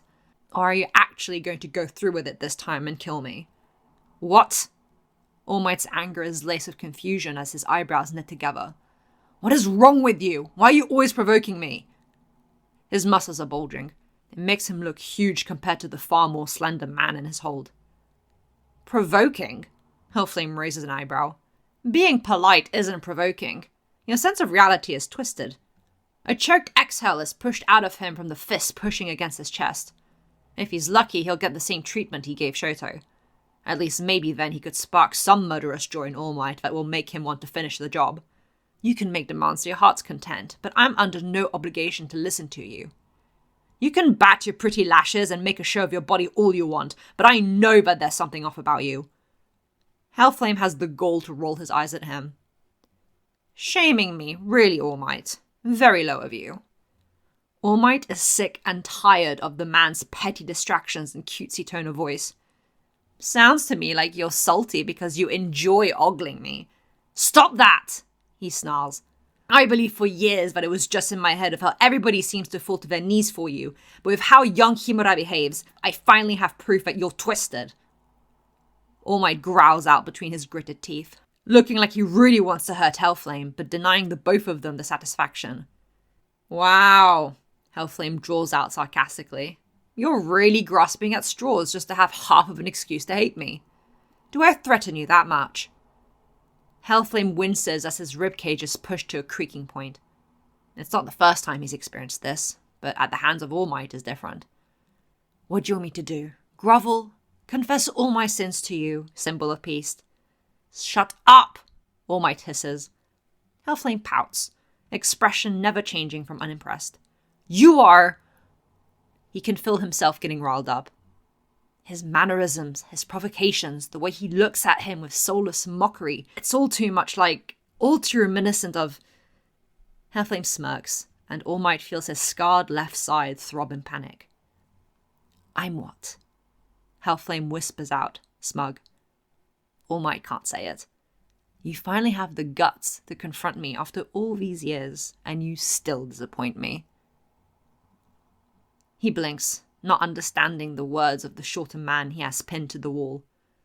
A gloved hand wraps around his wrist and squeezes. All Might winces at the pinch of his tendons. There was more fire in you 5 years ago when you almost snapped my neck on the roof, but even then you failed to go through with it. Now all I see is a pathetic dying out flicker.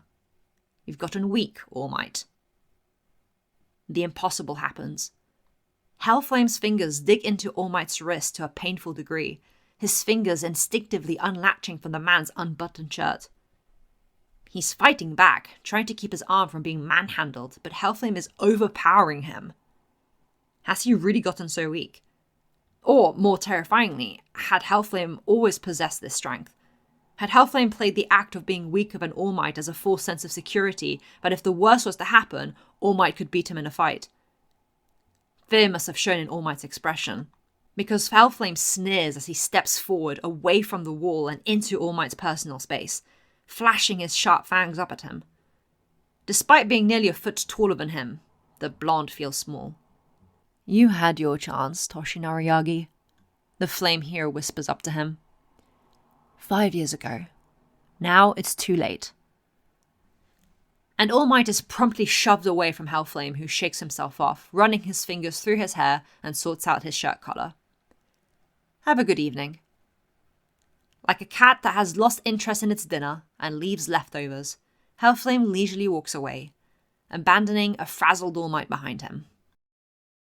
A good evening was not to be had, because as soon as All Might returned to reception to give a speech upon eager demand of David, everything went to shit when Wolfram and his goons put the place in lockdown.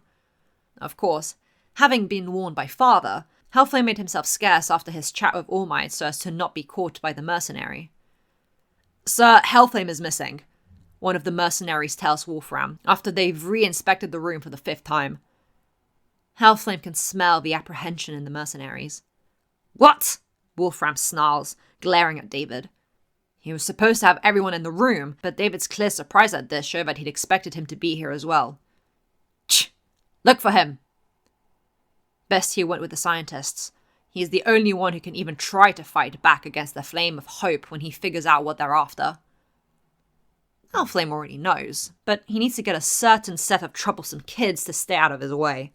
Sniffing the air softly, he caught the whiff of Izuku Midoriya, an earthy scent of wet mud spiced with anxiety.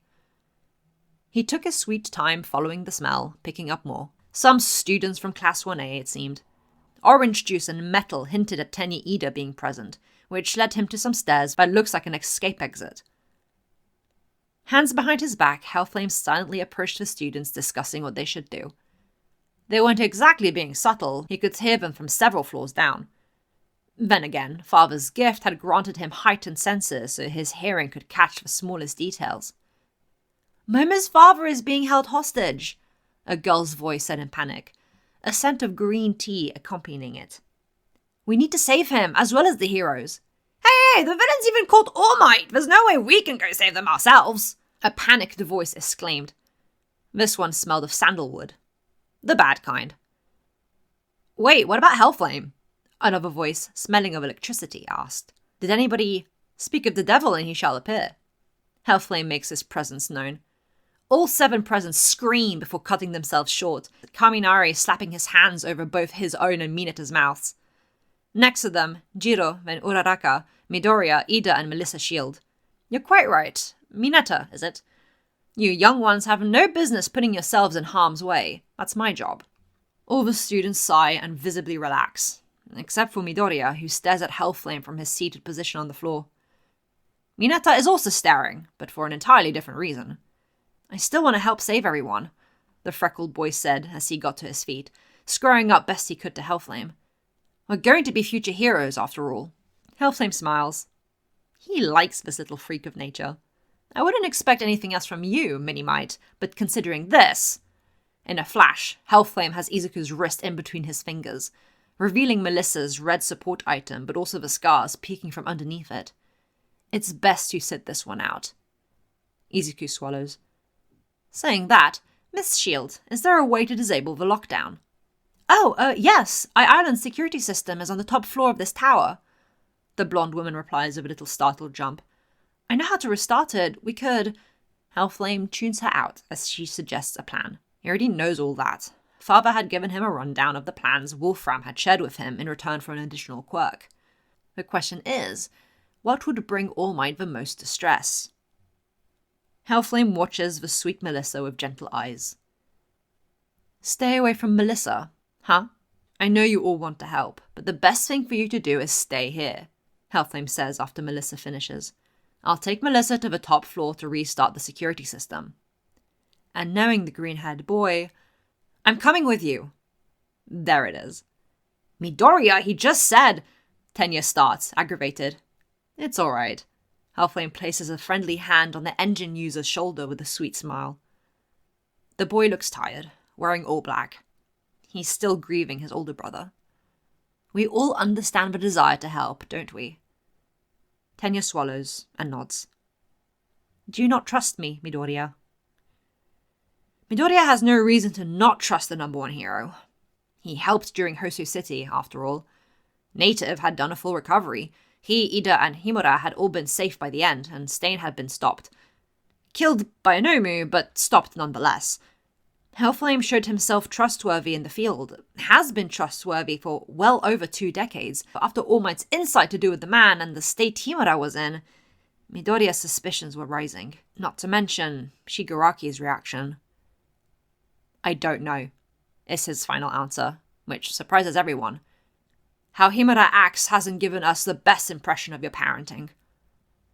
Yaoyorozu has been tight-lipped about her study sessions with that classmate, as she had promised she would, but she did admit to her slowly growing wariness of Hellflame. Midoriya had been so relieved to hear it wasn't just him and All Might going crazy. Considering I'm not parenting him, that's hardly my fault. Hellflame shrugs offhandedly, like he's talking about a dying plant he forgot to water. The instant conversational reply throws Izuku off and he doesn't have time to reply. Anyway, you tagging along will only add more things for me to worry about. It'll be faster and more efficient if I bring Melissa alone to the top of the tower. How do you even intend on getting to the top floor without getting noticed? Tenya asked, also thrown for a loop by the hero's reply, but there's more pressing matters right now. Hellflame smiles. He walks a few steps down the stairs to the platform below and presses his hand against the wall. Heat flares in the room, making sweat prick under everybody's collars. Red flashes to blue with the terrifying silence of a suppressed gun muzzle which forces all the teenagers to flinch and look away for a moment. Melissa's eyes widen as the metal under Hellflame's hand melts like butter, making a hole large enough for Hellflame to walk through. Or fall out of, considering he melted through the thick outer wall of the tower, cold air blowing through the newly made doorway to cool everybody down. I hope you're not afraid of heights, Hellflame chuckles as he extends a hand to the blonde girl. I'll fly us up there. The hand he used to melt the wall still had its glove on, intact. The teenagers all stare at him with wide eyes. What? Surely you didn't think my fire was merely for show? Considering that he hardly used it, only if it was for flying or long-range attacks, the teens looked sheepish. A lot of things Hellflame did were for show. Now I'm offended. Shoto has never been in anybody else's home before, but he knows for a fact that Momo's home is extraordinary, if the huge wall surrounding her expanding lands and mansion weren't clue enough. Everything was obnoxiously shiny, expensive, and too much. But he said nothing as the girl dragged him through the maze that is her home, she knew by heart, and brought him to yet another 2-tall gold-ornated room. This one seemed like a living room, although Momo introduced it as the drawing room. Shoto doesn't know the difference. I know you don't eat food your father hasn't made, but I'd feel horrid if we didn't feed you. Momo motioned to several racks of sweet treats, biscuits, and mini pastries with a big spot of tea for them to share. Will you please indulge me a little? I've never organized a sleepover before. She looks at him with hopeful, sparkling eyes, the face of a bookworm trying out fun for the first time. Shoto knows that she's had other people over for studying, but he believes her when she says she hasn't done a sleepover before. He doesn't know what to do or say, just stands there. His eyes flick to the sweet foods that he doesn't recognize. I don't know what any of those are, he answers after a moment, gruff and rude, but Momo doesn't take it that way. Let's try them out then! Maybe we can figure out something you like! She's very excited as she motions for Shoto to sit on the couch. Let me just get my textbooks, I'll be right back. The host disappears out of the room and leaves Shoto alone, who doesn't know what to do with himself. His eyes wander. The room is filled with paintings, plants, and porcelain decorations, all placed purposefully with the intent to beautify the room. Despite all the luxuries, the room doesn't feel overwhelming, but delicate and elegant. Shoto, in his t-shirt and slacks, feels very out of sorts. Not that he ever cared for his appearance, but there were a lot of firsts happening these last few weeks.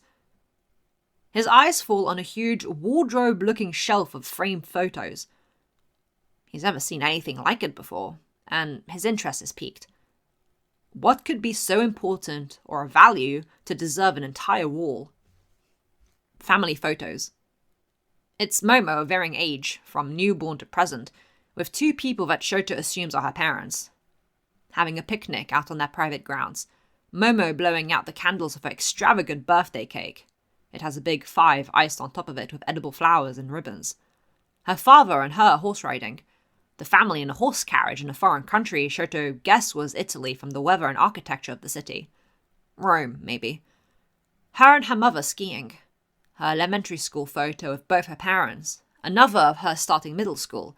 One of her in her UA uniform. Endless photos of various prizes she won over the years for her intelligence. More baby photos than could ever be necessary. And in every single one, they're smiling. Shoto knows smiles, but they're nothing like the one of the beast. He doesn't know what to call it. Ah! Momo squeaks as she sees Shoto inspecting her baby photos. Her face is pink with embarrassment. She puts the textbooks down at the coffee table next to the tea and snacks before she walks to stand beside Shoto in front of the photos. My parents make a big fuss of framing photos. It's a bit embarrassing inviting people over, she says, pointing to a photo of herself as a baby in her crib. Shoto says nothing. Mother will be having dinner with us later. Mother. People have those. Shoto forgets. Let's study, he says curtly. Momo agrees. Something in the bushes outside of the window rustles quietly. Could be the wind, or a bird.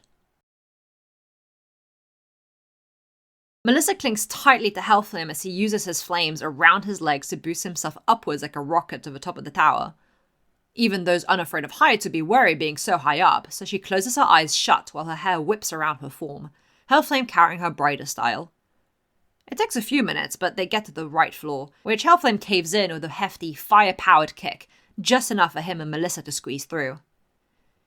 Now, wasn't that easier than climbing all those stairs? The redhead chuckles once they're in, and Melissa gives him a winded smile, her hair messy. Where to? This way, she wheezes softly, guiding Hellflame through the corridors towards the control room. As they do, she notices that his clothes are intact despite using his fire. Are all your clothes fireproof? She asks, which makes Hellflame shoot her an amused smile at the topic of conversation while they run to save everyone. Even your event outfits. You never know when you're called in for work, the Flame of Hope replies with a chuckle, stopping Melissa from turning a corner suddenly. Footsteps. He waits for them to pass before they continue. As proven by right now. He has a point, Melissa thinks. Down below, as soon as Hellflame had left with Melissa, Izuku couldn't deal with sitting around doing nothing. He ran back to the room that overlooked the party where all the heroes, including All Might, were caught, getting his idol's attention. That's not a good look, All Might thinks as he sees the conflict in the boy's eyes. Where's Melissa? Izuku can see the stress intensifying in his teacher's face, and he hates to tell him the truth, even if it's just returning him the stressed look. They both know who can induce that sort of feeling in both of them. All Might seethes. Just after he tells Hellflame to stay away, he gets directly involved. Of course he would. He's a pro-hero. It's his job to help, but All Might doesn't trust him. Their last conversation didn't exactly help. Back in the top floor, Hellflame can hear David and his assistant, Sam, discussing the item they're trying to get. There's no mercenaries around the two, instead patrolling around the corridors which Hellflame has been using to buy David time to get access to the item Father wanted him to retrieve. A metallic scent that reminds Hellflame of blood wafts through the air, accompanied by the familiar smell of a quirk recently gifted by Father. Wolfram is up here too, but hiding. Hellflame can use that. Oh dear, Hellflame forced surprise as he peeks around the corner and sees David at the controls. It seems they brought your father and his assistant here. What? Melissa panics, eyes wide. She doesn't understand. We have to save them. Naturally, Hellflame smiles reassuringly as they turn the corner. If he times it correctly, then they should arrive right as they get the item and... Everything's going according to plan, isn't it? Sam says with relief as he holds the case they're all truly after. Hellflame senses Melissa stiffen as they arrive to the room. They're all the same, these do-gooders. So predictable. It looks like the villains are doing well, too. Thank you. It was all because you arranged everything for me, Sam. Papa, Melissa mutters out. David turns to his daughter with wide eyes, shocked, before looking warily at Hellflame by her side. As part of the performance, Hellflame mirrors David's expression of shock, and lets David and Sam yap their sob story as he follows in the dramatic charade. But his eyes are on the item. It amplifies quirks. What use could Father possibly have with that? It's not like he didn't have multiple quirks of his own that already do that. Well, whatever. It's not for Hellflame to question. He just does as he's told. Please let me hand this device over to All Might, David begs, holding the case in his hands. You've been friends with him for years. You know he wouldn't accept a support item that has been categorized as illegal to use. Hellflame steps in at this point, standing at the bottom of the stairs. Not to mention, you really think he'd approve of you hiring villains? What? No, they're fake. They're just... David starts, but feels Sam shift away from him. Hellflame can smell the chemical mixture of disbelief and betrayal rising in the room. It's always fun seeing happen in person. It was all supposed to be an act. Of course it was an act. Wolfram decides this is a time to act. An act pretending to be a fake villain. The creak and cracking of metal coming to life fills the air, and Hellflame grabs Melissa before the attack can reach them. He's faster than a Wolfram's quirk could ever be, and he deposits Melissa behind a wall. Shut off the lockdown. I'll keep them distracted. He whispers to her as he leaps over the wall and attacks Wolfram's men with his quirk, singeing their clothes and skin while keeping his distance. As strained as they might be to kill, Hellflame has been raised by All for One, and he too has more than one quirk, so it doesn't matter if it's a sword, beast, or displacement quirk, Hellflame overpowers them like a coach overpowers students in a game of dodgeball. Using his Hellflame quirk to distract them is just a question of the right hit to their neck or gut to render them unconscious. It's almost laughable how easy it is. The hard part is actually to not kill them. Wolfram clicks his tongue as his men are easily taken out in the blink of an eye, but he uses Hellflame fighting solo to bend metal to his will once more. This time, Hellflame lets himself be caught. With the pawns out of the way, all that's left is to keep the main big bad occupied. These types love to talk about themselves, after all. Hellflame groans as metal wraps tightly around his body and forces him to his knees. He could easily melt out of it, but the cocking of a gun keeps him in place. Instead, he raises his head with an amused expression, feels the cold muzzle of the gun pressing against his temple. Stay put for a bit, Wolfram says calmly. Sam, where's the device? This is fine by Hellflame. Let the betrayal sink in. Give the villain his moment to gloat about his true intentions. It gives Melissa more time to restart the system and more time for Hellflame to think about how to get the item he's chasing. But even as Sam gives the case, Wolfram doesn't dare pull the gun away from Hellflame. It'd be dangerous to do so, and now they're at a standstill. Wolfram needs to touch metal for it to activate, and his hands are full. His best option is to shoot Hellflame in the head before he kills Sam and takes off the professor and the item. Please shoot. Hellflame goads. Wolfram blinks as his eyes narrow on a smug, non-hero smirk. The youthful-looking, red-headed hero presses his head firmer against the gun, pushing his shoulders back as if preening. See what happens. He purrs, like he's whispering a sweet temptation to the villain. Wolfram is speechless. He knows Hellflame likes to put on a show, but this is weird. It's not at all heroic.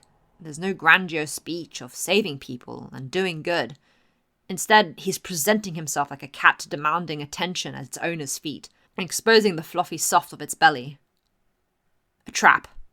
A bluff. It has to be. Wolfram's finger presses against the trigger. A gunshot. Melissa screams as the sound of a body hits the ground.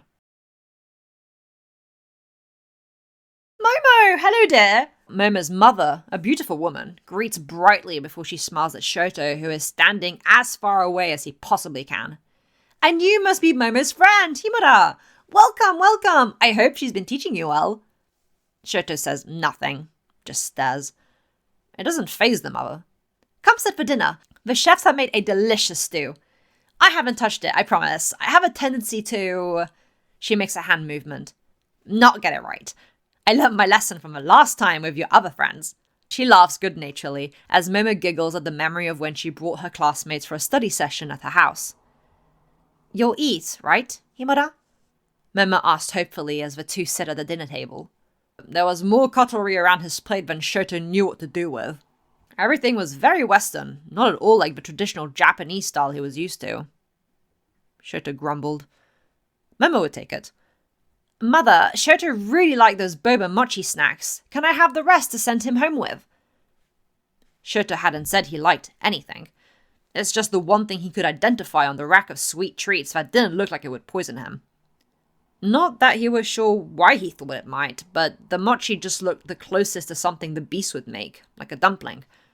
The biscuits had swirls and stuff in them Shoto didn't trust.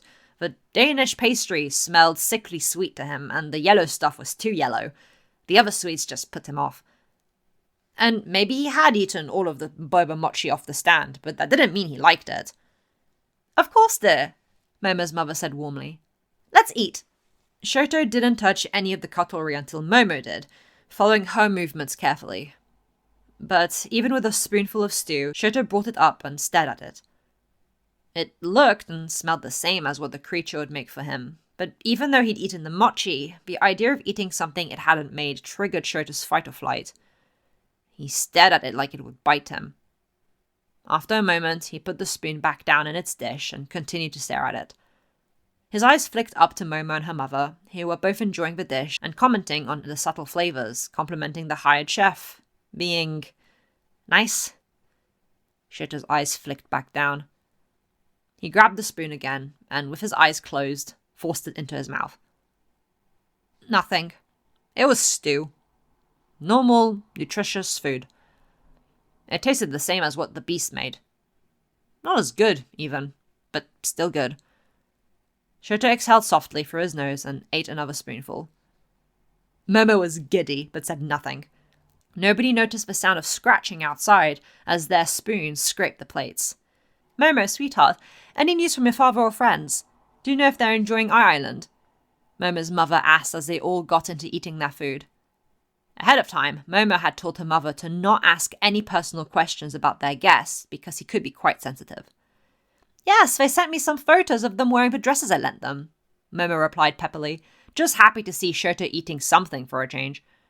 He seemed to even be listening to their conversation, watching Momo and her mother be so comfortable with each other. It's not the first time he's seen it. He knows him and the beast are different. But it happening right in front of him is different to seeing it from across the street or on the news. I believe they're having a fun time.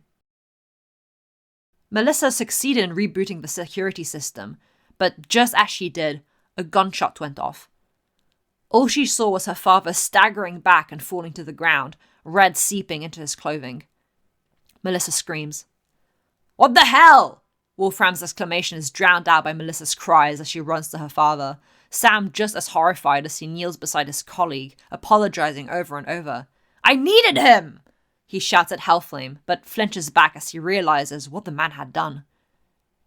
In the split second it took for him to pull the trigger, Hellflame had twisted his body to kick his arm in the direction of David.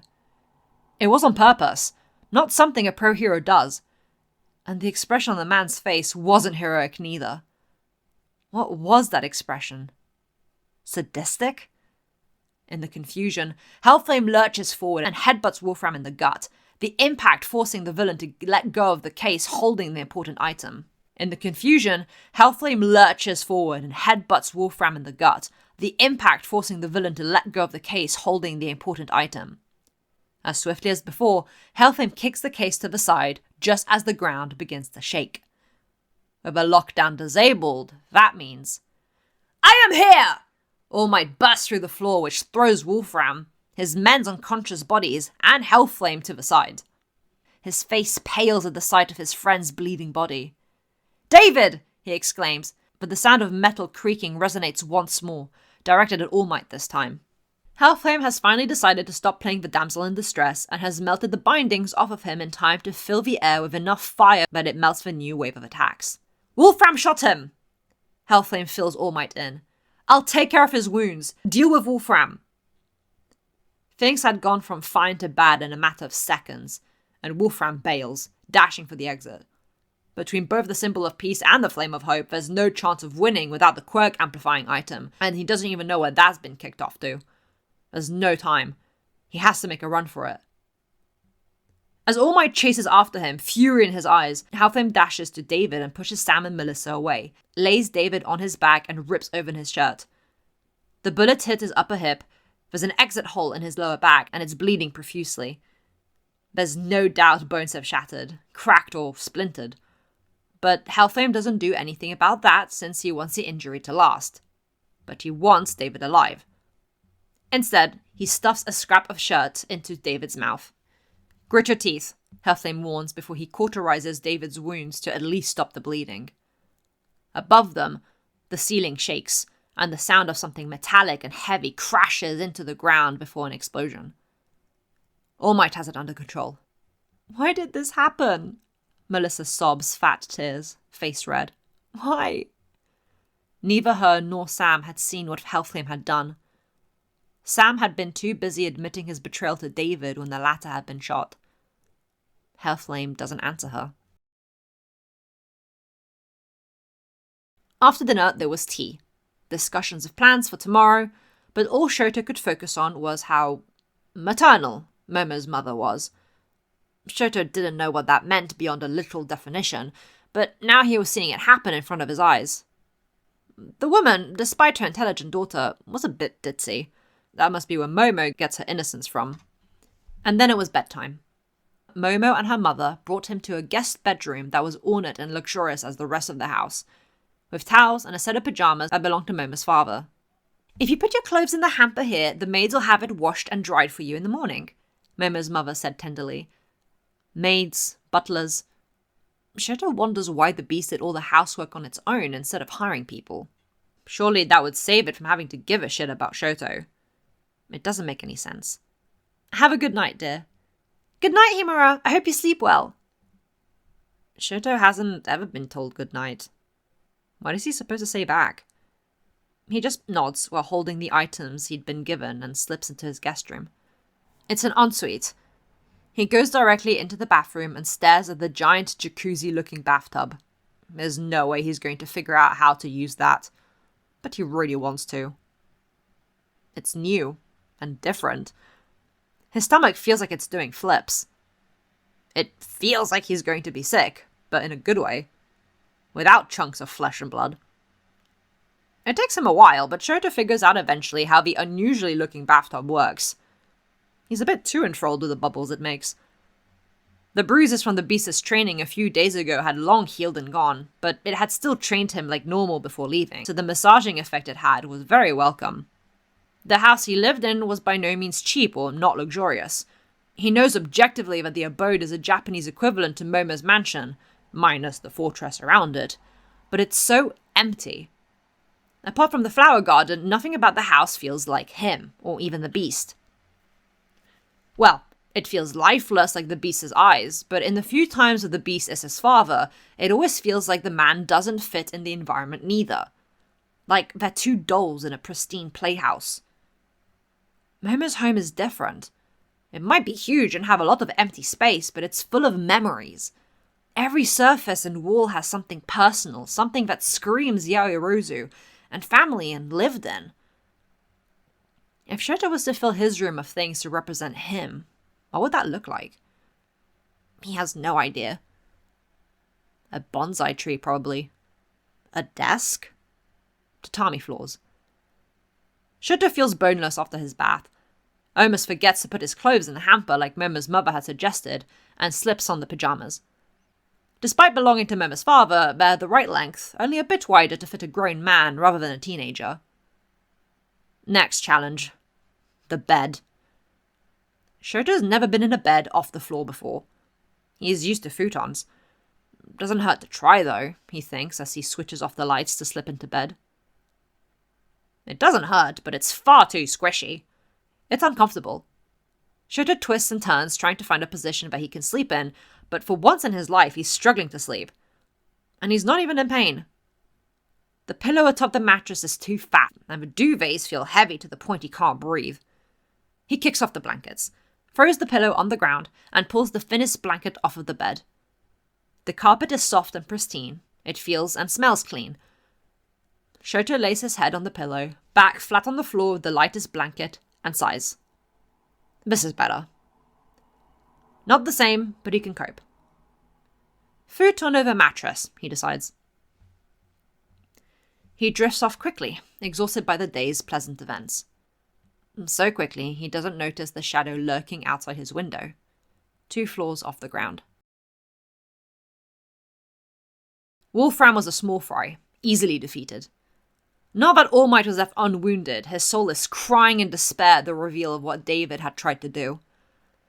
As he had shot down the helicopter Wolfram had tried to escape in, the villain had tried to put up a fight and admitted everything to him, including where he got the muscle augmentation quirk from.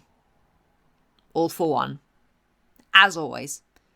It's always him.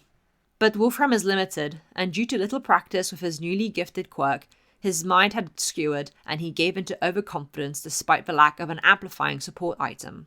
On scale of sludge villain to all for one, Wolfram was a Hosu City Nomu. Once you know its weakness, they go down like flies as long as you have the power to back it up. And despite his weakening state, All Might still has that power. That's for shooting David, All Might hisses as he restrains a soon-to-be unconscious Wolfram, fiery remnants of the helicopter and their short-lived battlefield around them. Wolfram gags on his blood, going cross-eyed. I wasn't aiming for him, he wheezes out before his eyes roll back and he falls unconscious.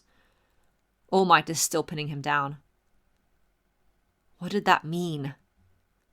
His thoughts are distracted because police and security are rushing up to help him, accompanied by the Class 1A students, of which Deku is a part of. All Might! Hellflame has taken David to the hospital. Melissa went with him.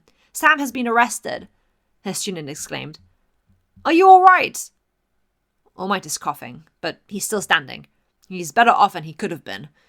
Physically, at least. Emotionally, he's destroyed.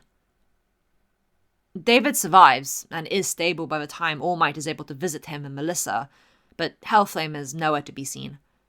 David's hip is shattered, and it's likely he'll never walk again, not even after who knows how many surgeries. Just like All Might. I'm sorry, David breathes out, weak. I was so worried about your light being snuffed out, even though you have students who are learning directly from you. All Might doesn't know what to say to that.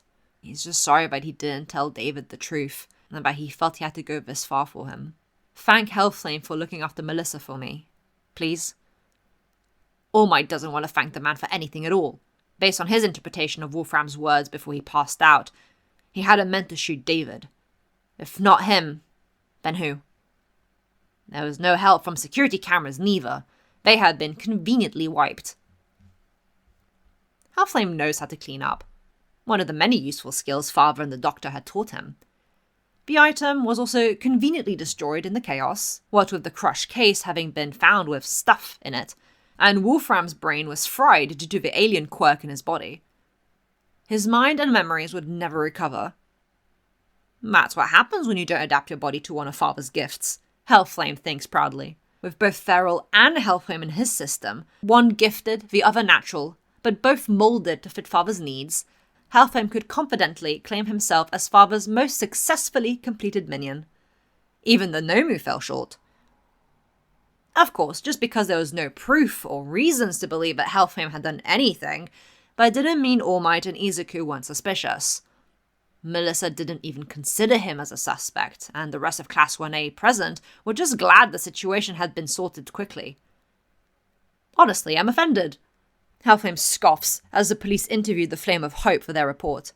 Mr. Shield is a brilliant scientist, but to act like there's only one hero out here doing their best. Izuku can tell the man is being jokey, but there's something venomous about it. It's going to make David and Sam look worse than they already did. Good thing you were here, Hellflame, sir, the police praise. Hellflame, somehow as pristine as ever in his undamaged corset and unbuttered shirt, brushes a gloved hand through his hair. All in a day's work, he chimes. The police leave, and Hellflame turns to the UA students. You kids alright? He asks, his hair stubbornly tickling his left eye. They all nod, except Izuku, who looks at him with a somber expression. Mineta is staring again. He raises his hand like he's in class. Yes? Are you actually a man? Jiro gapes at the question. Kaminari covers his face. Uraraka almost chokes on her laughter. Izuku goes red of embarrassment, and Tenya whacks Mineta on the underside of his head. Hellflame is completely caught by surprise, eyes wide and fanged mouth a little agape. Yes, I am male, he answers after a moment. Are you sure? Mineta pushes, suspicious. Tenya lets out a cry of despair at the inappropriate question. Very sure. So many firsts happening. Hellflame didn't think he'd be caught off guard by the question. What the hell is going on? A roar echoes through the street, and all attention is brought to Bakugo and Kirishima, who have been MIA all evening. We've been wandering the stupid tower for ages! Why are there villains? Kirishima laughs sheepishly. Clearly, his fault they got lost. Shoto wakes up to the smell of a delicious breakfast being made. Sleeping on the floor had been the right decision. He feels much better than being on a too squishy mattress. He still tries his best to make the bed look presentable again. As promised, his clothes from yesterday have been washed and dried, and after another quick puzzle game of working the bathtub, Shoto is refreshed and dressed. He feels light. He doesn't know why. It's like sleep had actually been restful for once. Good morning, Himura! Momo knocks on his door. Are you up? He answers her question by opening the door. The maid said you were sleeping on the floor. Did you fall? I'm not used to the mattress. The floor was more comfortable. He replies flatly. Does that mean you slept well? It takes a moment for him to figure out the answer, but he nods. I'm glad. Let's go eat. What do you like to have for breakfast? Momo is normally so level-headed in class, but it seems she loves to host and is excited to spoil her guest. Whatever you're having, I guess, Shoto replies, the most he's said outside of studying. Despite not talking much, he feels comfortable. Like nothing is going to jump out at him suddenly. Breakfast is chatty again, not because Shoto speaks, but because Momo and her mother are discussing what happened on Island, but only the events their classmates have said, and generally avoiding naming Hellflame. Shoto can tell they're purposely avoiding the topic of the beast, and he appreciates it. With Aizawa being a pain about the lack of response to his note despite the signed piece of paper, Shoto was at his wits' end with people snooping into his personal life. The more they snooped, the more distance the beast put between the two of them, and he couldn't have that.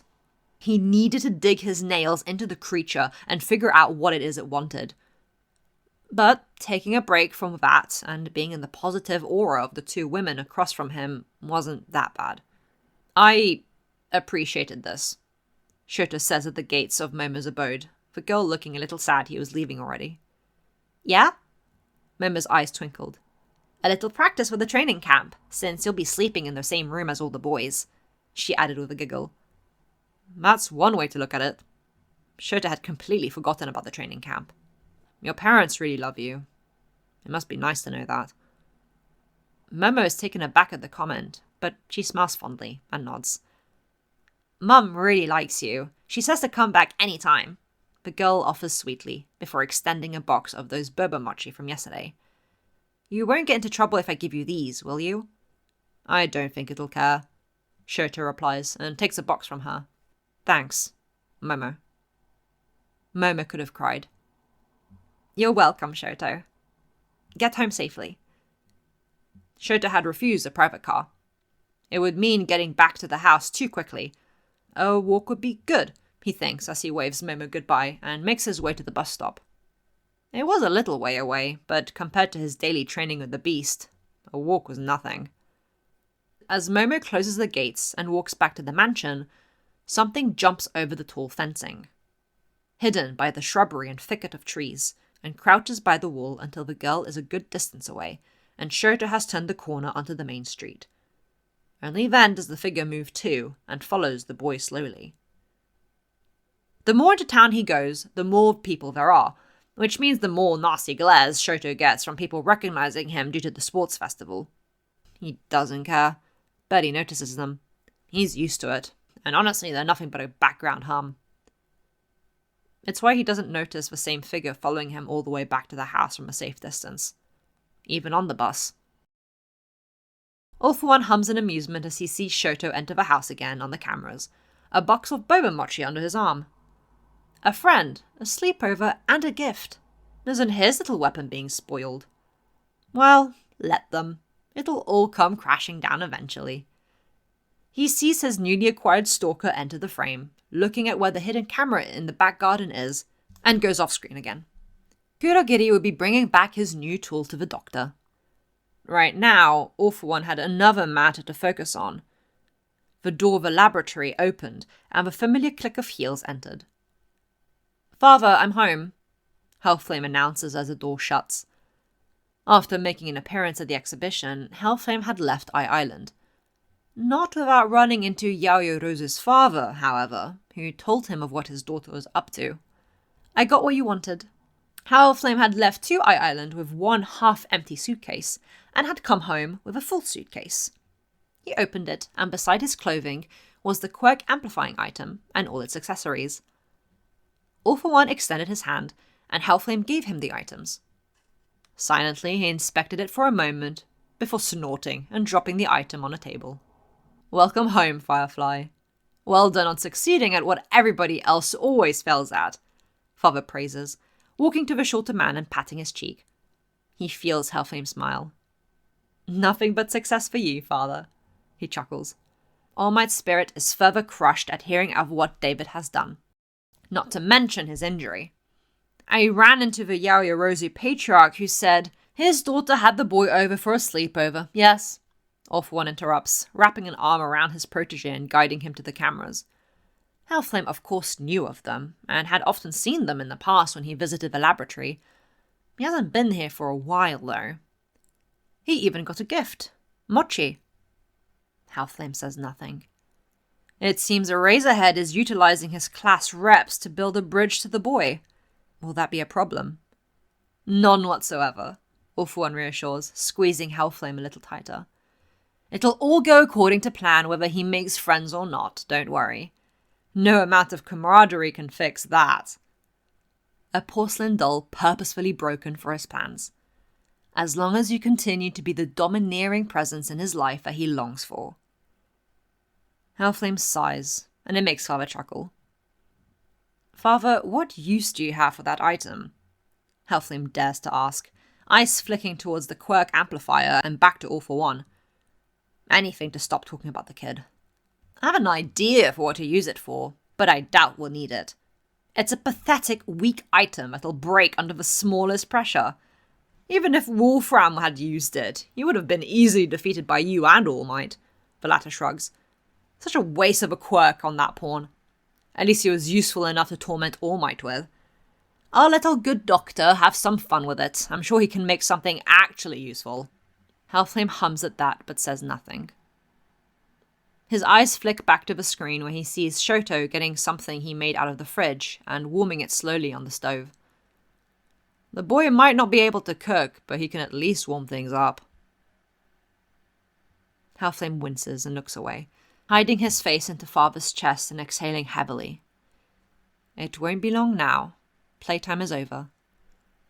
Hellflame's head snaps up and looks at the eyeless villain with hope, sickeningly close to Shoto's expression. It makes All for One internally laugh. The training camp is the beginning of the end for Hero Society. Chapter 7. Begonia. The alien box of mochi was on the kitchen table, where Hellflame found Shoto nibbling away at them, half the box empty. As if caught in a wrongdoing, Shoto froze and stared at the creature as it stared back with unnatural blue eyes. "You won't be hungry for dinner if you eat too many sweets," it huffed, before entering the kitchen to make said dinner. What would balance out all that sugar? Seaweed soup with tofu seemed like a good start, maybe a cucumber salad. Not a single question about where Shoto had gotten them from, or if he left the house. As per usual, it didn't seem to care about anything other than his diet. One of the things Shoto never argued about. He learned from last time. If last time ever happened. He couldn't be sure with his spotty memory, just like the stairs incident. Some things he was sure had happened at some point, like choking on his own vomit in the home gym or being kicked so hard against the wooden walls his bones snapped, only because it tracked with what happened nowadays. Only outside. Shoto wasn't sure why they did the morning trainings anymore, honestly. Training, sure, but now that he was at UA and doing that anyway, what was the point? He was vaguely sure that it had been quirk training at some point, but he hadn't used his quirk in their morning sessions in... As per usual, Shoto couldn't be sure. What's the point of training in the morning? Shoto felt the question slip his mouth as he stuffed another mochi in. Hellflame stilled for a second before continuing to chop the tofu, pot already on the stove. Building stamina? Endurance? Speed? Is it to strengthen the regenerative aspect of my quirk? You're full of questions today, Hellflame commented like a reproach. He didn't like these changes in the boy, no matter if father said it was fine. It made things harder to deal with. Critical thinking is necessary to do well in my homework, Shoto argued, looking at the remaining mochi, a handful, and closed the box so he'd still be hungry for dinner. If that's even what you want of me. The beast didn't turn to face him, continues to make dinner like it wanted this to be done with so it could leave. What do you want from me? The knife is used a bit too aggressively when cutting the cucumber, and something cracks. Probably the counter. The air is still as both parties hold their breath. Again with the questions, Hellflame sighs, mentally noting that he'd need to fix the counter. It's not presentable to have broken countertops in one's kitchen. 4 questions, Shoto pushed, standing up with a scowl. The least you can do, after everything, is answer them. Nothing. The beast resumed with preparing the soup. I stayed the night with a friend. Nothing. She's always talking of her mother, asking questions, giving answers. They talked a lot while sitting down to eat. Why don't we do that? The ingredients are being pushed into the pot, a soft simmering echoing through the kitchen. You never eat with me. We never talk. Why are we so different to other parents and children? With a sharp clank, the lid of the pot is placed after the broth was poured in, and only then does Hellflame turn with narrowed eyes to look at Shoto. Parent and child is reserved to those who think of each other that way. There's no discernible tone to those words, but it sounds the closest to the anger Shoto usually felt on the daily. Not when he's with Momo, though. We are not of those. Shoto swallows and can feel the broken jaw that's about to happen. I want us to be. Sweat pricks at his nape. Why is it terrifying to admit the want to be considered the beast's child by the creature itself? What you want is not of consideration. Hellflame dismisses like it's nothing, never breaking eye contact as the watery broth boils by his side. The lid clatters under the pressure of the steam. You already know that. Why not? Shoto pushes again, taking a step forward. It's dangerous to do so, but the memory of Momo and her mother, the wall of photographs, the adoration the 2 parents hold for their daughter flickers in his soul. Why don't I get to be considered a person by you? Blue eyes catch the desperation in the scarred face and are disturbed by it. Why is that something you want? Sharp fangs flash in warning. Shoto stills.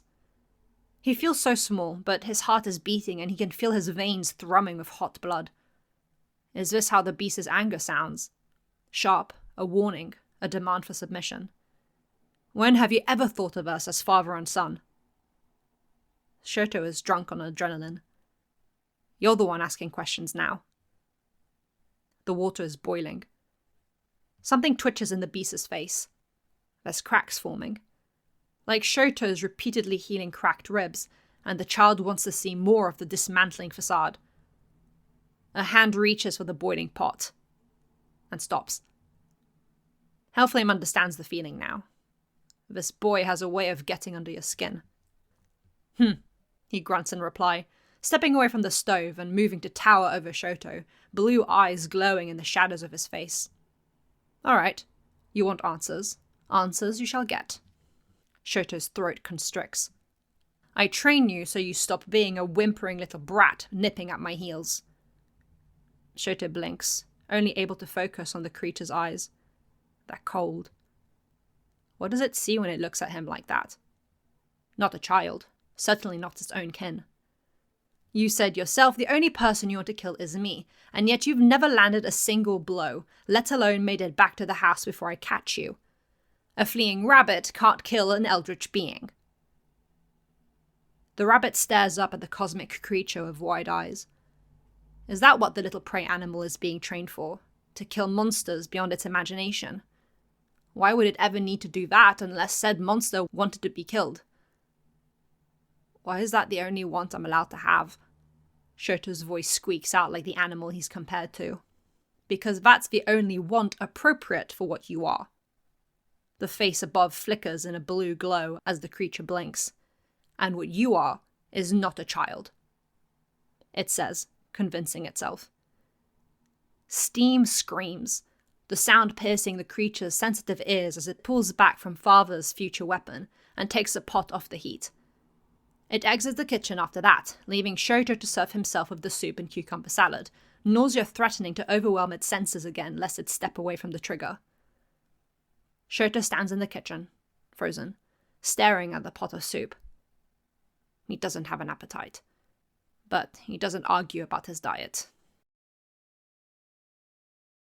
Like the rest of the class, Bakugo has noticed the oddness that is Shoto Himura, but he especially notices that the guy slacks off whenever Hellflame isn't around to watch, which is all of the time.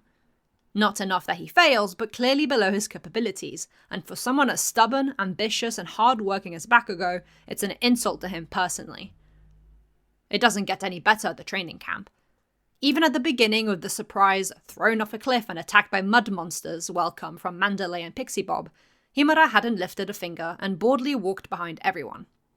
He disappeared when they were all supposed to be eating and enjoying the onsen like he usually did with anything that wasn't mandatory.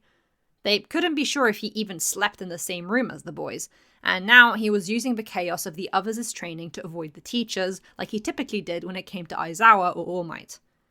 But the wild pussycats are made of different stuff, and Taiga is ruthless in his own right. Himura! He roars like the motif animal he takes after, and points aggressively at Shoto, who is stalking off into the forest with his hands deep in his pockets.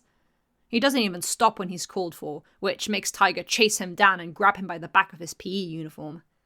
Slacking off, huh? You think just because you have a strong quirk that's enough to be a hero? Shoto, dangling like a kitten held by its scruff, stares back flatly. Midoriya and the other 1B students who are training with Taiga pause in their activity to watch the scene. They've never seen anybody confront Himura this way before, and it leaves everybody nervous. From a distance, Aizawa notices and crosses the field, while avoiding a running Ida, to interfere if needed. After the situation of Sero, Aizawa admittedly doesn't trust Himura to not kill someone. No words, then. Taiga narrows his eyes before launching the student back out into the training grounds. Himura lands on his feet like a cat, hands still in pockets. Why are you even here if you're not going to try? Himura stares, wordless. It's because you don't even want to be a hero, right? Midoriya's voice pipes up, and Himura's stare turns to an angry glare at the freckled face. But considering the distance between the two, it doesn't do much to startle the boy. You don't want to be here. And now Aizawa is within scarf distance, and Shoto feels cornered. His stance widens ever so slightly. Hey! Bakugo's roar rivals Taiga's. I want a rematch! Himura's body relaxes just enough that Aizawa doesn't think he'll need to activate his quirk for everybody's safety. But Bakugo's demands aren't exactly desirable neither. Mr. Aizawa, if Himura beats me by actually trying, he gets to slack off. That goes against everything Aizawa wanted the kids to be learning, but he notices Himura's back straightening in interest. He'll need to work with this. Alright, he sighs. Using Mandalay's quirk to inform everyone to take a break, Class 1A and 1B disperse around the training grounds. This was a fight everybody wanted to see, even complaining Monoma, who thought it was ridiculous that Class 1A got to be a performance even at a training camp. He was shut down by Kendo, who really wanted to see how this turned out. I didn't see Himura at dinner or breakfast, Sato commented, always the foodie due to his quirk. Is he going to have enough energy to fight against Bakugo? Out of everyone in the audience, Momo was the only one who looked concerned. A hand was hovering on her lower lip as she watched Bakugo and Himura get into their starting positions. She wondered what was going through her friend's mind right now. Nothing, really. Just that he might as well make a point, again, of how much stronger he is compared to everyone here. If his only appropriate want is a desire to kill, then so be it. He'll lean into that. Bakugo and Himura dashed towards each other as soon as Aizawa started the fight, one amped by his explosion, the other charging his fight and ice sides. Unlike last they fought, Shoto doesn't blast a huge wall of ice at Bakugo as a first attack. That's proven to be ineffective against the explosive boy, thus a new tactic was needed. Fight fire with fire sounds good. Everybody winces and holds on for dear life when explosions and fire collide, creating a heated shockwave that rose up above the trees in a fiery inferno. The light so bright all present needed to cover their eyes lest they wanted to become blind. Bakugo winced at the fire licking his body. He had some resistance due to his quirk, but this fire was painfully hot. But being the hothead he is, Bakugo blitzes through the terrifying flames to ambush Shoto. Except he isn't there. A shadow appears from above him. Bakugo twists his body to blast another attack in Shoto's face, but his chest is met with the hard, cold crunch of Shoto's ice-covered right leg, which sends him crashing to the ground. He narrowly dodges the follow-up punch that could have definitely done some damage, but he doesn't give himself a moment to breathe as he aims a point-blank explosion to Shoto's right side. Momo hisses through her teeth in pain as Himura is shot across the field, lands on his shoulder and rolls, but she joins in on everybody's gasp as he regains his composure by digging both hands into the ground where he slides, ice covering the ground to boost him as he bulldozes back into the fight. Bakugo is taken by surprise when he's tackled at an unexpected speed, his back hitting the ground hard. Red eyes blink up in winded shock as his opponent straddles him, pinned to the ground by his knees, and a second ice-covered punch is aimed directly for his face. Bakugo catches it as well as the left-sided punch while fire swells between them, burning his skin and triggering a sour, painful sweat to prick at Bakugo's skin. The mix of biting cold ice and burning hot fire makes him lightheaded, not to mention the questionable pain in his chest. Himura is strong when he tries. It's like none of Bakugo's attacks had any effect on him. Through the boiling steam between them, Bakugo can see the murderous intent in the mismatching eyes. Is that what Sero and Deku saw? He doesn't like it. With a yell, Bakugo ignites every particle of sweat he can, mini explosions blinding Shoto before they grow to throw him off of his opponent. Again, he lands on his feet like a cat, unbothered despite the clear burn marks littering his hands, arms, and face. Bakugo is more affected, panting heavily as he staggers to his feet.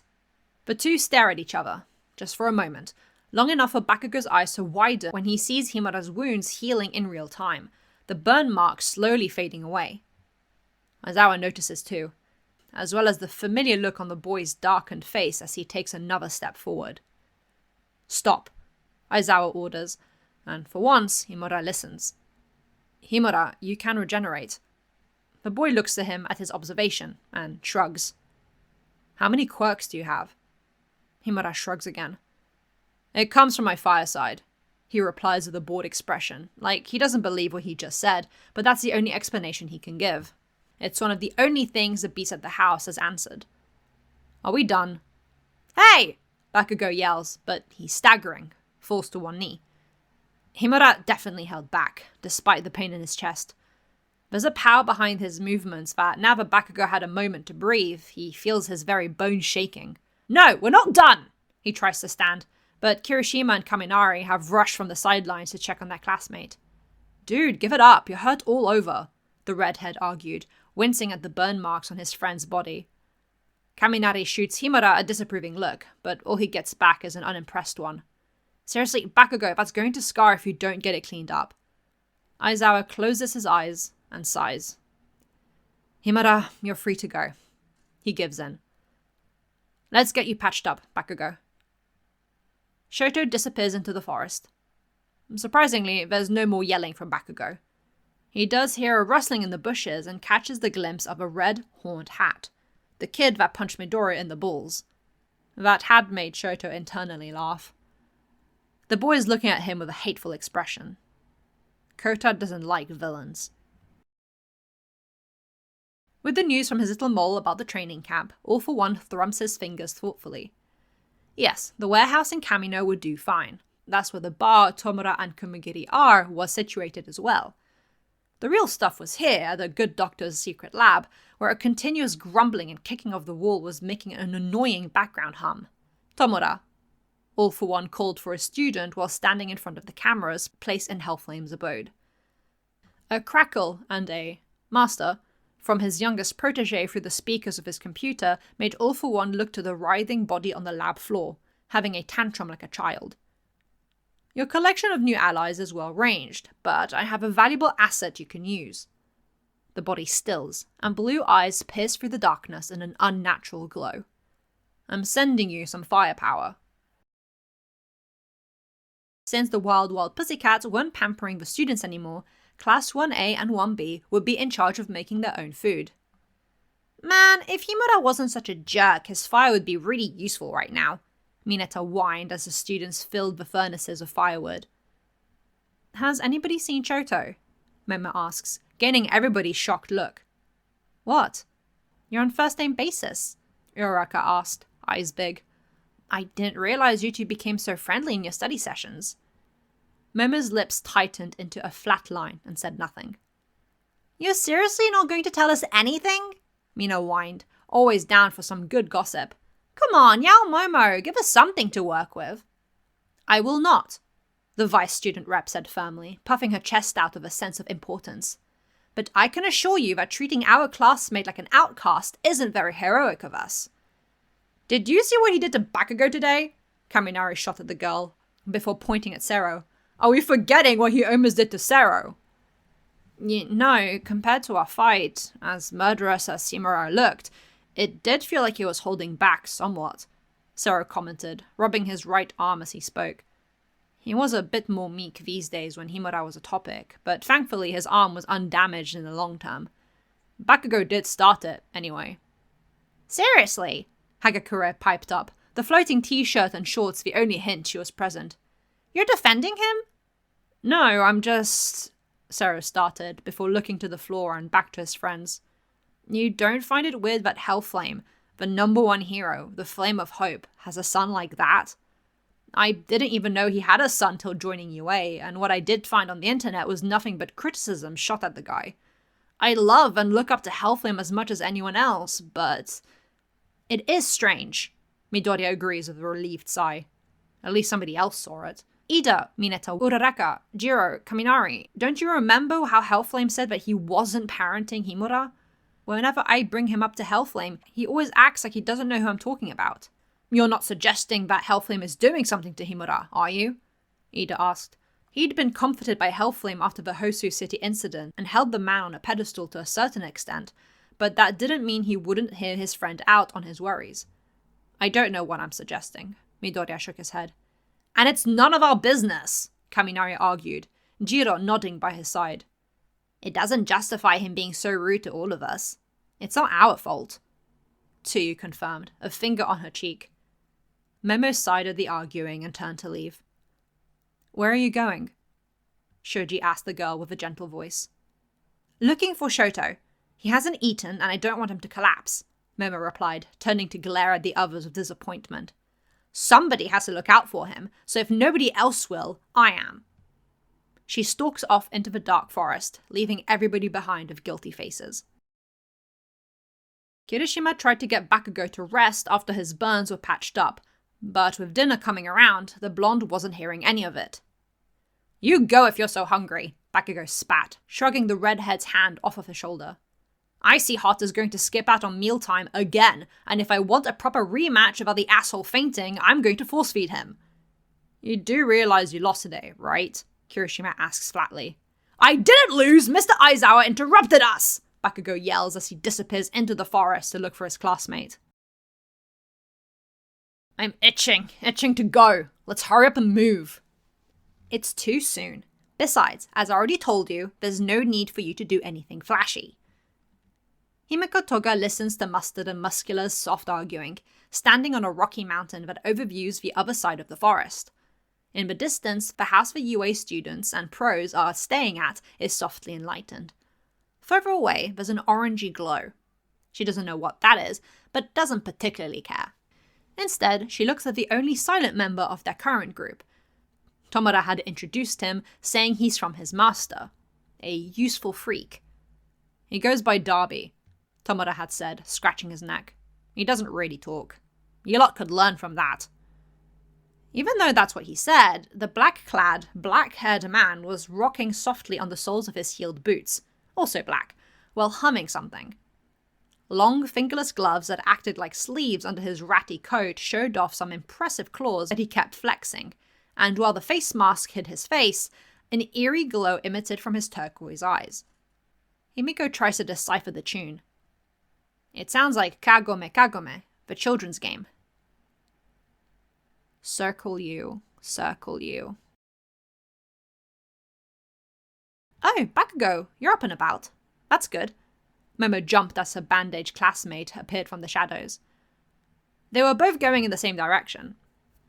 There's a soft orange glow emitting close to the base of the mountains. Are you looking for Shoto too? He missed dinner, breakfast, and lunch. If he doesn't eat, he's going to faint, and I want a fair fight, Bakugo snarled. Oi, asshole! Shoto jumps and turns to glare at Bakugo, but his face softens when he sees Momo is with him, both of them exiting the leaf village to step out into the clearing where Shoto is training on his own with his fire.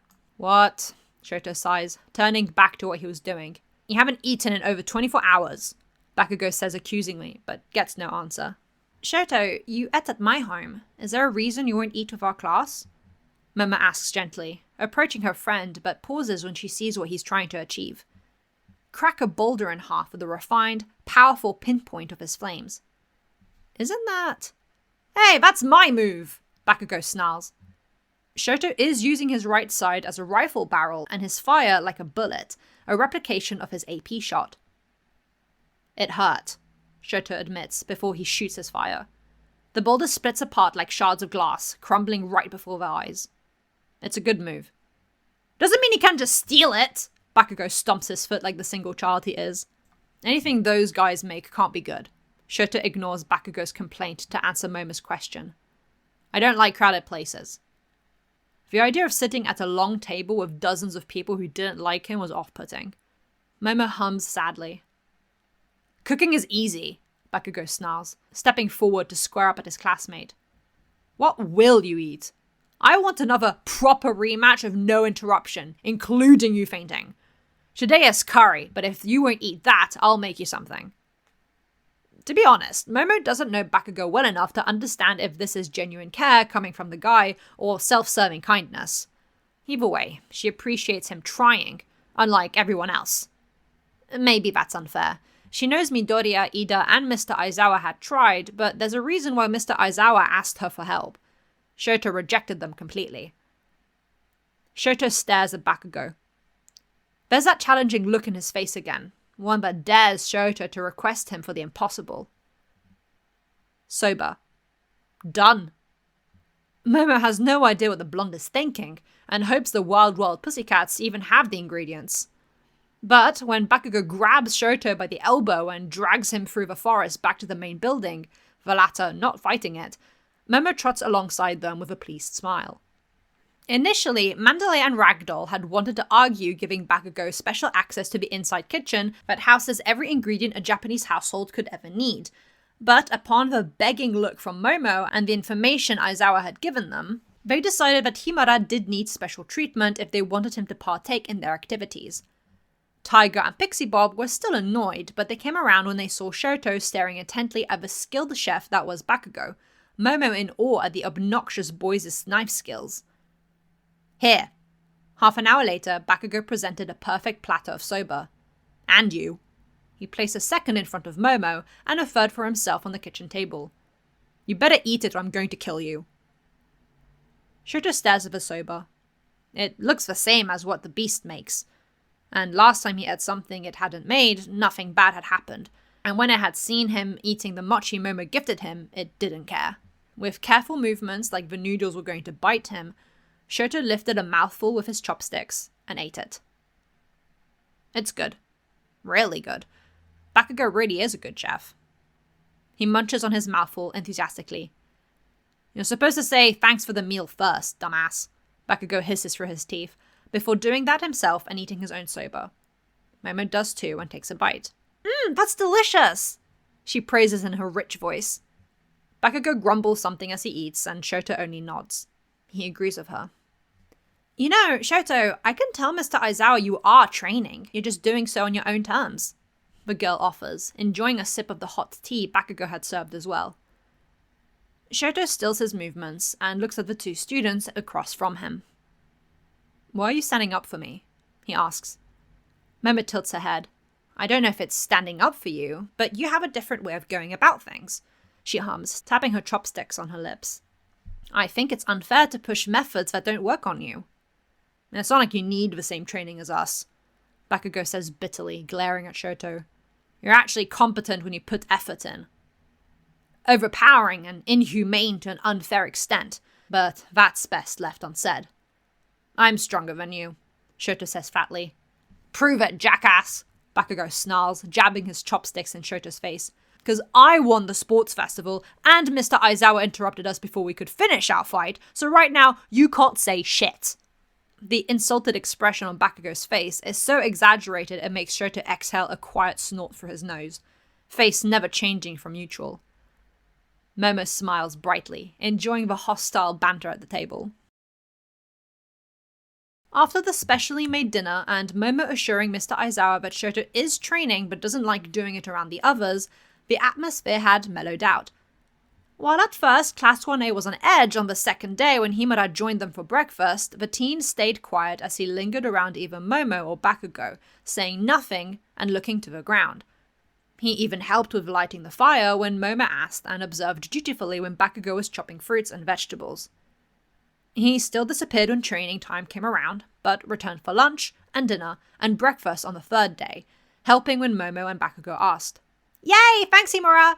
Mina chimed when Himura lit the furnaces again with his fire.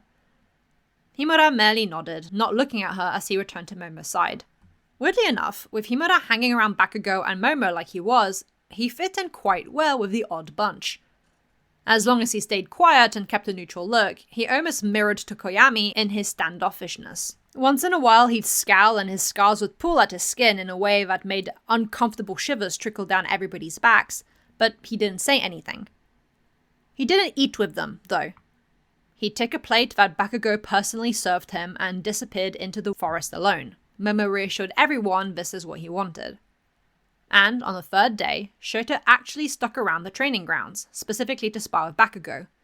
No quirks, though. Bakugo was still healing from their fight, which worsened a little from the second day's quirk training. Tiger approved of the two teens' forms, especially Himura's, who, in Tiger's words, fought like a black belt. A black belt in what? Nobody was sure. Thus, because he was around, Shoto caught Aizawa's words of always be conscious of who you are, and Midoriya's asking for All Might. He didn't care about the test of courage. Who I am. Not a child, according to the beast. If he's not a child, it's child. What and who is he? Shoto Himura. But what does that mean? His very name is a reference to his quirk. Is that all he is? His quirk? What even are the Himura? All thoughts that went through Shoto's mind as he carried a pot for Bakugo.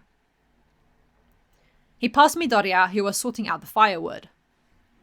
Are you All Might's love child or something?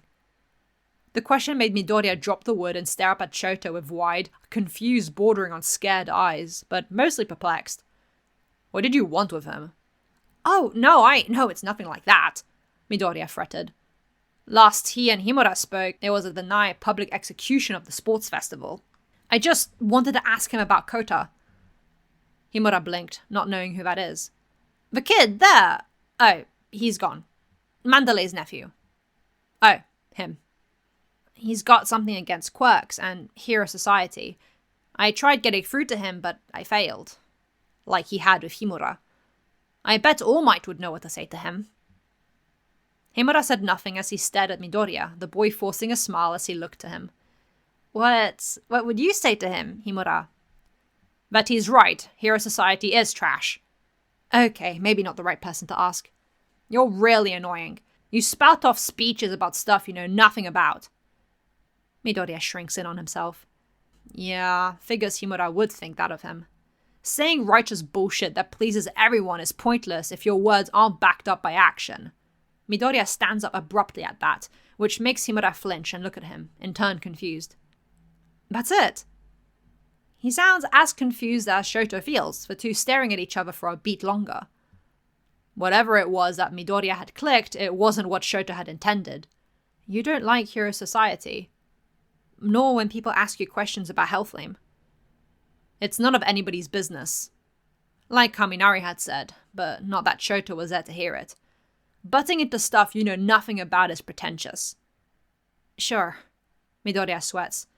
Unintentionally, it seems Shoto understands Kota better and faster than Midoriya ever could have. Do I see idle hands over there? Ida exclaims at the two from a distance. We're supposed to be making the world's greatest stew! Himura rolled his eyes as he went to bring the pot to Bakugo like he was doing before. As promised by the Wild World Pussycats, a test of courage was planned for that night. Bakugo, by some miracle, was paired up with Shoto. He was fine with that. If it had been anybody else, he would have left, but he didn't mind partaking in something so normal with Bakugo or Momo. Something normal. Circle you, a bird in a cage. When or when will it come out? Figures are hidden by the dark night sky, shadowed even further like snakes in the shrubbery and trees. In the night of the dawn, the crane and turtle slipped. Twice isn't sure of his silent companion, but he watched with interest as Darby places a clawed hand on a tree trunk. Something flashes blue. Who is behind you now? Chapter 8. Aquilegia Canadensis. It was just after he killed that stupid woman that All For One decided he wanted his own protege. Not a successor, though. That whole plan was still in its research phase and would require patience before it could be acted upon. No, All For One wanted somebody to cling on to him, be motivated by him, and for the whole world to revolve around him. He wanted to be the whole world, like how Nana had been young All Might's world, which All For One gleefully snuffed out. But as he discarded the lifeless body of the annoying woman, her words bouncing in his head, Toshinori is more insane than you are, he ponders on the envy of having a companion look up to him like a mentor. A parent. Toshinori Yagi, All Might, had considered Nana Shimura as his mother, considering his lack of biological parents. That was something usable to torment him with. And All For One so yearned for something like that. For someone that should have been like that. Yuichi had abandoned him, ran off, given his quirk to a lesser being, a rat, so when his older brother killed him, he couldn't even retrieve his vestige, which objectively belongs to him. Yuichi is his, part of his soul that split off and grew its own conscience. All For One wants it back. He can't help it that he's jealous. It's in his nature to take from others what he doesn't have. What's a child to that long list of stolen things? He's certainly killed enough to eradicate several bloodlines. Is it even stealing if he has a right to it to begin with? I worry that this is an impulsive desire, Master. His good doctor sighs, raising a fluffy eyebrow at him. All For One tilts his head and smiles. You'd be creating yourself a weakness. My doctor, I desire simply for a loyal companion like you to shape in my own image. The villain laughs softly. Please, indulge me as you have so many times. Consider it a pet project to entertain me during this dull waiting period. I'll even let you pick the quirk. The doctor hums at that, glances to his many pediatric files. He relents. They found the perfect candidate, eventually. Somebody that wouldn't be missed, with insecurities to play into, a flamelet with potential. It was just a question of setting the scene so All For One could join the stage that was the little flame's life, spending a duration of time to be somebody to depend on when all else disappear. A practice run, if you will, for the future. All For One learned much, especially what not to do. Grief is a funny thing.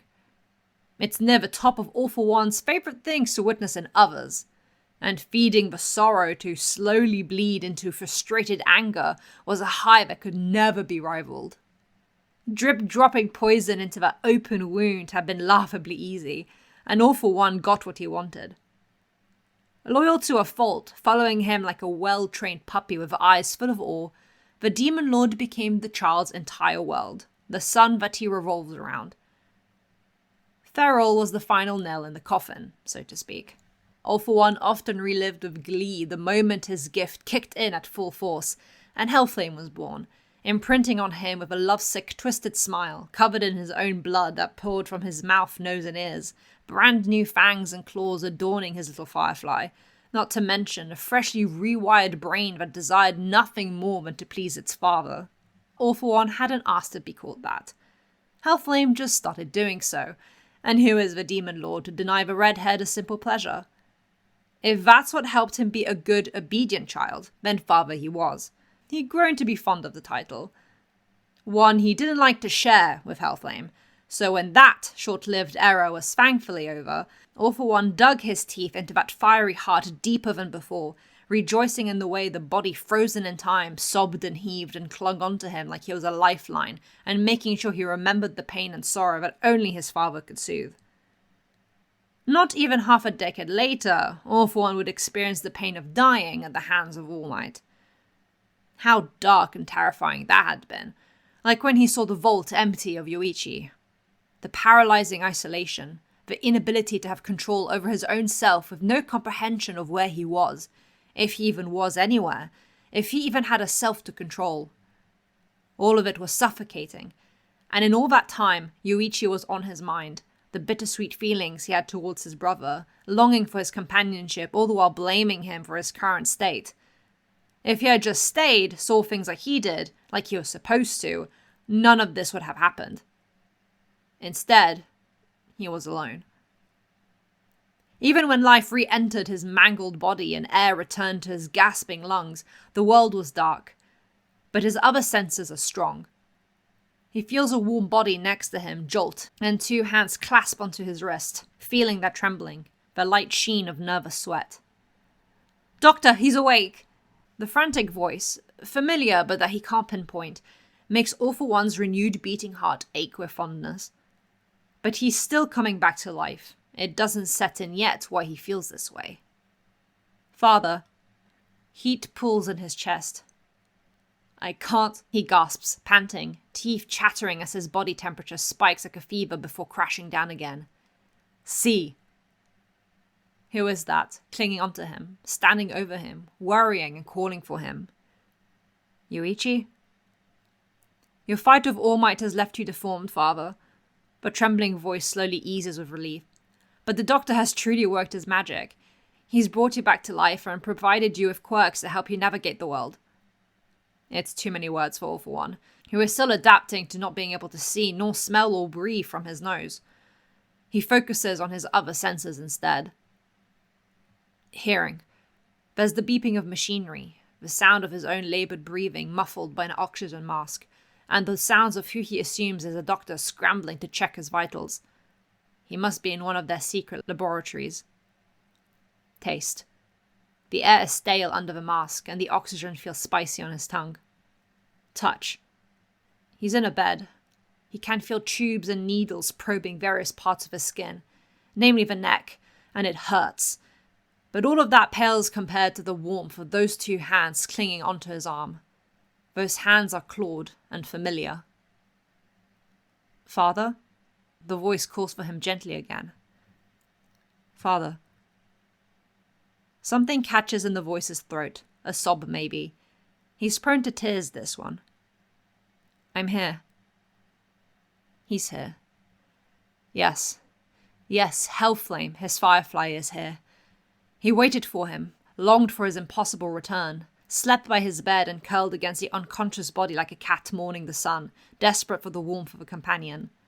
Hellflame gasped a soft sob of surprise as All for One's strong arm, the one he wasn't holding, latched around his shoulders and pulled him down against his chest, the other hand clinging onto the younger man's side. It's a bone-crushing hug that leaves Hellflame breathless, but like this, he can feel Father's beating heart, and the pulsing of his blood in his veins. And it doesn't matter that he's winded, Hellflame exhales a trembling, wet sigh, digging his clawed fingers into father's clothes and nuzzles him like a kitten. "You're here." The revived man breathes out in between his teeth, like he doesn't believe it. A hand drags up to interlock with Hellflame's hair, petting it while gripping his nape. "You're here." It's relaxed this time. His heart doesn't palpate and he lets out a heavy exhale. "You're here." Hellflame had stuck by his side every waking breath, from the moment the doctor recovered his body to his miraculous revival. At least, every waking moment he didn't have to parade through the streets as a flame hero. He'd even neglected his duties of breaking his future weapon to stay by his side. To go against his own orders to cling onto him with desperation, begging him to reawaken, All For One knew he'd made the right choice. "You didn't leave." The words are mournful and surprise Hellflame. He blinks before understanding the implications of father's words. "I would never." Hellflame sighs as he lets himself be held by the villain's death grip, lulled by the beating of the once dead heart. The promise, spoken so softly with the warmth he'd raised and formed into his perfect little pet, is why All For One knows the next step of the plan will be the hardest for Hellflame to accept. With Tomura's league out causing carnage at the training camp, All For One beckoned Hellflame to come join him at Garaki's laboratory, the one with the cameras, the one that his freakish stalker lived and recovered in for the last decade. "Father," Hellflame announces himself as Kurogiri portals him to the lab, followed by the click of his heels. "Welcome home, Firefly," All For One hums, and it sounds mechanical, as he's wearing his new helmet. It hides his scarred face, and he doesn't rely on floating machines and tubes to breathe. He senses Hellflame's eyes flick in curiosity at the new accessory. "Your thoughts?" "Most suitable," Hellflame hums in appreciation. "I like its resemblance to a skull." He's observant that way, his boy. All For One hums appreciatively in turn, sensing no lie in him. "Surely you didn't call me here simply for my opinion on your appearance." "No, but that's certainly a part of it. I wanted you to be the first to see my attire for the next step of the plan," the villain replies, before extending his hand towards the younger man. "Your phone, Firefly." Hellflame doesn't hesitate to give father his phone, the one given to him by the man. "You have all the necessary information backed up, don't you?" "Yes," Hellflame replies, before his eye twitched slightly when the phone imploded onto itself in All For One's hand, crushed into nothing. "I don't understand how this is necessary for your plan." Father's hand raises. To the cameras. The ones that looked over and into every cranny of the household. "Father." There's a tinge of panic in Hellflame's voice. "For the next step, all potential affiliation and connection between us must be eradicated," All For One explains, before using one of his many quirks to jam the connection of the cameras and fry them from the inside out, melting any of the evidence and rendering them absolutely useless. There'd be no way to trace where those cameras led to, and they were going to be thrown out individually anyway. "I'll be going away for a while." Panic spikes so suddenly in Hellflame, All For One can taste it. "No." His voice is tight. "Tomura isn't ready. You didn't prepare him for this." The cool, seductive facade of the flame hero drops as quickly as Hellflame does to his knees, grasping at All For One's suit jacket with gloved claws. "Don't leave me again." It's music to his ears, the desperation. It's a must. All For One pats Hellflame's soft red hair like he's a dog, and the younger man leans into his palm like one. "Even in his weakened state, I'm in no better shape than All Might. It's inevitable that we mutually take each other out."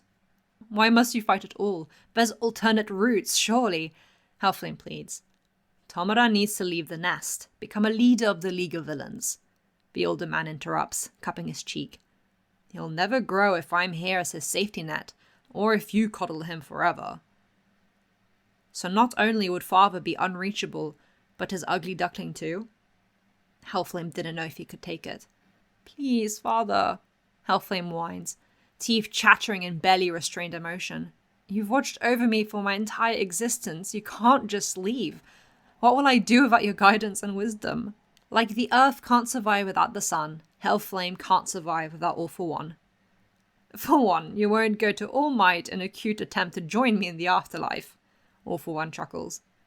Of course he knew about that. Hellflame had confessed to him like a lowly sinner at his feet, admitting to his inability to live with the knowledge his savior might not return.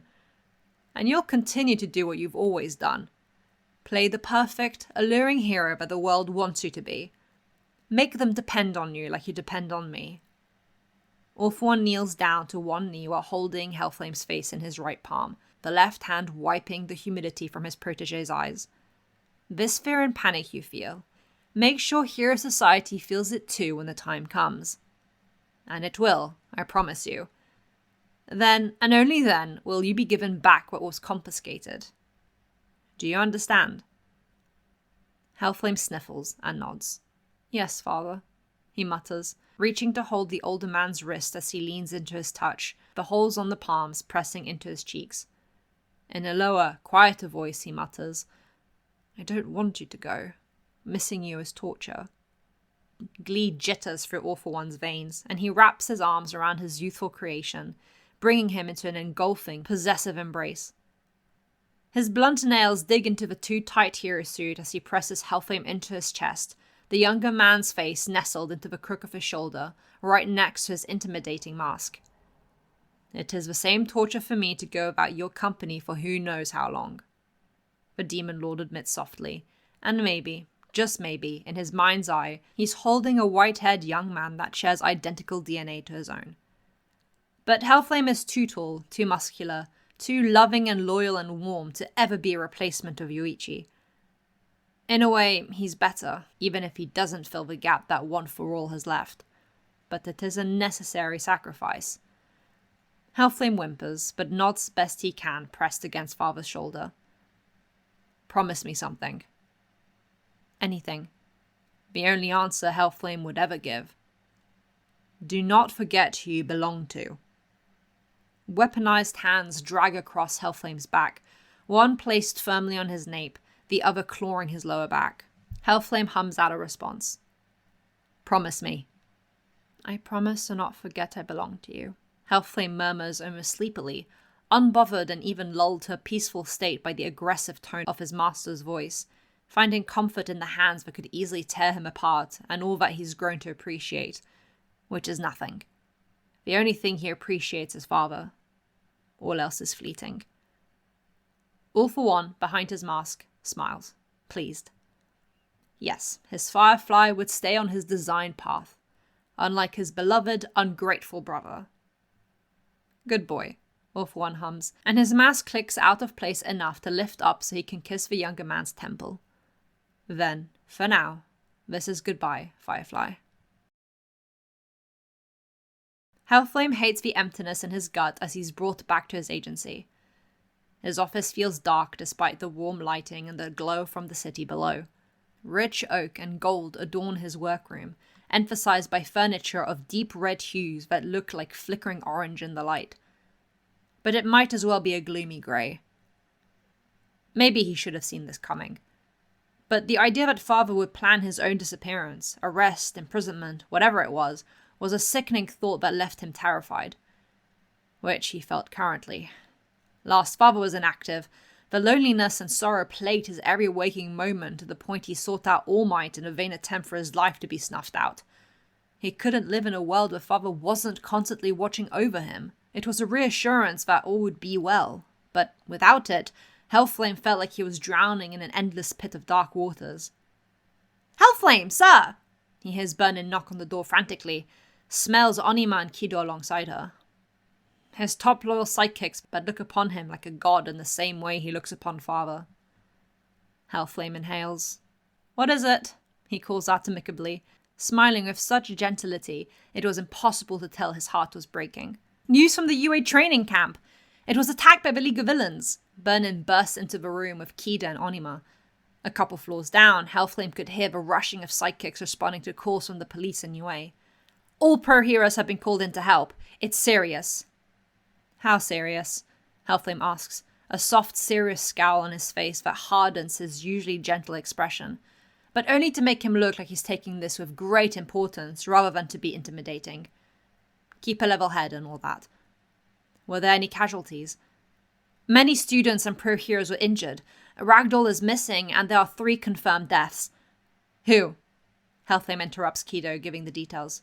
3 students from Class 1B. Onima replies matter-of-factly, but Hellflame can smell the tinge of sorrow at the loss of young lives. The deaths are reminiscent of Ingeniums. We believe the killer must be part of the League. Wasn't it concluded that Stain was the cause of Ingenium's death? Hellflame hums, taking all of this in.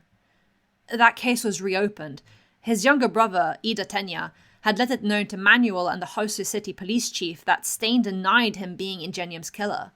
Of course he had. Good thing Hellflame had killed him before he could become a real problem. But that's not all. Sir, I'm sorry. Hellflame raises an eyebrow, confused. Shoto was kidnapped by the League. Great. On top of everything, Hellflame is going to have to act like he cares. Today couldn't get any worse. Chapter 9. Wolfsbane. Maybe the rules of the test of courage should have been explained to Himura. Don't kill her, dumbass! Bakugo yells as he grabs Himura from the back before he can stab the 1B girl, Kodai, through the skull with an ice spike from where she popped out of the ground. It's a game! Kendo had jumped out of the bushes instantly to cover her classmate with her large hands, and the look she saw in Himura's eyes was terrifying. Anger mixed with murderous intent. She might have seen it from a safe distance at the sports festival, but seeing it up close was horrifying. What the heck is your problem, dude? Normally laid back and chill Juzo snapped at Himura as he too exited the shrubbery and helped Kodai out of the ground he had softened. Screw your own classmates. Shota blinks and relaxes, not really understanding what happened. He shrugs off Bakugo easily enough, before passing by the 1B students to finish the route in the forest. Kendo shoots a concerned scout at Bakugo, whom sighs and gives a nod of apology before chasing after Himura. You've seriously never done anything like this before? The blonde asks. Himura shrugs, says nothing. They walk in silence for a bit. She got you good, huh?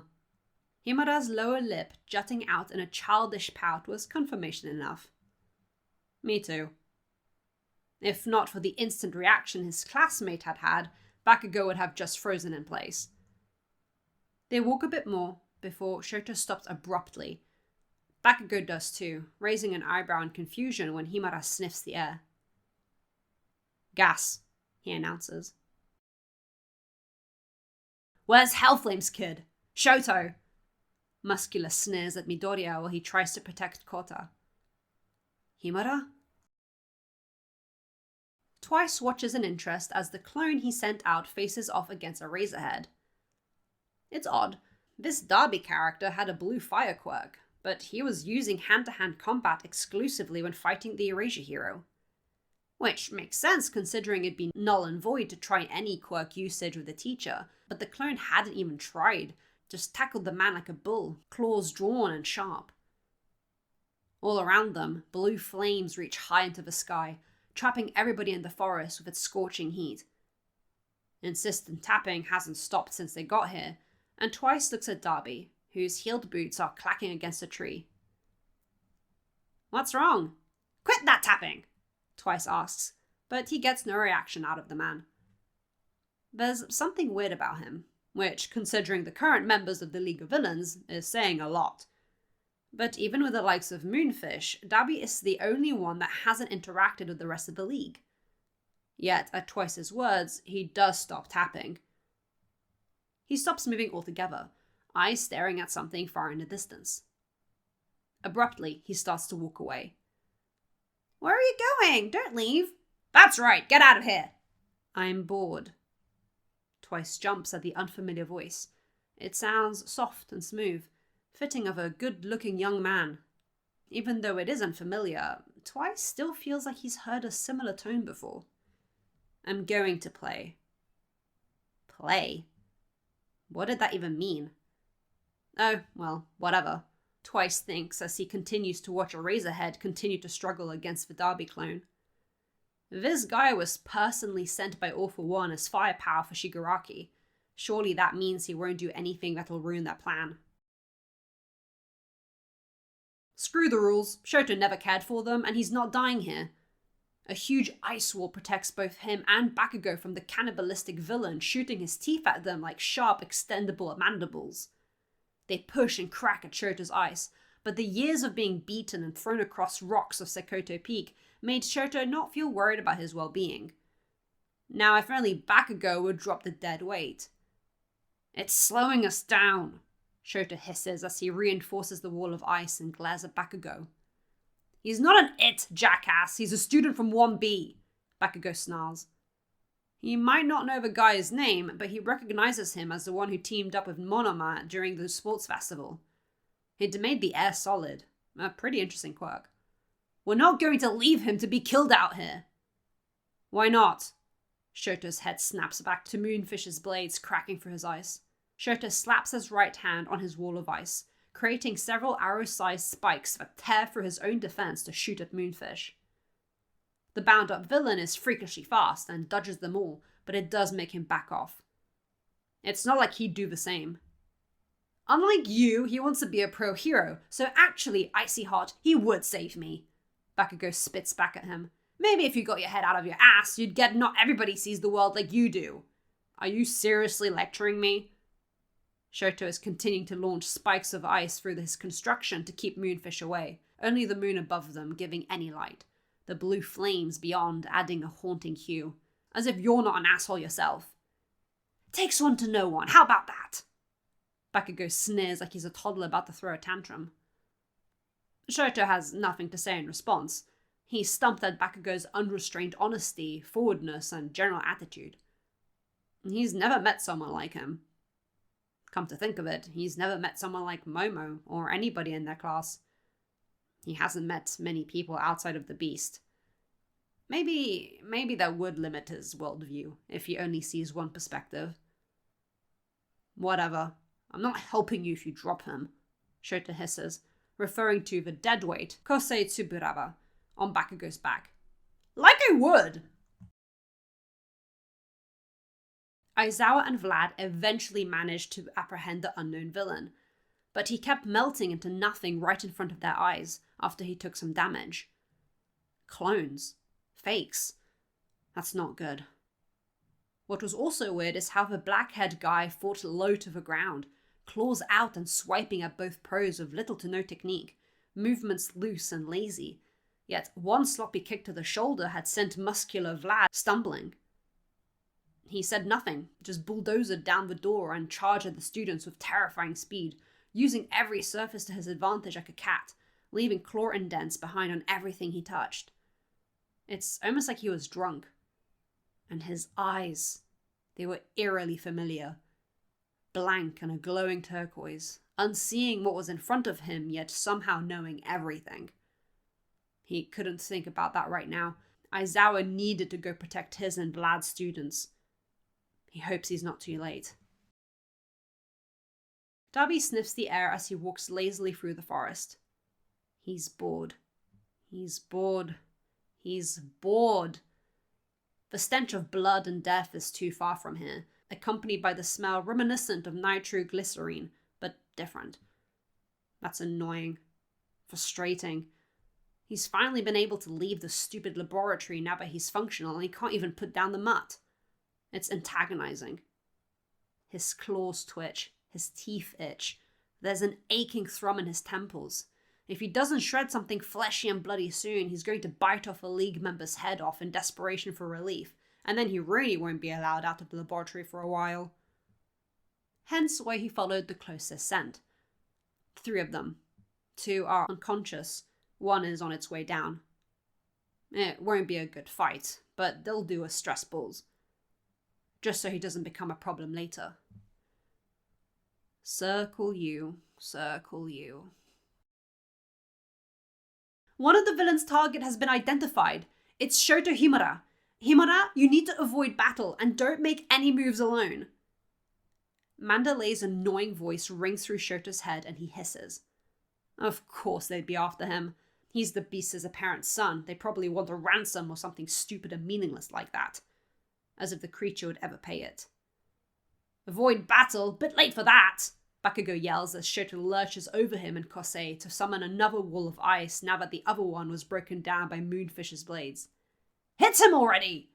I'm trying, Shoto yells, annoyed at Bakugo's backseat commentary as Shoto keeps throwing ice spike after ice spike at the flesh-hungry villain. I'm working with half power here. I can't use fire in the middle of a forest, so shut up! Excuses, Mr. Recommendation Student! Bakugo roars. I'm going to let you get cannibalized. Don't fucking test me! Shoto meets Bakugo's energy, and for a moment, Moonfish falters as his target and the blonde one look like they're about to kill each other instead of continuing to fight back. They're interrupted by the ground rumbling. Bakugo, Himura, one of you, please give us some light. Yosetsu Awase is running for his life like he never has before. He's welded Momo to him to avoid all chance of dropping her, but it's hard to run with the extra weight. She's alive though, that's for sure. He can feel her breathing as he runs. He can't even see what's chasing after them, but he knows it's a black-clad villain with glowing eyes like a monster who reeks of blood. There was blood all over his hands and face, his mask so drenched it dripped. He has no idea what's going on. The villain had dropped from the trees to kick Momo in the head just as Awase had regained consciousness from the gas knocking him out, and if not for him panicking and welding the tails of the villain's already ripped coat to a tree on instinct, which made the man stumble back, Awase was sure he'd have clawed Momo's throat open from how his blood-stained hands were flexed. He'd grabbed the girl and bolted before their attacker could tear his coat off of the tree. Thinking was out of the question when adrenaline was rushing through him, but as the scenery around him and Momo blurred due to the speed of his running, his breath coming in short and his legs burning, Awase couldn't help but question, whose blood is that? Humming through the trees that sounds terrifyingly close snaps a question out of Awase's mind. He doesn't stop running. Circle you, a bird in a cage. When will it come out? What the hell? Is that the villain singing? The voice sounds like that of a young man, but with a childish tinge to it. If the situation was any less life-threatening, Awase might have been able to make a horror movie joke out of this, but nothing is funny right now. In the night of dawn, the crane and turtle slipped. Wait, that sounds like the Kagome game, but the starting words are wrong. Awase hasn't played that since he was in elementary school, but he remembers the rules. That means the next line is, "Who is behind you now? Dodge!" screams Awase's mind. Claws swipe for his head from behind, but Awase's quick reaction and tight hold of Momo makes the villain miss, and his claws lodge onto a tree instead, as he crouches suddenly and scrambles into some bushes. Blood from the villain's bloodied hand had dripped onto his face and is running down his cheek to mix with his sweat, but Awase is desperately trying to save Momo's life. A soft, manic giggle is behind him, a distance away, but the sound jumps to above them. It's in the trees again. "You know how to play," the voice laughs, high and childish. The other three didn't get it. Other three didn't get it. Awase feels sick. Who had this guy hurt? Are they okay? Awase, Momo gasps out, mind slowly recollecting despite the blood from the kick dripping down her head. I need you to do something. It feels like they're going to die. Momo knows somebody already has. Nobody gets covered in that much blood and says those things when they haven't already killed someone. So if this is going to be the end for her and Awase, then at least let them die, having done something useful for the pro heroes. What? Awase cries, panicking as he hears the leaves rustle above them, a darkening shadow quickly approaching with a hummed-out children's song. Whenever you can, use your quirk and weld this. Momo's voice is weak, but she's grabbing the boy's hand to force something into it. A button.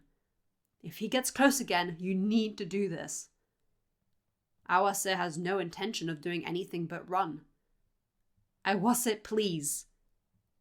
But Momo sounds so determined to get this done. Even if he is at death's door, Awase will do his best, as someone who had wanted to be a pro hero. Who is behind you now? The voice drops from above, and it's all Awase can do to collapse to the ground with Momo shielded underneath him, watches as his executioner slices for his face. And stops. Glowing blue eyes narrow in annoyance. I don't want to stop, he whines, replying to someone neither Awase nor Momo could hear. But the man does stop, tightening his hand into fists as he straightens from his hunting position, which makes more blood drip from his fingerless gloves. This close, despite the darkness, Awase can see his messy black hair is stuck to his face of drying blood. It reeks. So annoying, he whines again, and turns heel. Now. Awase lurches forward as the man turns and slaps the item Momo gave him onto the base of the villain's coat. Loose clothing like that is easy to grab onto. That's why Awase designed his own hero suit without any capes or flappy bits. Dabi does lurch as he feels something swipe at him, but when he turns to glance at his abandoned targets, he only sees the boy disappearing into the trees at top speed, taking the bitch's rich scent with her. Her blood is fat with nutrients. Something to look forward to in the future. They'd been careless. As they were talking and checking on Uraraka and Tsuyu, they'd forgotten to watch their backs. Shoto and Tokoyami got taken by the masked man and his magic tricks. "Give them back, magic man!" Bakugo howls, blasting into the sky with explosion to whack Mr. Compress across the face, but the man dodges and jumps into another tree with flexible acrobatics. "Fighting dirty!" "I'm a villain, what do you expect?" The entertainer laughs. "Ka-chan, be careful!" Injured Midoriya, who is held by Shoji, warns. "If you get too close, you could get trapped too." "Shut up, nerd, I know!" the blonde roars. "Icy hot, bird brain, if you can hear me. What are you doing getting caught?"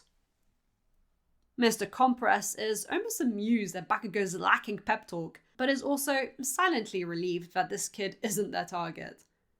For all his bad and borderline villainous attitude, the hateful look he gives Compress tells the older man this kid would never join the League in a million years. He might look like a rabid dog, but he's a loyal rabid dog. Unlike one of his little marble targets, the main target. The other one, the bird boy, what they want is his quirk, not the boy himself. With both caught, Mr. Compress pats himself on the back and does his grand escape to regroup with the others.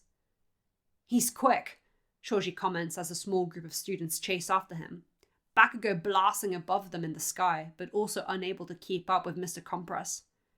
"If only we had Ida!" Uraraka yells. Midoriya is in unbelievable pain, but when has that ever stopped him from coming up with a plan? He just hopes Ka-chan will willingly work with him for once. Himiko Toga screams in delight at blood-covered Dabi making an appearance. "Dabi, you love blood too?" she squeals, jumping up and down in front of him, before 3 syringes full of and covered in blood are forced into her face, bloodying her cheek in the process. "Whoa, you got 3? For me? Thank you! Who are they? What were their quirks? I'm so happy, thank you! Toga wasn't even waiting a response. She was twirling and admiring the bloodied syringes. "Good thing you got those. Himiko was only able to get 1.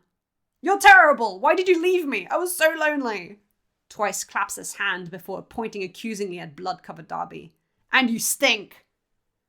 Dabi is indeed covered in his victim's blood. He needed an outlet, but he'd been present enough to remember All For One's promise. They're amateurs, but if you support them properly, you'll get to have your fun. The scarred villain had promised, cupping the boy's chin to make him look at him. The doctor has plenty of toys for you to play with as reward for good behavior. He wants to play his game already. He's tired of Daruma-san, hide-and-seek, and the silent game. It's been years already, but he needs to be patient. A little while longer, he'll continue to play these boring games, and when he's done a good job, he can start his own. That's what he's been promised. He sniffs the air. The rat is in the bushes. Can't hurt that one. That's an asset. He catches Mr. Compress's scent approaching quickly. A bit too quickly. And he's not alone. Incoming, Darby says flatly as he steps out of the clearing. Huh? Twice and Toga blink in surprise at the man's word before Mr. Compress lands with a slam. Bakugo, Midoriya, and Shoji atop of him. Aizawa is running through the forest, trying to find any students. The gas has cleared up, which hopefully means that whoever's quirk that is has been stopped, and that the affected students will slowly wake up. Iron hits his nose, and Aizawa gags. It's potent. He covers his mouth and nose, eyes watering from the metallic stench. Aizawa isn't naive. He knows what that smell is. It's still fresh from when that Nomu beat him up, broke his arm and scarred his face. Obaro's blood would never stop haunting him from where it leaked under that pile of rubble. Drip, drip. A puddle is in front of him. Aizawa blinks. He tilts his head back to look up into the leaves. His stomach drops like a rock while his heart jumps into his throat.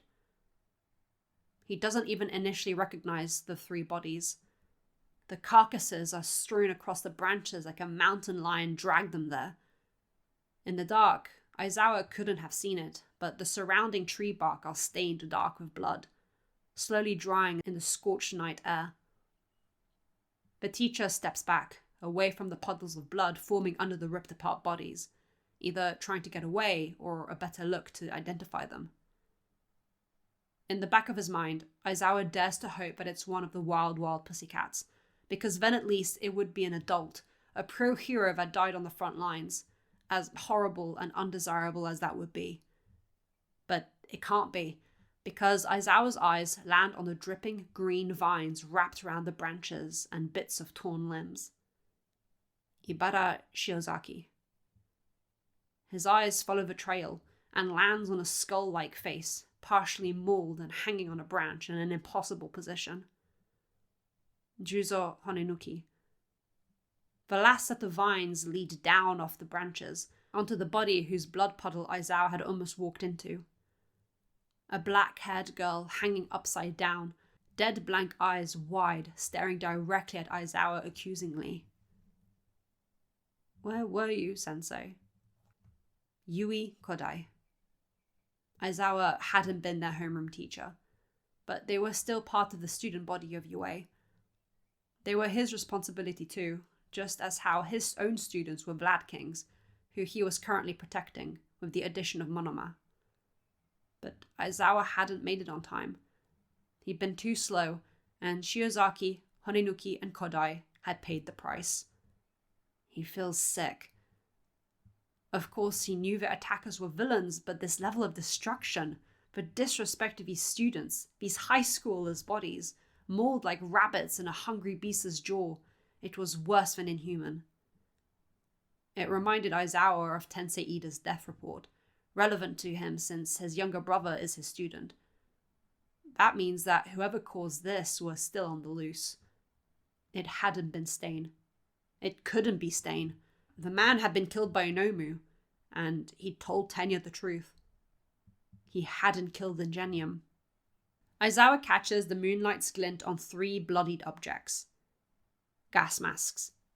3 gas masks strewn around. Momo.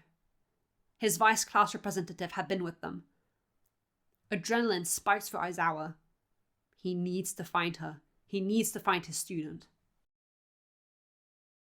Release the bird, Darby mutters as he catches the marble with their main target. He wants to crush it. He could. He could crush that marble and kill the mutt inside of it. But he won't, because that'll ruin Awful One's plans. And it'd be no fun. Tokoyami is freed from the marble caught by Shoji, while Darby hands the marble with Shoto Himura in it to Mr. Compress, before wiping his hand on the front of his bloody top. Blood is a precious life force. He'd rather not be stained with that thing's scent. What about him? Compress, as annoyed as he is that his show has been ruined thanks to a laser to the face, twirls the marble in his fingers. Do you want to become a freezer-burnt corpse? Darby scoffs. Compress does not, and says nothing as Kurogiri's portal swallows them up. Blank turquoise eyes shift to Izuku Midoriya and Katsuki Bakugo, making a run for him again. He'd grabbed the marble out of the latter's reach, and the offended, furious look in the blonde's red ruby eyes told Darby he was outraged at the audacity. Izuku Midoriya had the same expression, with the addition of pain thrumming through his broken body. It's disgusting how much they cared for the runt. His eyes narrow. Tell Tenya Ida. The boy's eyes widen at their class rep's name. His brother says hi from hell. Green and red irises turn into pinpricks. Fury rips through their body on behalf of Ida. And the portal closes. Shoto was taken. But when the League returns to the bar, Darby isn't with them. Shigaraki looks around in confusion. Muscular, Mustard, and Moonfish must have been apprehended, but according to Twice, Toga, and Mr. Compress, Darby had just been with them. I sent him back to All for One. His orders, Kurogiri explained, which gains him a confused look from Spinner and Magne. Don't worry, Tomura, you'll get him back. His master's voice emits from the speakers. He's a bit temperamental, and I don't want him lashing out at Shoto. Why would he do that? Tomura questions. Why would he attack their target that was explicitly ordered to be kept alive? What's his problem? All for One chuckles. It's impossible to pinpoint merely one. For now, focus on recruiting Shoto. It should be easy enough. Tomura only has a vague idea of what that means. But fine, he'll do that in a couple days, as planned, so that Hero Society can have some time to massively freak out over all the League had managed to do. That's what was reported to Hellflame by his sidekicks. Finally, Father's plan was playing out. Kidnap the boy and have Tomura recruit him. It made sense. The boy hated Hero Society with his entire soul thanks to all that Hellflame had put him through, as ordered by Father, so surely Tomura would be seen as his saving grace, his pathway to freedom. Good. He could become Tomura's problem. Hellflame was sick of dealing with him. By the time morning came, news of the failed training camp had flooded the nation. Ragdoll was missing, Pixie Bob was gravely injured, and, worst of all, 3 students from 1B had been killed. Kendo and Tetsu, who had been the last of their class to see them, were inconsolable. Kendo screamed and cried large tears as her homeroom teacher, Vladking, hugged her tightly in comfort, Monoma placing a hand on her shoulder as he tried to keep in his own tears. Kirishima had immediately gone to Tetsu's side as the boy dropped to his knees, bowing and gripping his head as he hiccuped and heaved in misery, letting out low, mournful moans. Kirishima laid a trembling hand on his back, his own tears in his eyes, while trying best he can to be there for his friend, despite feeling so pathetic himself.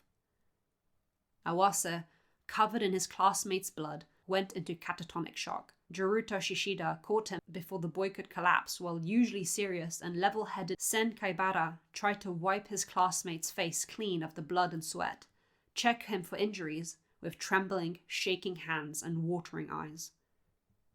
All Class 1A could do was watch their rival class fall apart and sob over the death of their classmates. "It's Himura's fault!" Setsuna Tokage screamed, tear-streaked face glaring furiously at Class 1A, who all had their head lowered in shame. "If they hadn't come for him, they'd be alive!" Tokoyami felt guilt eat at his heart. He'd been a target too. "I'm sorry," he muttered, feeling dark shadow curl around his shoulders. He wanted to disappear. "Tokage, don't," Yanagi said softly, holding onto her friend's shoulders. "It's not anyone's fault but the villain's." Tokage's scream was muffled as she sobbed harder into Yanagi's arms. Togaru Kamakiri approached Tokoyami and patted his shoulder reassuringly, which made the shorter student look at him with a pained expression. "Everybody is hurting. The girls in Class 1A were all in tears, save for unconscious Jiro and Hagakure, as they had gotten to know Kodai and Shiozaki better during the training camp. Kaminari felt the same way Tokage did. He blamed Himura too. A lot of them silently did. But not everyone. "Himura is not the mole!" Aizawa snarled at the others in the conference room, eyes narrowing on present Mike. "I didn't say he was, I said that there is one." His friend lifted his hands defensively with a scowl. "None of us are blaming Himura here." Aizawa was understandably jumpy. The news had been saying some disgusting things about Yue. Aizawa didn't care about that. And Himura. Aizawa cared deeply about that. Making him the reason why the 1B students died, why the training camp was attacked. They even dared to speculate that he manipulated the whole thing as a rebellion against Hellflame. Aizawa was going to be sick. All Might felt guilt eating him up. He'd been bathing, and these kids... The loss was immeasurable. Of course, it's not the first time a student died in the field. That had been sadly common during All Might's UA years. But with how safe Japan had gotten thanks to him and Hellflame, the death of 3 first-year students in one go was a horrendous shock. Principal Netsu had gone to the children's families in person to break the news that they'd already learned from the TV. Going to Juzo Honenuki's family had been the most devastating. His cousin was a freshly graduated UA student, the cute hero Softy, and she'd apparently been who inspired him to pursue being a pro hero. The guilt broke her as she sobbed with her aunt over the loss. Normally Peppy Netsu looked exhausted. "Hellflame's comments don't help," he muttered. "When I entrusted Shoto to UA, I had hoped they'd be able to shape him into a grand hero.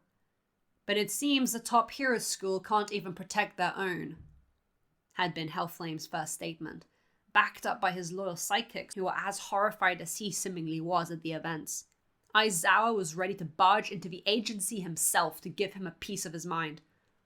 All the man had done was ignore him, no matter how many times he tried to contact the number 1 hero, and this is what he had to say? Aizawa, stop. All Might and Present Mike tried to hold him back, but the Class 1A teacher was beyond angry. The images of the 3 students strewn across the trees, Kodai's blank eyes. Aizawa hadn't managed to sleep. He hadn't even been able to check on his students properly, running around like a headless chicken to sort things out. "Let me go," Aizawa shrugged the 2 blondes off of him. "I'm going to do what you've never done, All Might, and actually confront Hellflame instead of brushing things under the carpet." All Might's heart aches as he watches Aizawa turn heel. Present Mike looks between his friend and the symbol of peace, lost and hurt. This is reminding him of the time after Oboro's death, something he'd never wanted to relive. Like he did all those years ago, he follows Aizawa to make sure he doesn't get himself hurt. All Might, with shaking hands, stands in the corridor before lifting them to hide his face. David is paralyzed and imprisoned. Midoriya is repeatedly getting himself injured past the point of recovery. Ingenium is dead. Stain is dead. 3 Wombi students are dead and Himura has been kidnapped. How did so much go so wrong in barely over a semester? "Hellflame!" Aizawa shouts as he kicks in his office door, Onima and Kido chasing after him in panic. "Hellflame, you pretentious!" Shota, stop. If you strike him first, you'll be at fault." Present Mike grabbed his friend by his shoulders, for once the one having to hold him back instead of the other way around. But he shrugged off as Aizawa stalks towards Hellflame, who is sitting at his desk, not looking at him, and slaps a newspaper he'd grabbed from the meeting room, the headline being "Hellflame's son, Shoto, rebellious wannabe villain," and the entire article is just the reporters kissing up to Hellflame while putting down his teenage son. "You've been ignoring me since the start of school," Aizawa seethes, all rationality gone out of the window with how much he's hurting. He's had to avoid and force himself through reporters and the flaming sidekickers alike to get here within the hour. But he did it, and now he'd have to be dragged away by the gods themselves if Hellflame wanted him gone. Hellflame, who isn't even looking at him. How can you blame Yue when it's your fault Himura is like that? Hey!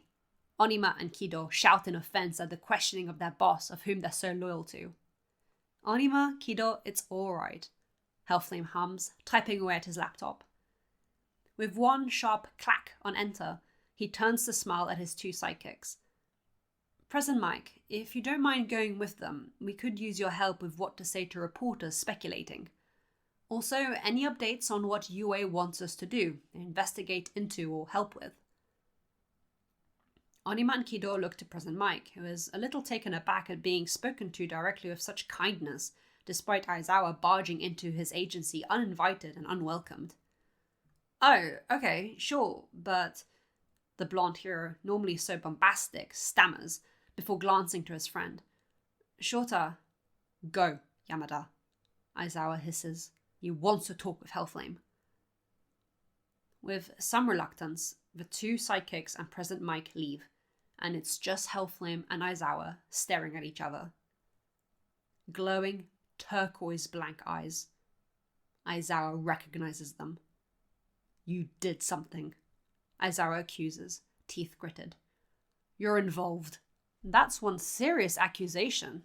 I hope you have some evidence to back it up. Hellflame tilts his head cutely. Because I have plenty to back my restraining order against you for harassment. Excuse me? Aizawa gawks. Harassment? What harassment? The constant calling, emailing, sending a note to me via the boy? Sure, Hellflame had burnt the note, but if ever asked, Shoto would absolutely throw his teacher under the bus. Shoto hates Hellflame, but he hates everybody else just as much. Not just in my agency, but my private home too. Teacher or not, that's bordering on obsession. Aizawa is understanding why All Might hates dealing with the Flame Hero so much. Are you serious? His tone is incredulous. I'm doing my job of caring about my students. If you did your job properly, you wouldn't be here accusing me right now. Hellflame slams his hands on the table and rises to get into Aizawa's face. Don't forget who saved your students a native from Stain, Eraserhead. The teacher gulps. He falters but scowls and hunches his shoulders. A wolf in sheep's clothing is still a wolf, he hisses. The two men stare at each other. A chill shoots through Aizawa's body as Hellflame's mocking smile twists widely into one of amusement. Here I thought you didn't have a sense of humor. Hellflame chuckled, confusing the black-haired man as he stood up straight and walked around his mahogany desk, heels clacking as he stood directly face to face with Aizawa, looming over him so that his unnatural eyes glowed brighter. Aizawa gulps again, his Adam's apple bobbing. Hellflame's eyes flick down to it, and his smile widens as his eyes flit back up. You know, for a man full of rationale, you're acting very reckless. Aizawa flinches when a hand reaches to cup his right cheek, tracing the scar with a gloved thumb before passing over his eye bags and stopping at his tear duct. Not having a proper night's sleep is unhealthy, Shota. If you're going to make such bold claims, you should at least be well prepared. Hellflame's breath is warm over his face as the man's hand slips to hold his chin, forces him to keep eye contact. It's like he's caught in a hypnosis. Aizawa can't look away. Hellflame looks so young and uncanny. I'll figure you out. Aizawa grits his teeth, tense under Hellflame's touch. Find out the truth and expose you for what you really are. Aizawa wouldn't normally get so involved, not for typical family matters.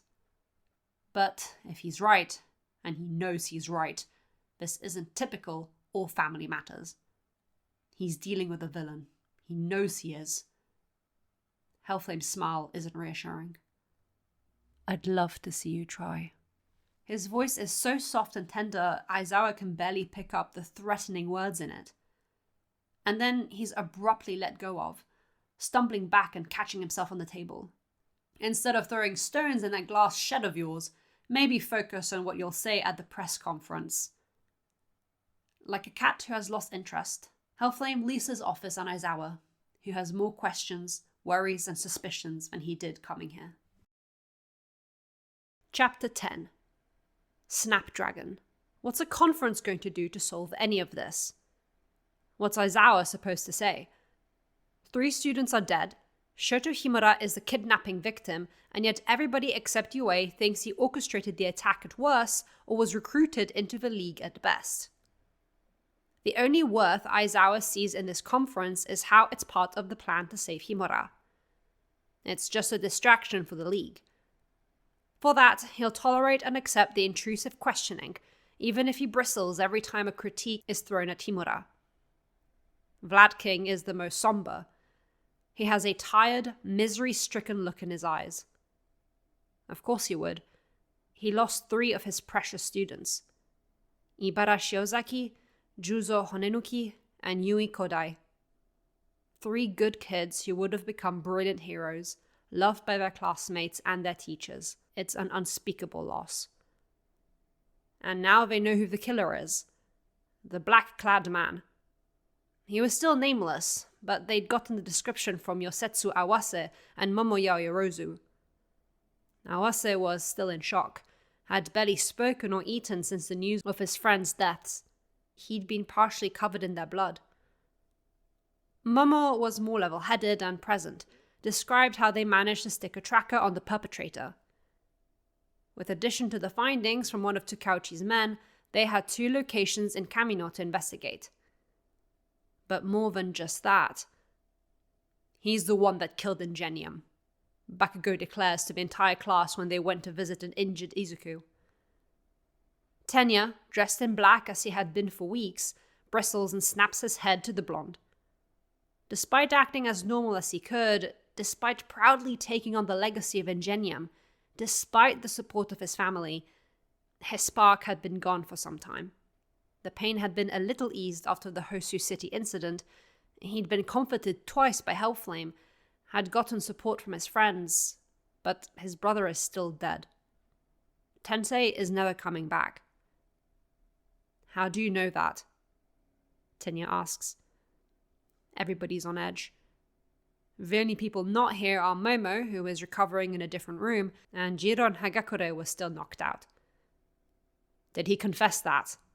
No, Kachan, I don't think... Shut up! He said, tell Tenya Ida his brother says hi from hell. The air turns thick with tension. He did it, not Stain. The way the 1B students were killed tracks too. Dude, people are dead. Be a bit more sensitive, would you?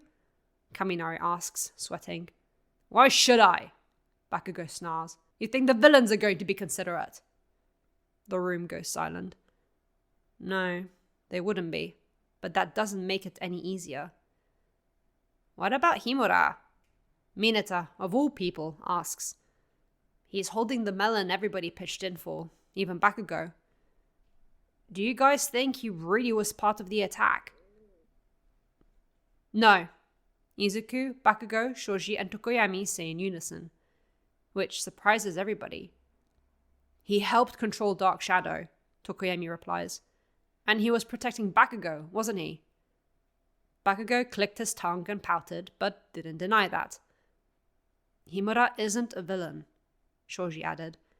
We saw what he was like when we cooked together. He can be pleasant to be around, he just needs time to relax around us.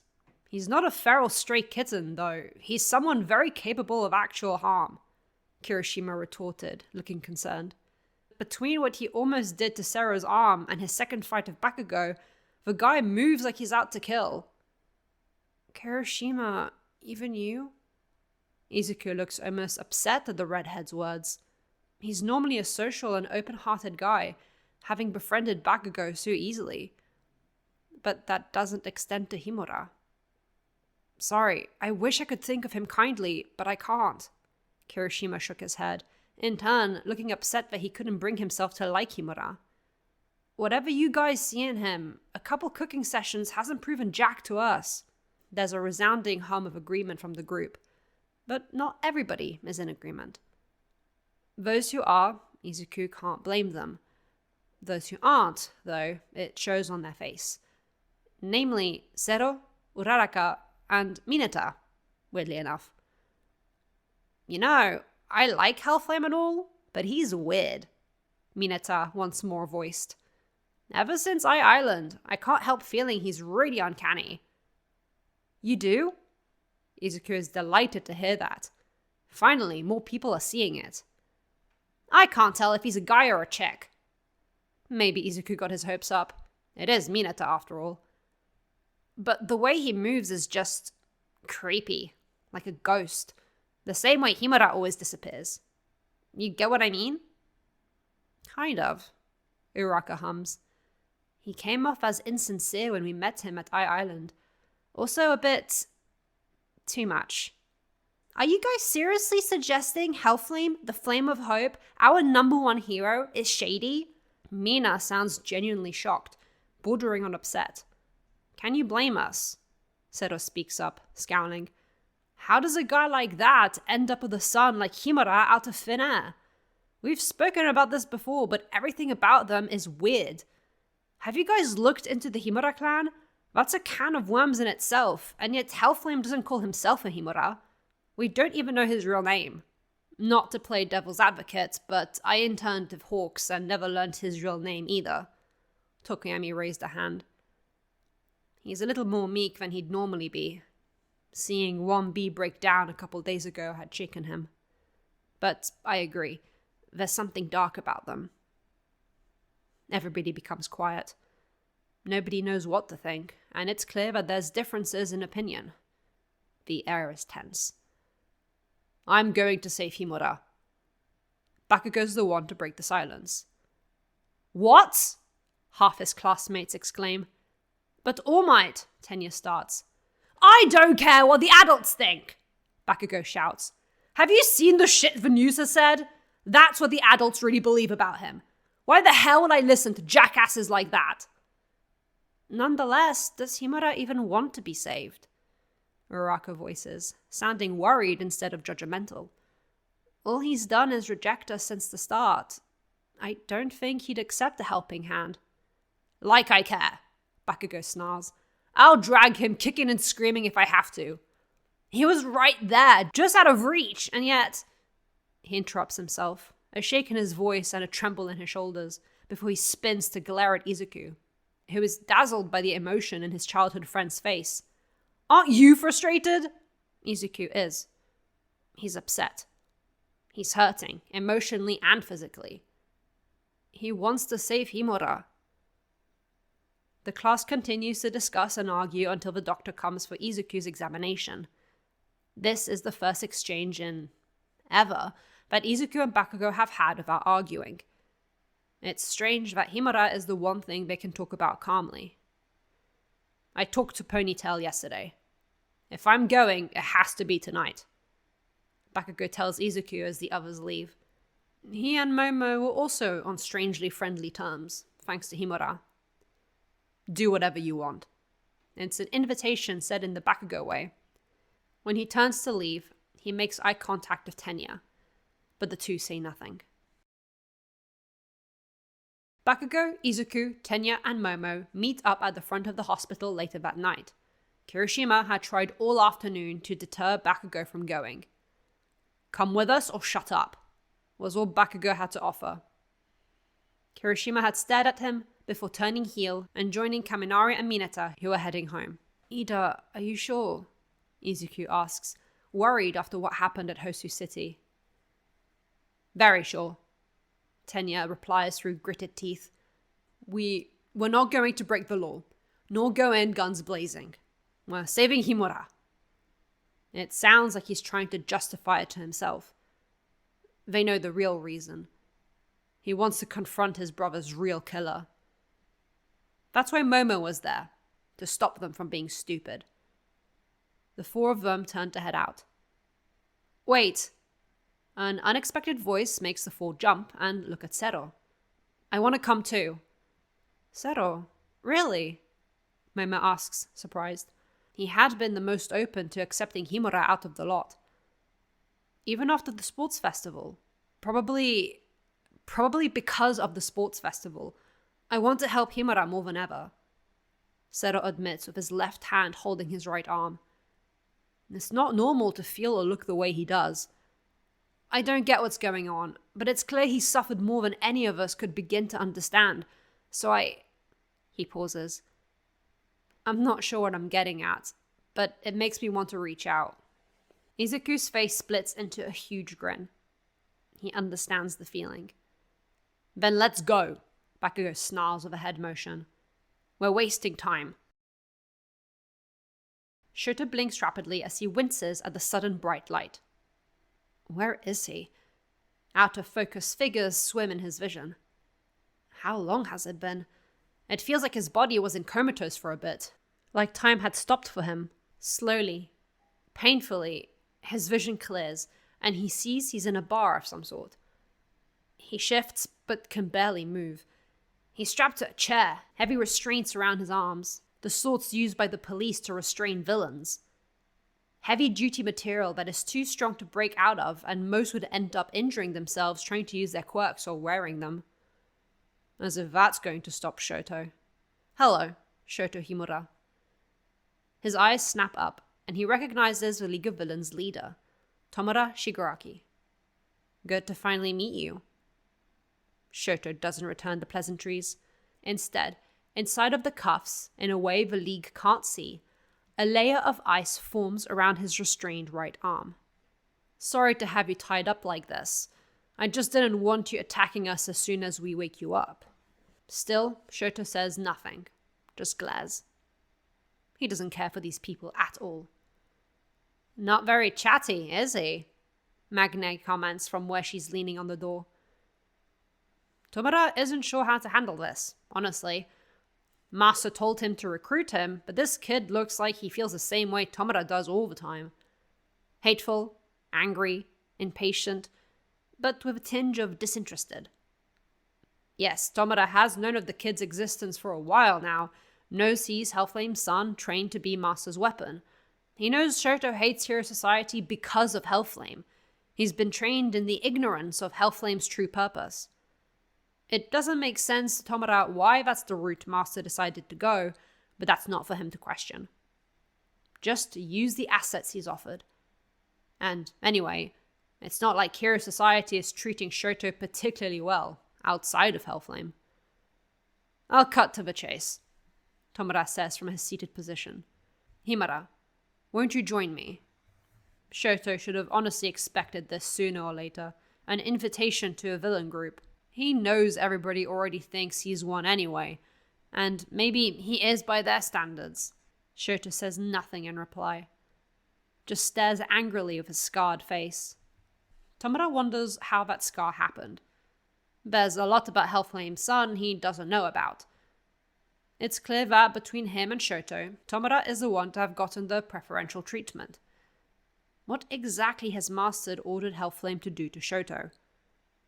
That's not for him to question. Master knows what he's doing. Hero Society is easy to hate, after all. It makes sense to Tomura why Shoto would despise it too. But still, the lack of response from the boy in front of him isn't useful. Alright, different tactic. They're about to air that conference with you, eh? Tomura looks to Kurogiri, who nods to him before turning on the TV in the room, where the news reporter is introducing the segment. Shoto doesn't care. Barely listens. He's focusing on weakening the inside of his restraints with his ice. Look at that! Heroes are finally getting the criticism they deserve. Tomura's humming voice does grab Shoto's attention, but all the villain leader gets is an annoyed glare. Let him focus. We don't need to preach to you about Stain's ideals, do we? Ever since saving people came with a paycheck, heroes have stopped being heroes. They're lackluster. They arrive to save the day too late, and they get fame and glitz and glamour in return. Look, 3 students were killed. They were under UA's protection, and of course they died. Shoto states flatly, unimpressed by Tomura's speech. Spinner and Magne look to each other in surprise. Compress and Toga straightened their backs a little. They weren't familiar with Hellflame's son. That's not an answer they expected. Your stupid USJ attack scared half the class, and it took forever for All Might to turn up and be useful. It's no surprise small fry like them died. Shoto really is aware, then. Okay. Tomura sees what Master meant when he said it'd be easy to recruit him. If you see it our way, then join Go Fuck Yourself. Toga and Twice let out little gasps of shock at the crudeness. Not because such language was below them, but because it was said with such rudeness and hate that it was honestly shocking coming from the son of the number one hero. It's not like anybody outside of Tomura and Kurogiri knew that Hellflame was All For One's pet project. Don't you hate heroes? Spinner asks, confused. He can tell Tomura is a bit stunted at the boy's language. There isn't an ounce of fear in Shoto's entire being. I hate everyone. Shoto rolls his eyes. The kid sure has an attitude. This entire society is a farce. Then why? Villains are the same, Shoto snarls before Spinner asks his question. Whole chair rattling as Shoto lurches forward, the heavy-duty restraints and straps straining under the anger shaking through the boy suddenly. You're two sides of the same coin with your pretentious ideals and your bullshit nicknames. I said I hate everyone, and that includes you fucking losers. Shoto is shaking from head to toe in fury. Where had this come from? It was so sudden. Tomura's eyes narrow behind father's hand. Maybe Hellflame had done too good a job at making Shoto hate hero society. He's about to turn to the screen to ask Master what to do now, before he hears Eraserhead's voice emitting from the TV. He really is cool, Eraserhead. Shigaraki can't help himself as he listens in. Since we had no way of grasping the full nature of the situation, I made the decision in an attempt to avoid the worst case scenario. He sounds tired. Shoto doesn't care. Worst case scenario? 23 wounded, 1 kidnapped, and 3 dead. What else would you call that? The reporter asked with distaste.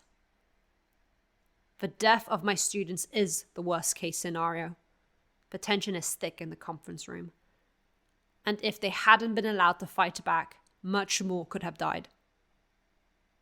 We wanted to avoid the worst from happening, but the League of Villains had Ingenium's murderer on their side. Principal Netsu voiced next, also looking exhausted, yet somehow able to keep a level head.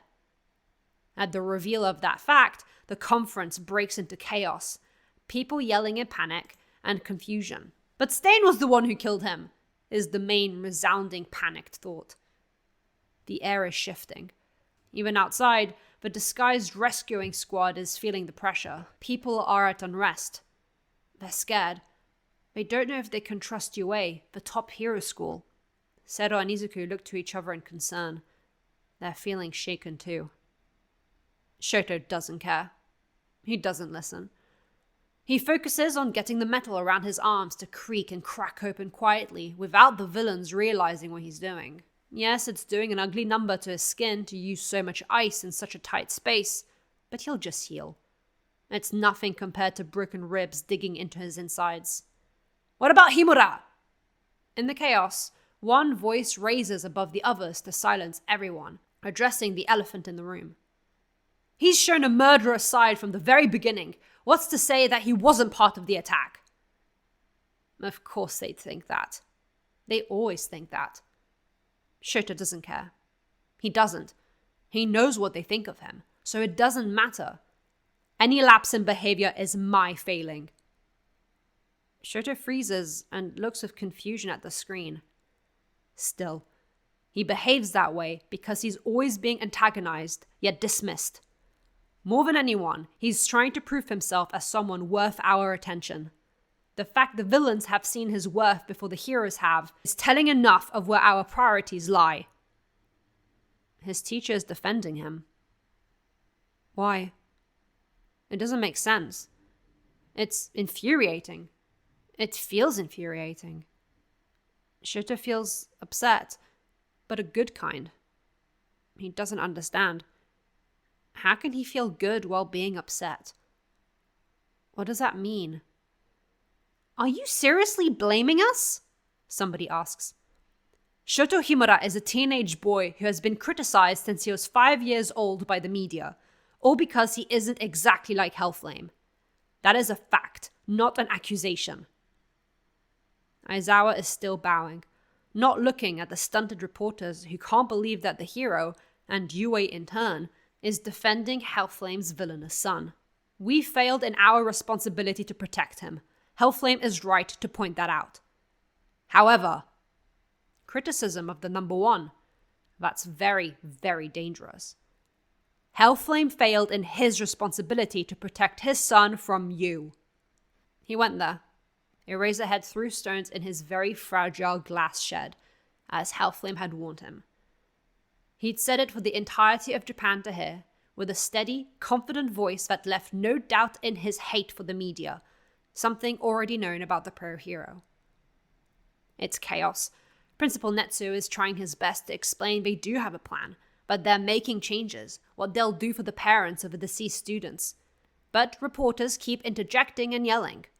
All politeness and order has been lost.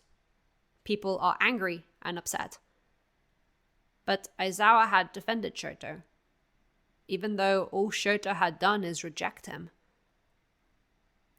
Something in his chest hurts, but it's a good hurt. With a father like Hellflame, who needs enemies? Shigaraki scoffs, hoping to stab and twist the knife where it hurts. Isn't he supposed to be the model hero? Guess even the number one doesn't care. Crack! Ice and fire explodes around Shoto's hands. Metal flies everywhere like dangerous shrapnel, and the sheer force of the sudden noise throws all the villains back. Half of them taking cover behind the bar, while Kurogiri does his best to use his quirk to teleport the shrapnel like metal elsewhere.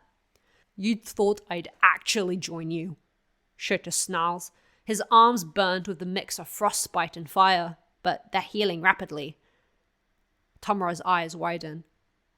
Master hadn't told him that. Master hadn't said anything about the boy having a rapid healing like Hellflame. You think I don't know Hellflame is a villain? Tomura bristles and looks frantically to the screen where Master would be contacting from, but there's a piece of metal lodged right into it. Damn it, Tomura's panicking. He's completely lost control of the situation. He has no way to get Master's help, and whatever Hellflame did, he did it far too well because Shoto Hibara is radiating hate in a way Tomura didn't think possible. It can act all heroic for the cameras because they're too stupid to see the truth, but you're not any better! Shoto's mismatching pupils are pinpricks, mania as he spits at his kidnappers with bared teeth like a rabid mutt. Tomura is scrambling to get up, shaken by the fury in the boy's voice. Fire and ice swirling in the air, accompanying the almost animalistic look on his face that makes him the image of a monster.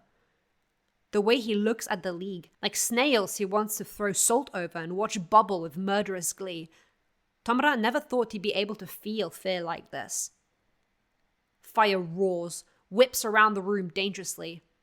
Twice Toga and Mr. Compress are taking cover behind the bar, but Magne is returning the attack. She uses her quirk in combination with her huge magnet and repels Shoto away, making it impact hard enough with the wall behind him that it cracks.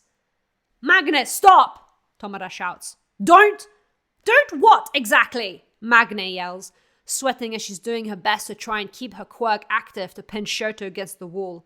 But the boy is writhing like a feral cat at the vet, fire and ice wild in a way that freezes and scorches the wall.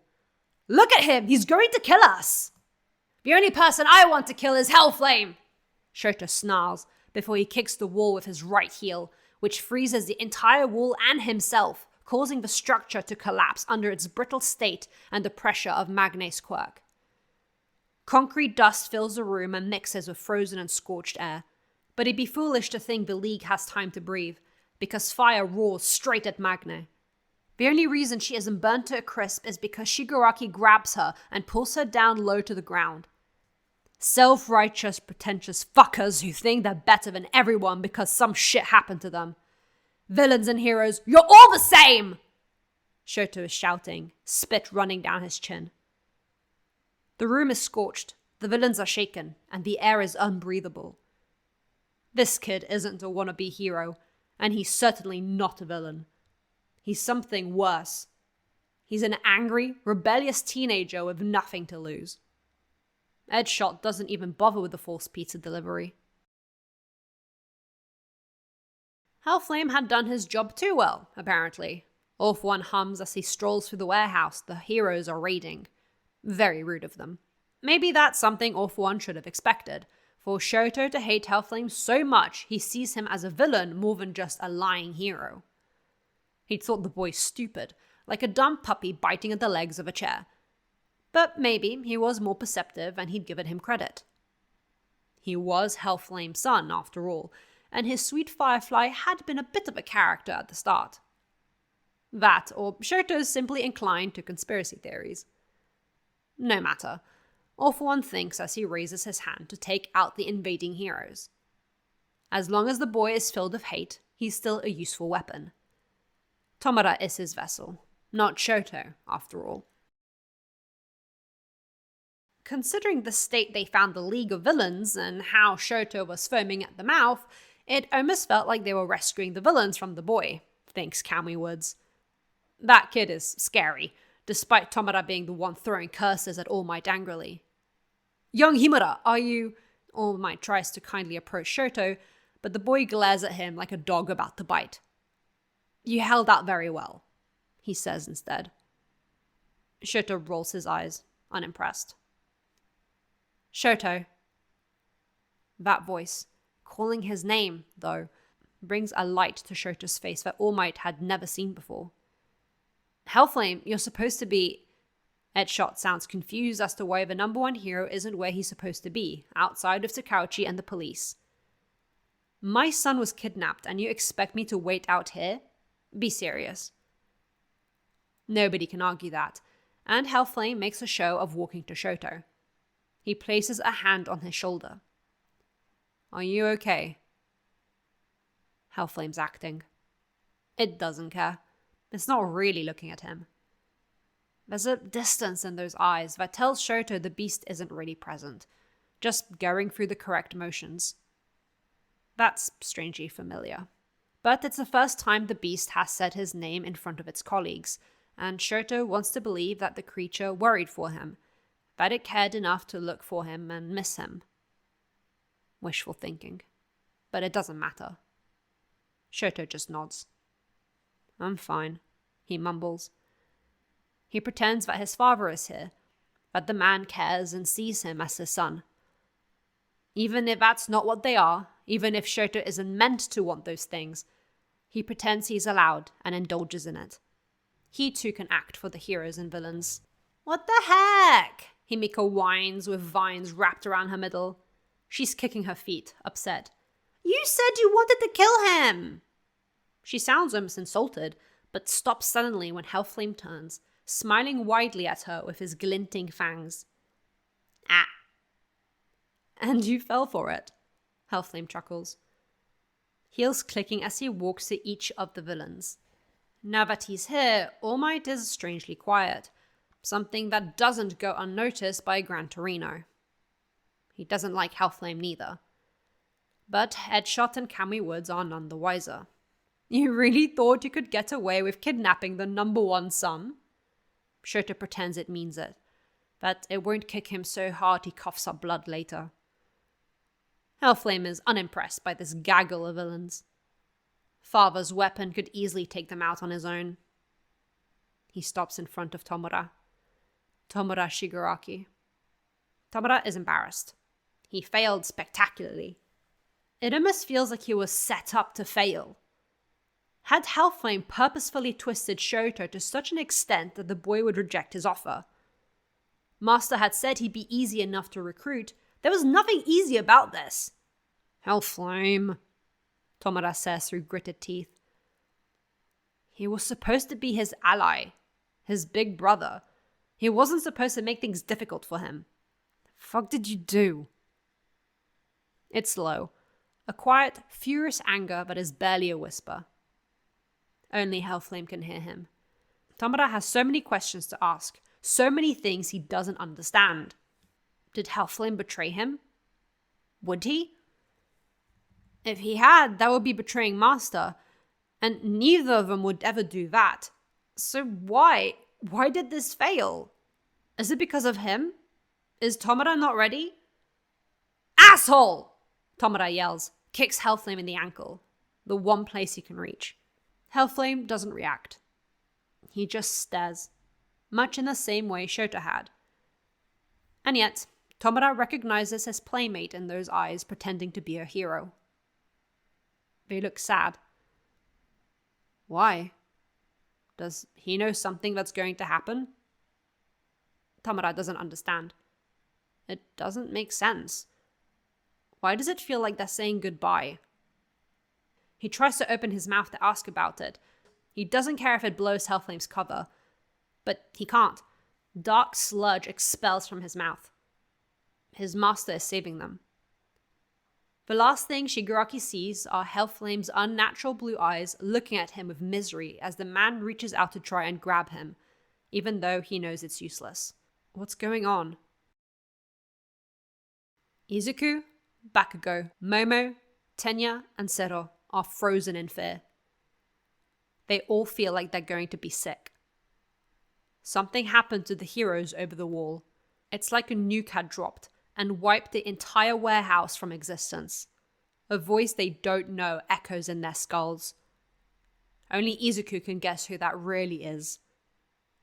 But that's not the worst of it. Oh, Dabi, what have you found? The voice chuckles like he's speaking to a dog. Above them, on the wall, a black-clad figure reeking of old blood is staring down at them with glowing blue eyes. It's crouching, head tilted with its black hair stuck to its face in what can only be days-old blood. The 1B student's blood. It's disgusting. All 5 of the rescue team can feel bile in the back of their throats. Claws scrape against the wall, leaning ever so slightly forward like it's going to pounce on them. They might as well be cornered mice huddling away from a cat slowly inching towards them in a hunt. There's a soft hum in the air. It sounds like a children's song. Momo shakes violently. Circle you, circle you.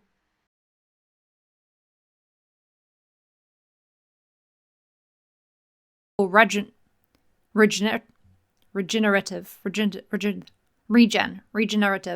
which is why he's left that matter completely and utterly in the homeroom teacher's hand.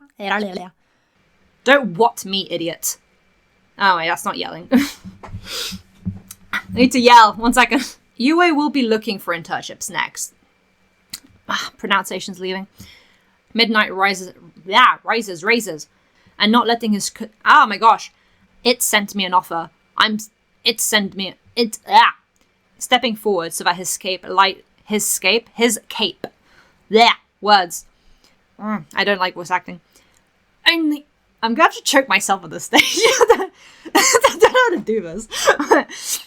Momo Yaoyorozu. Momo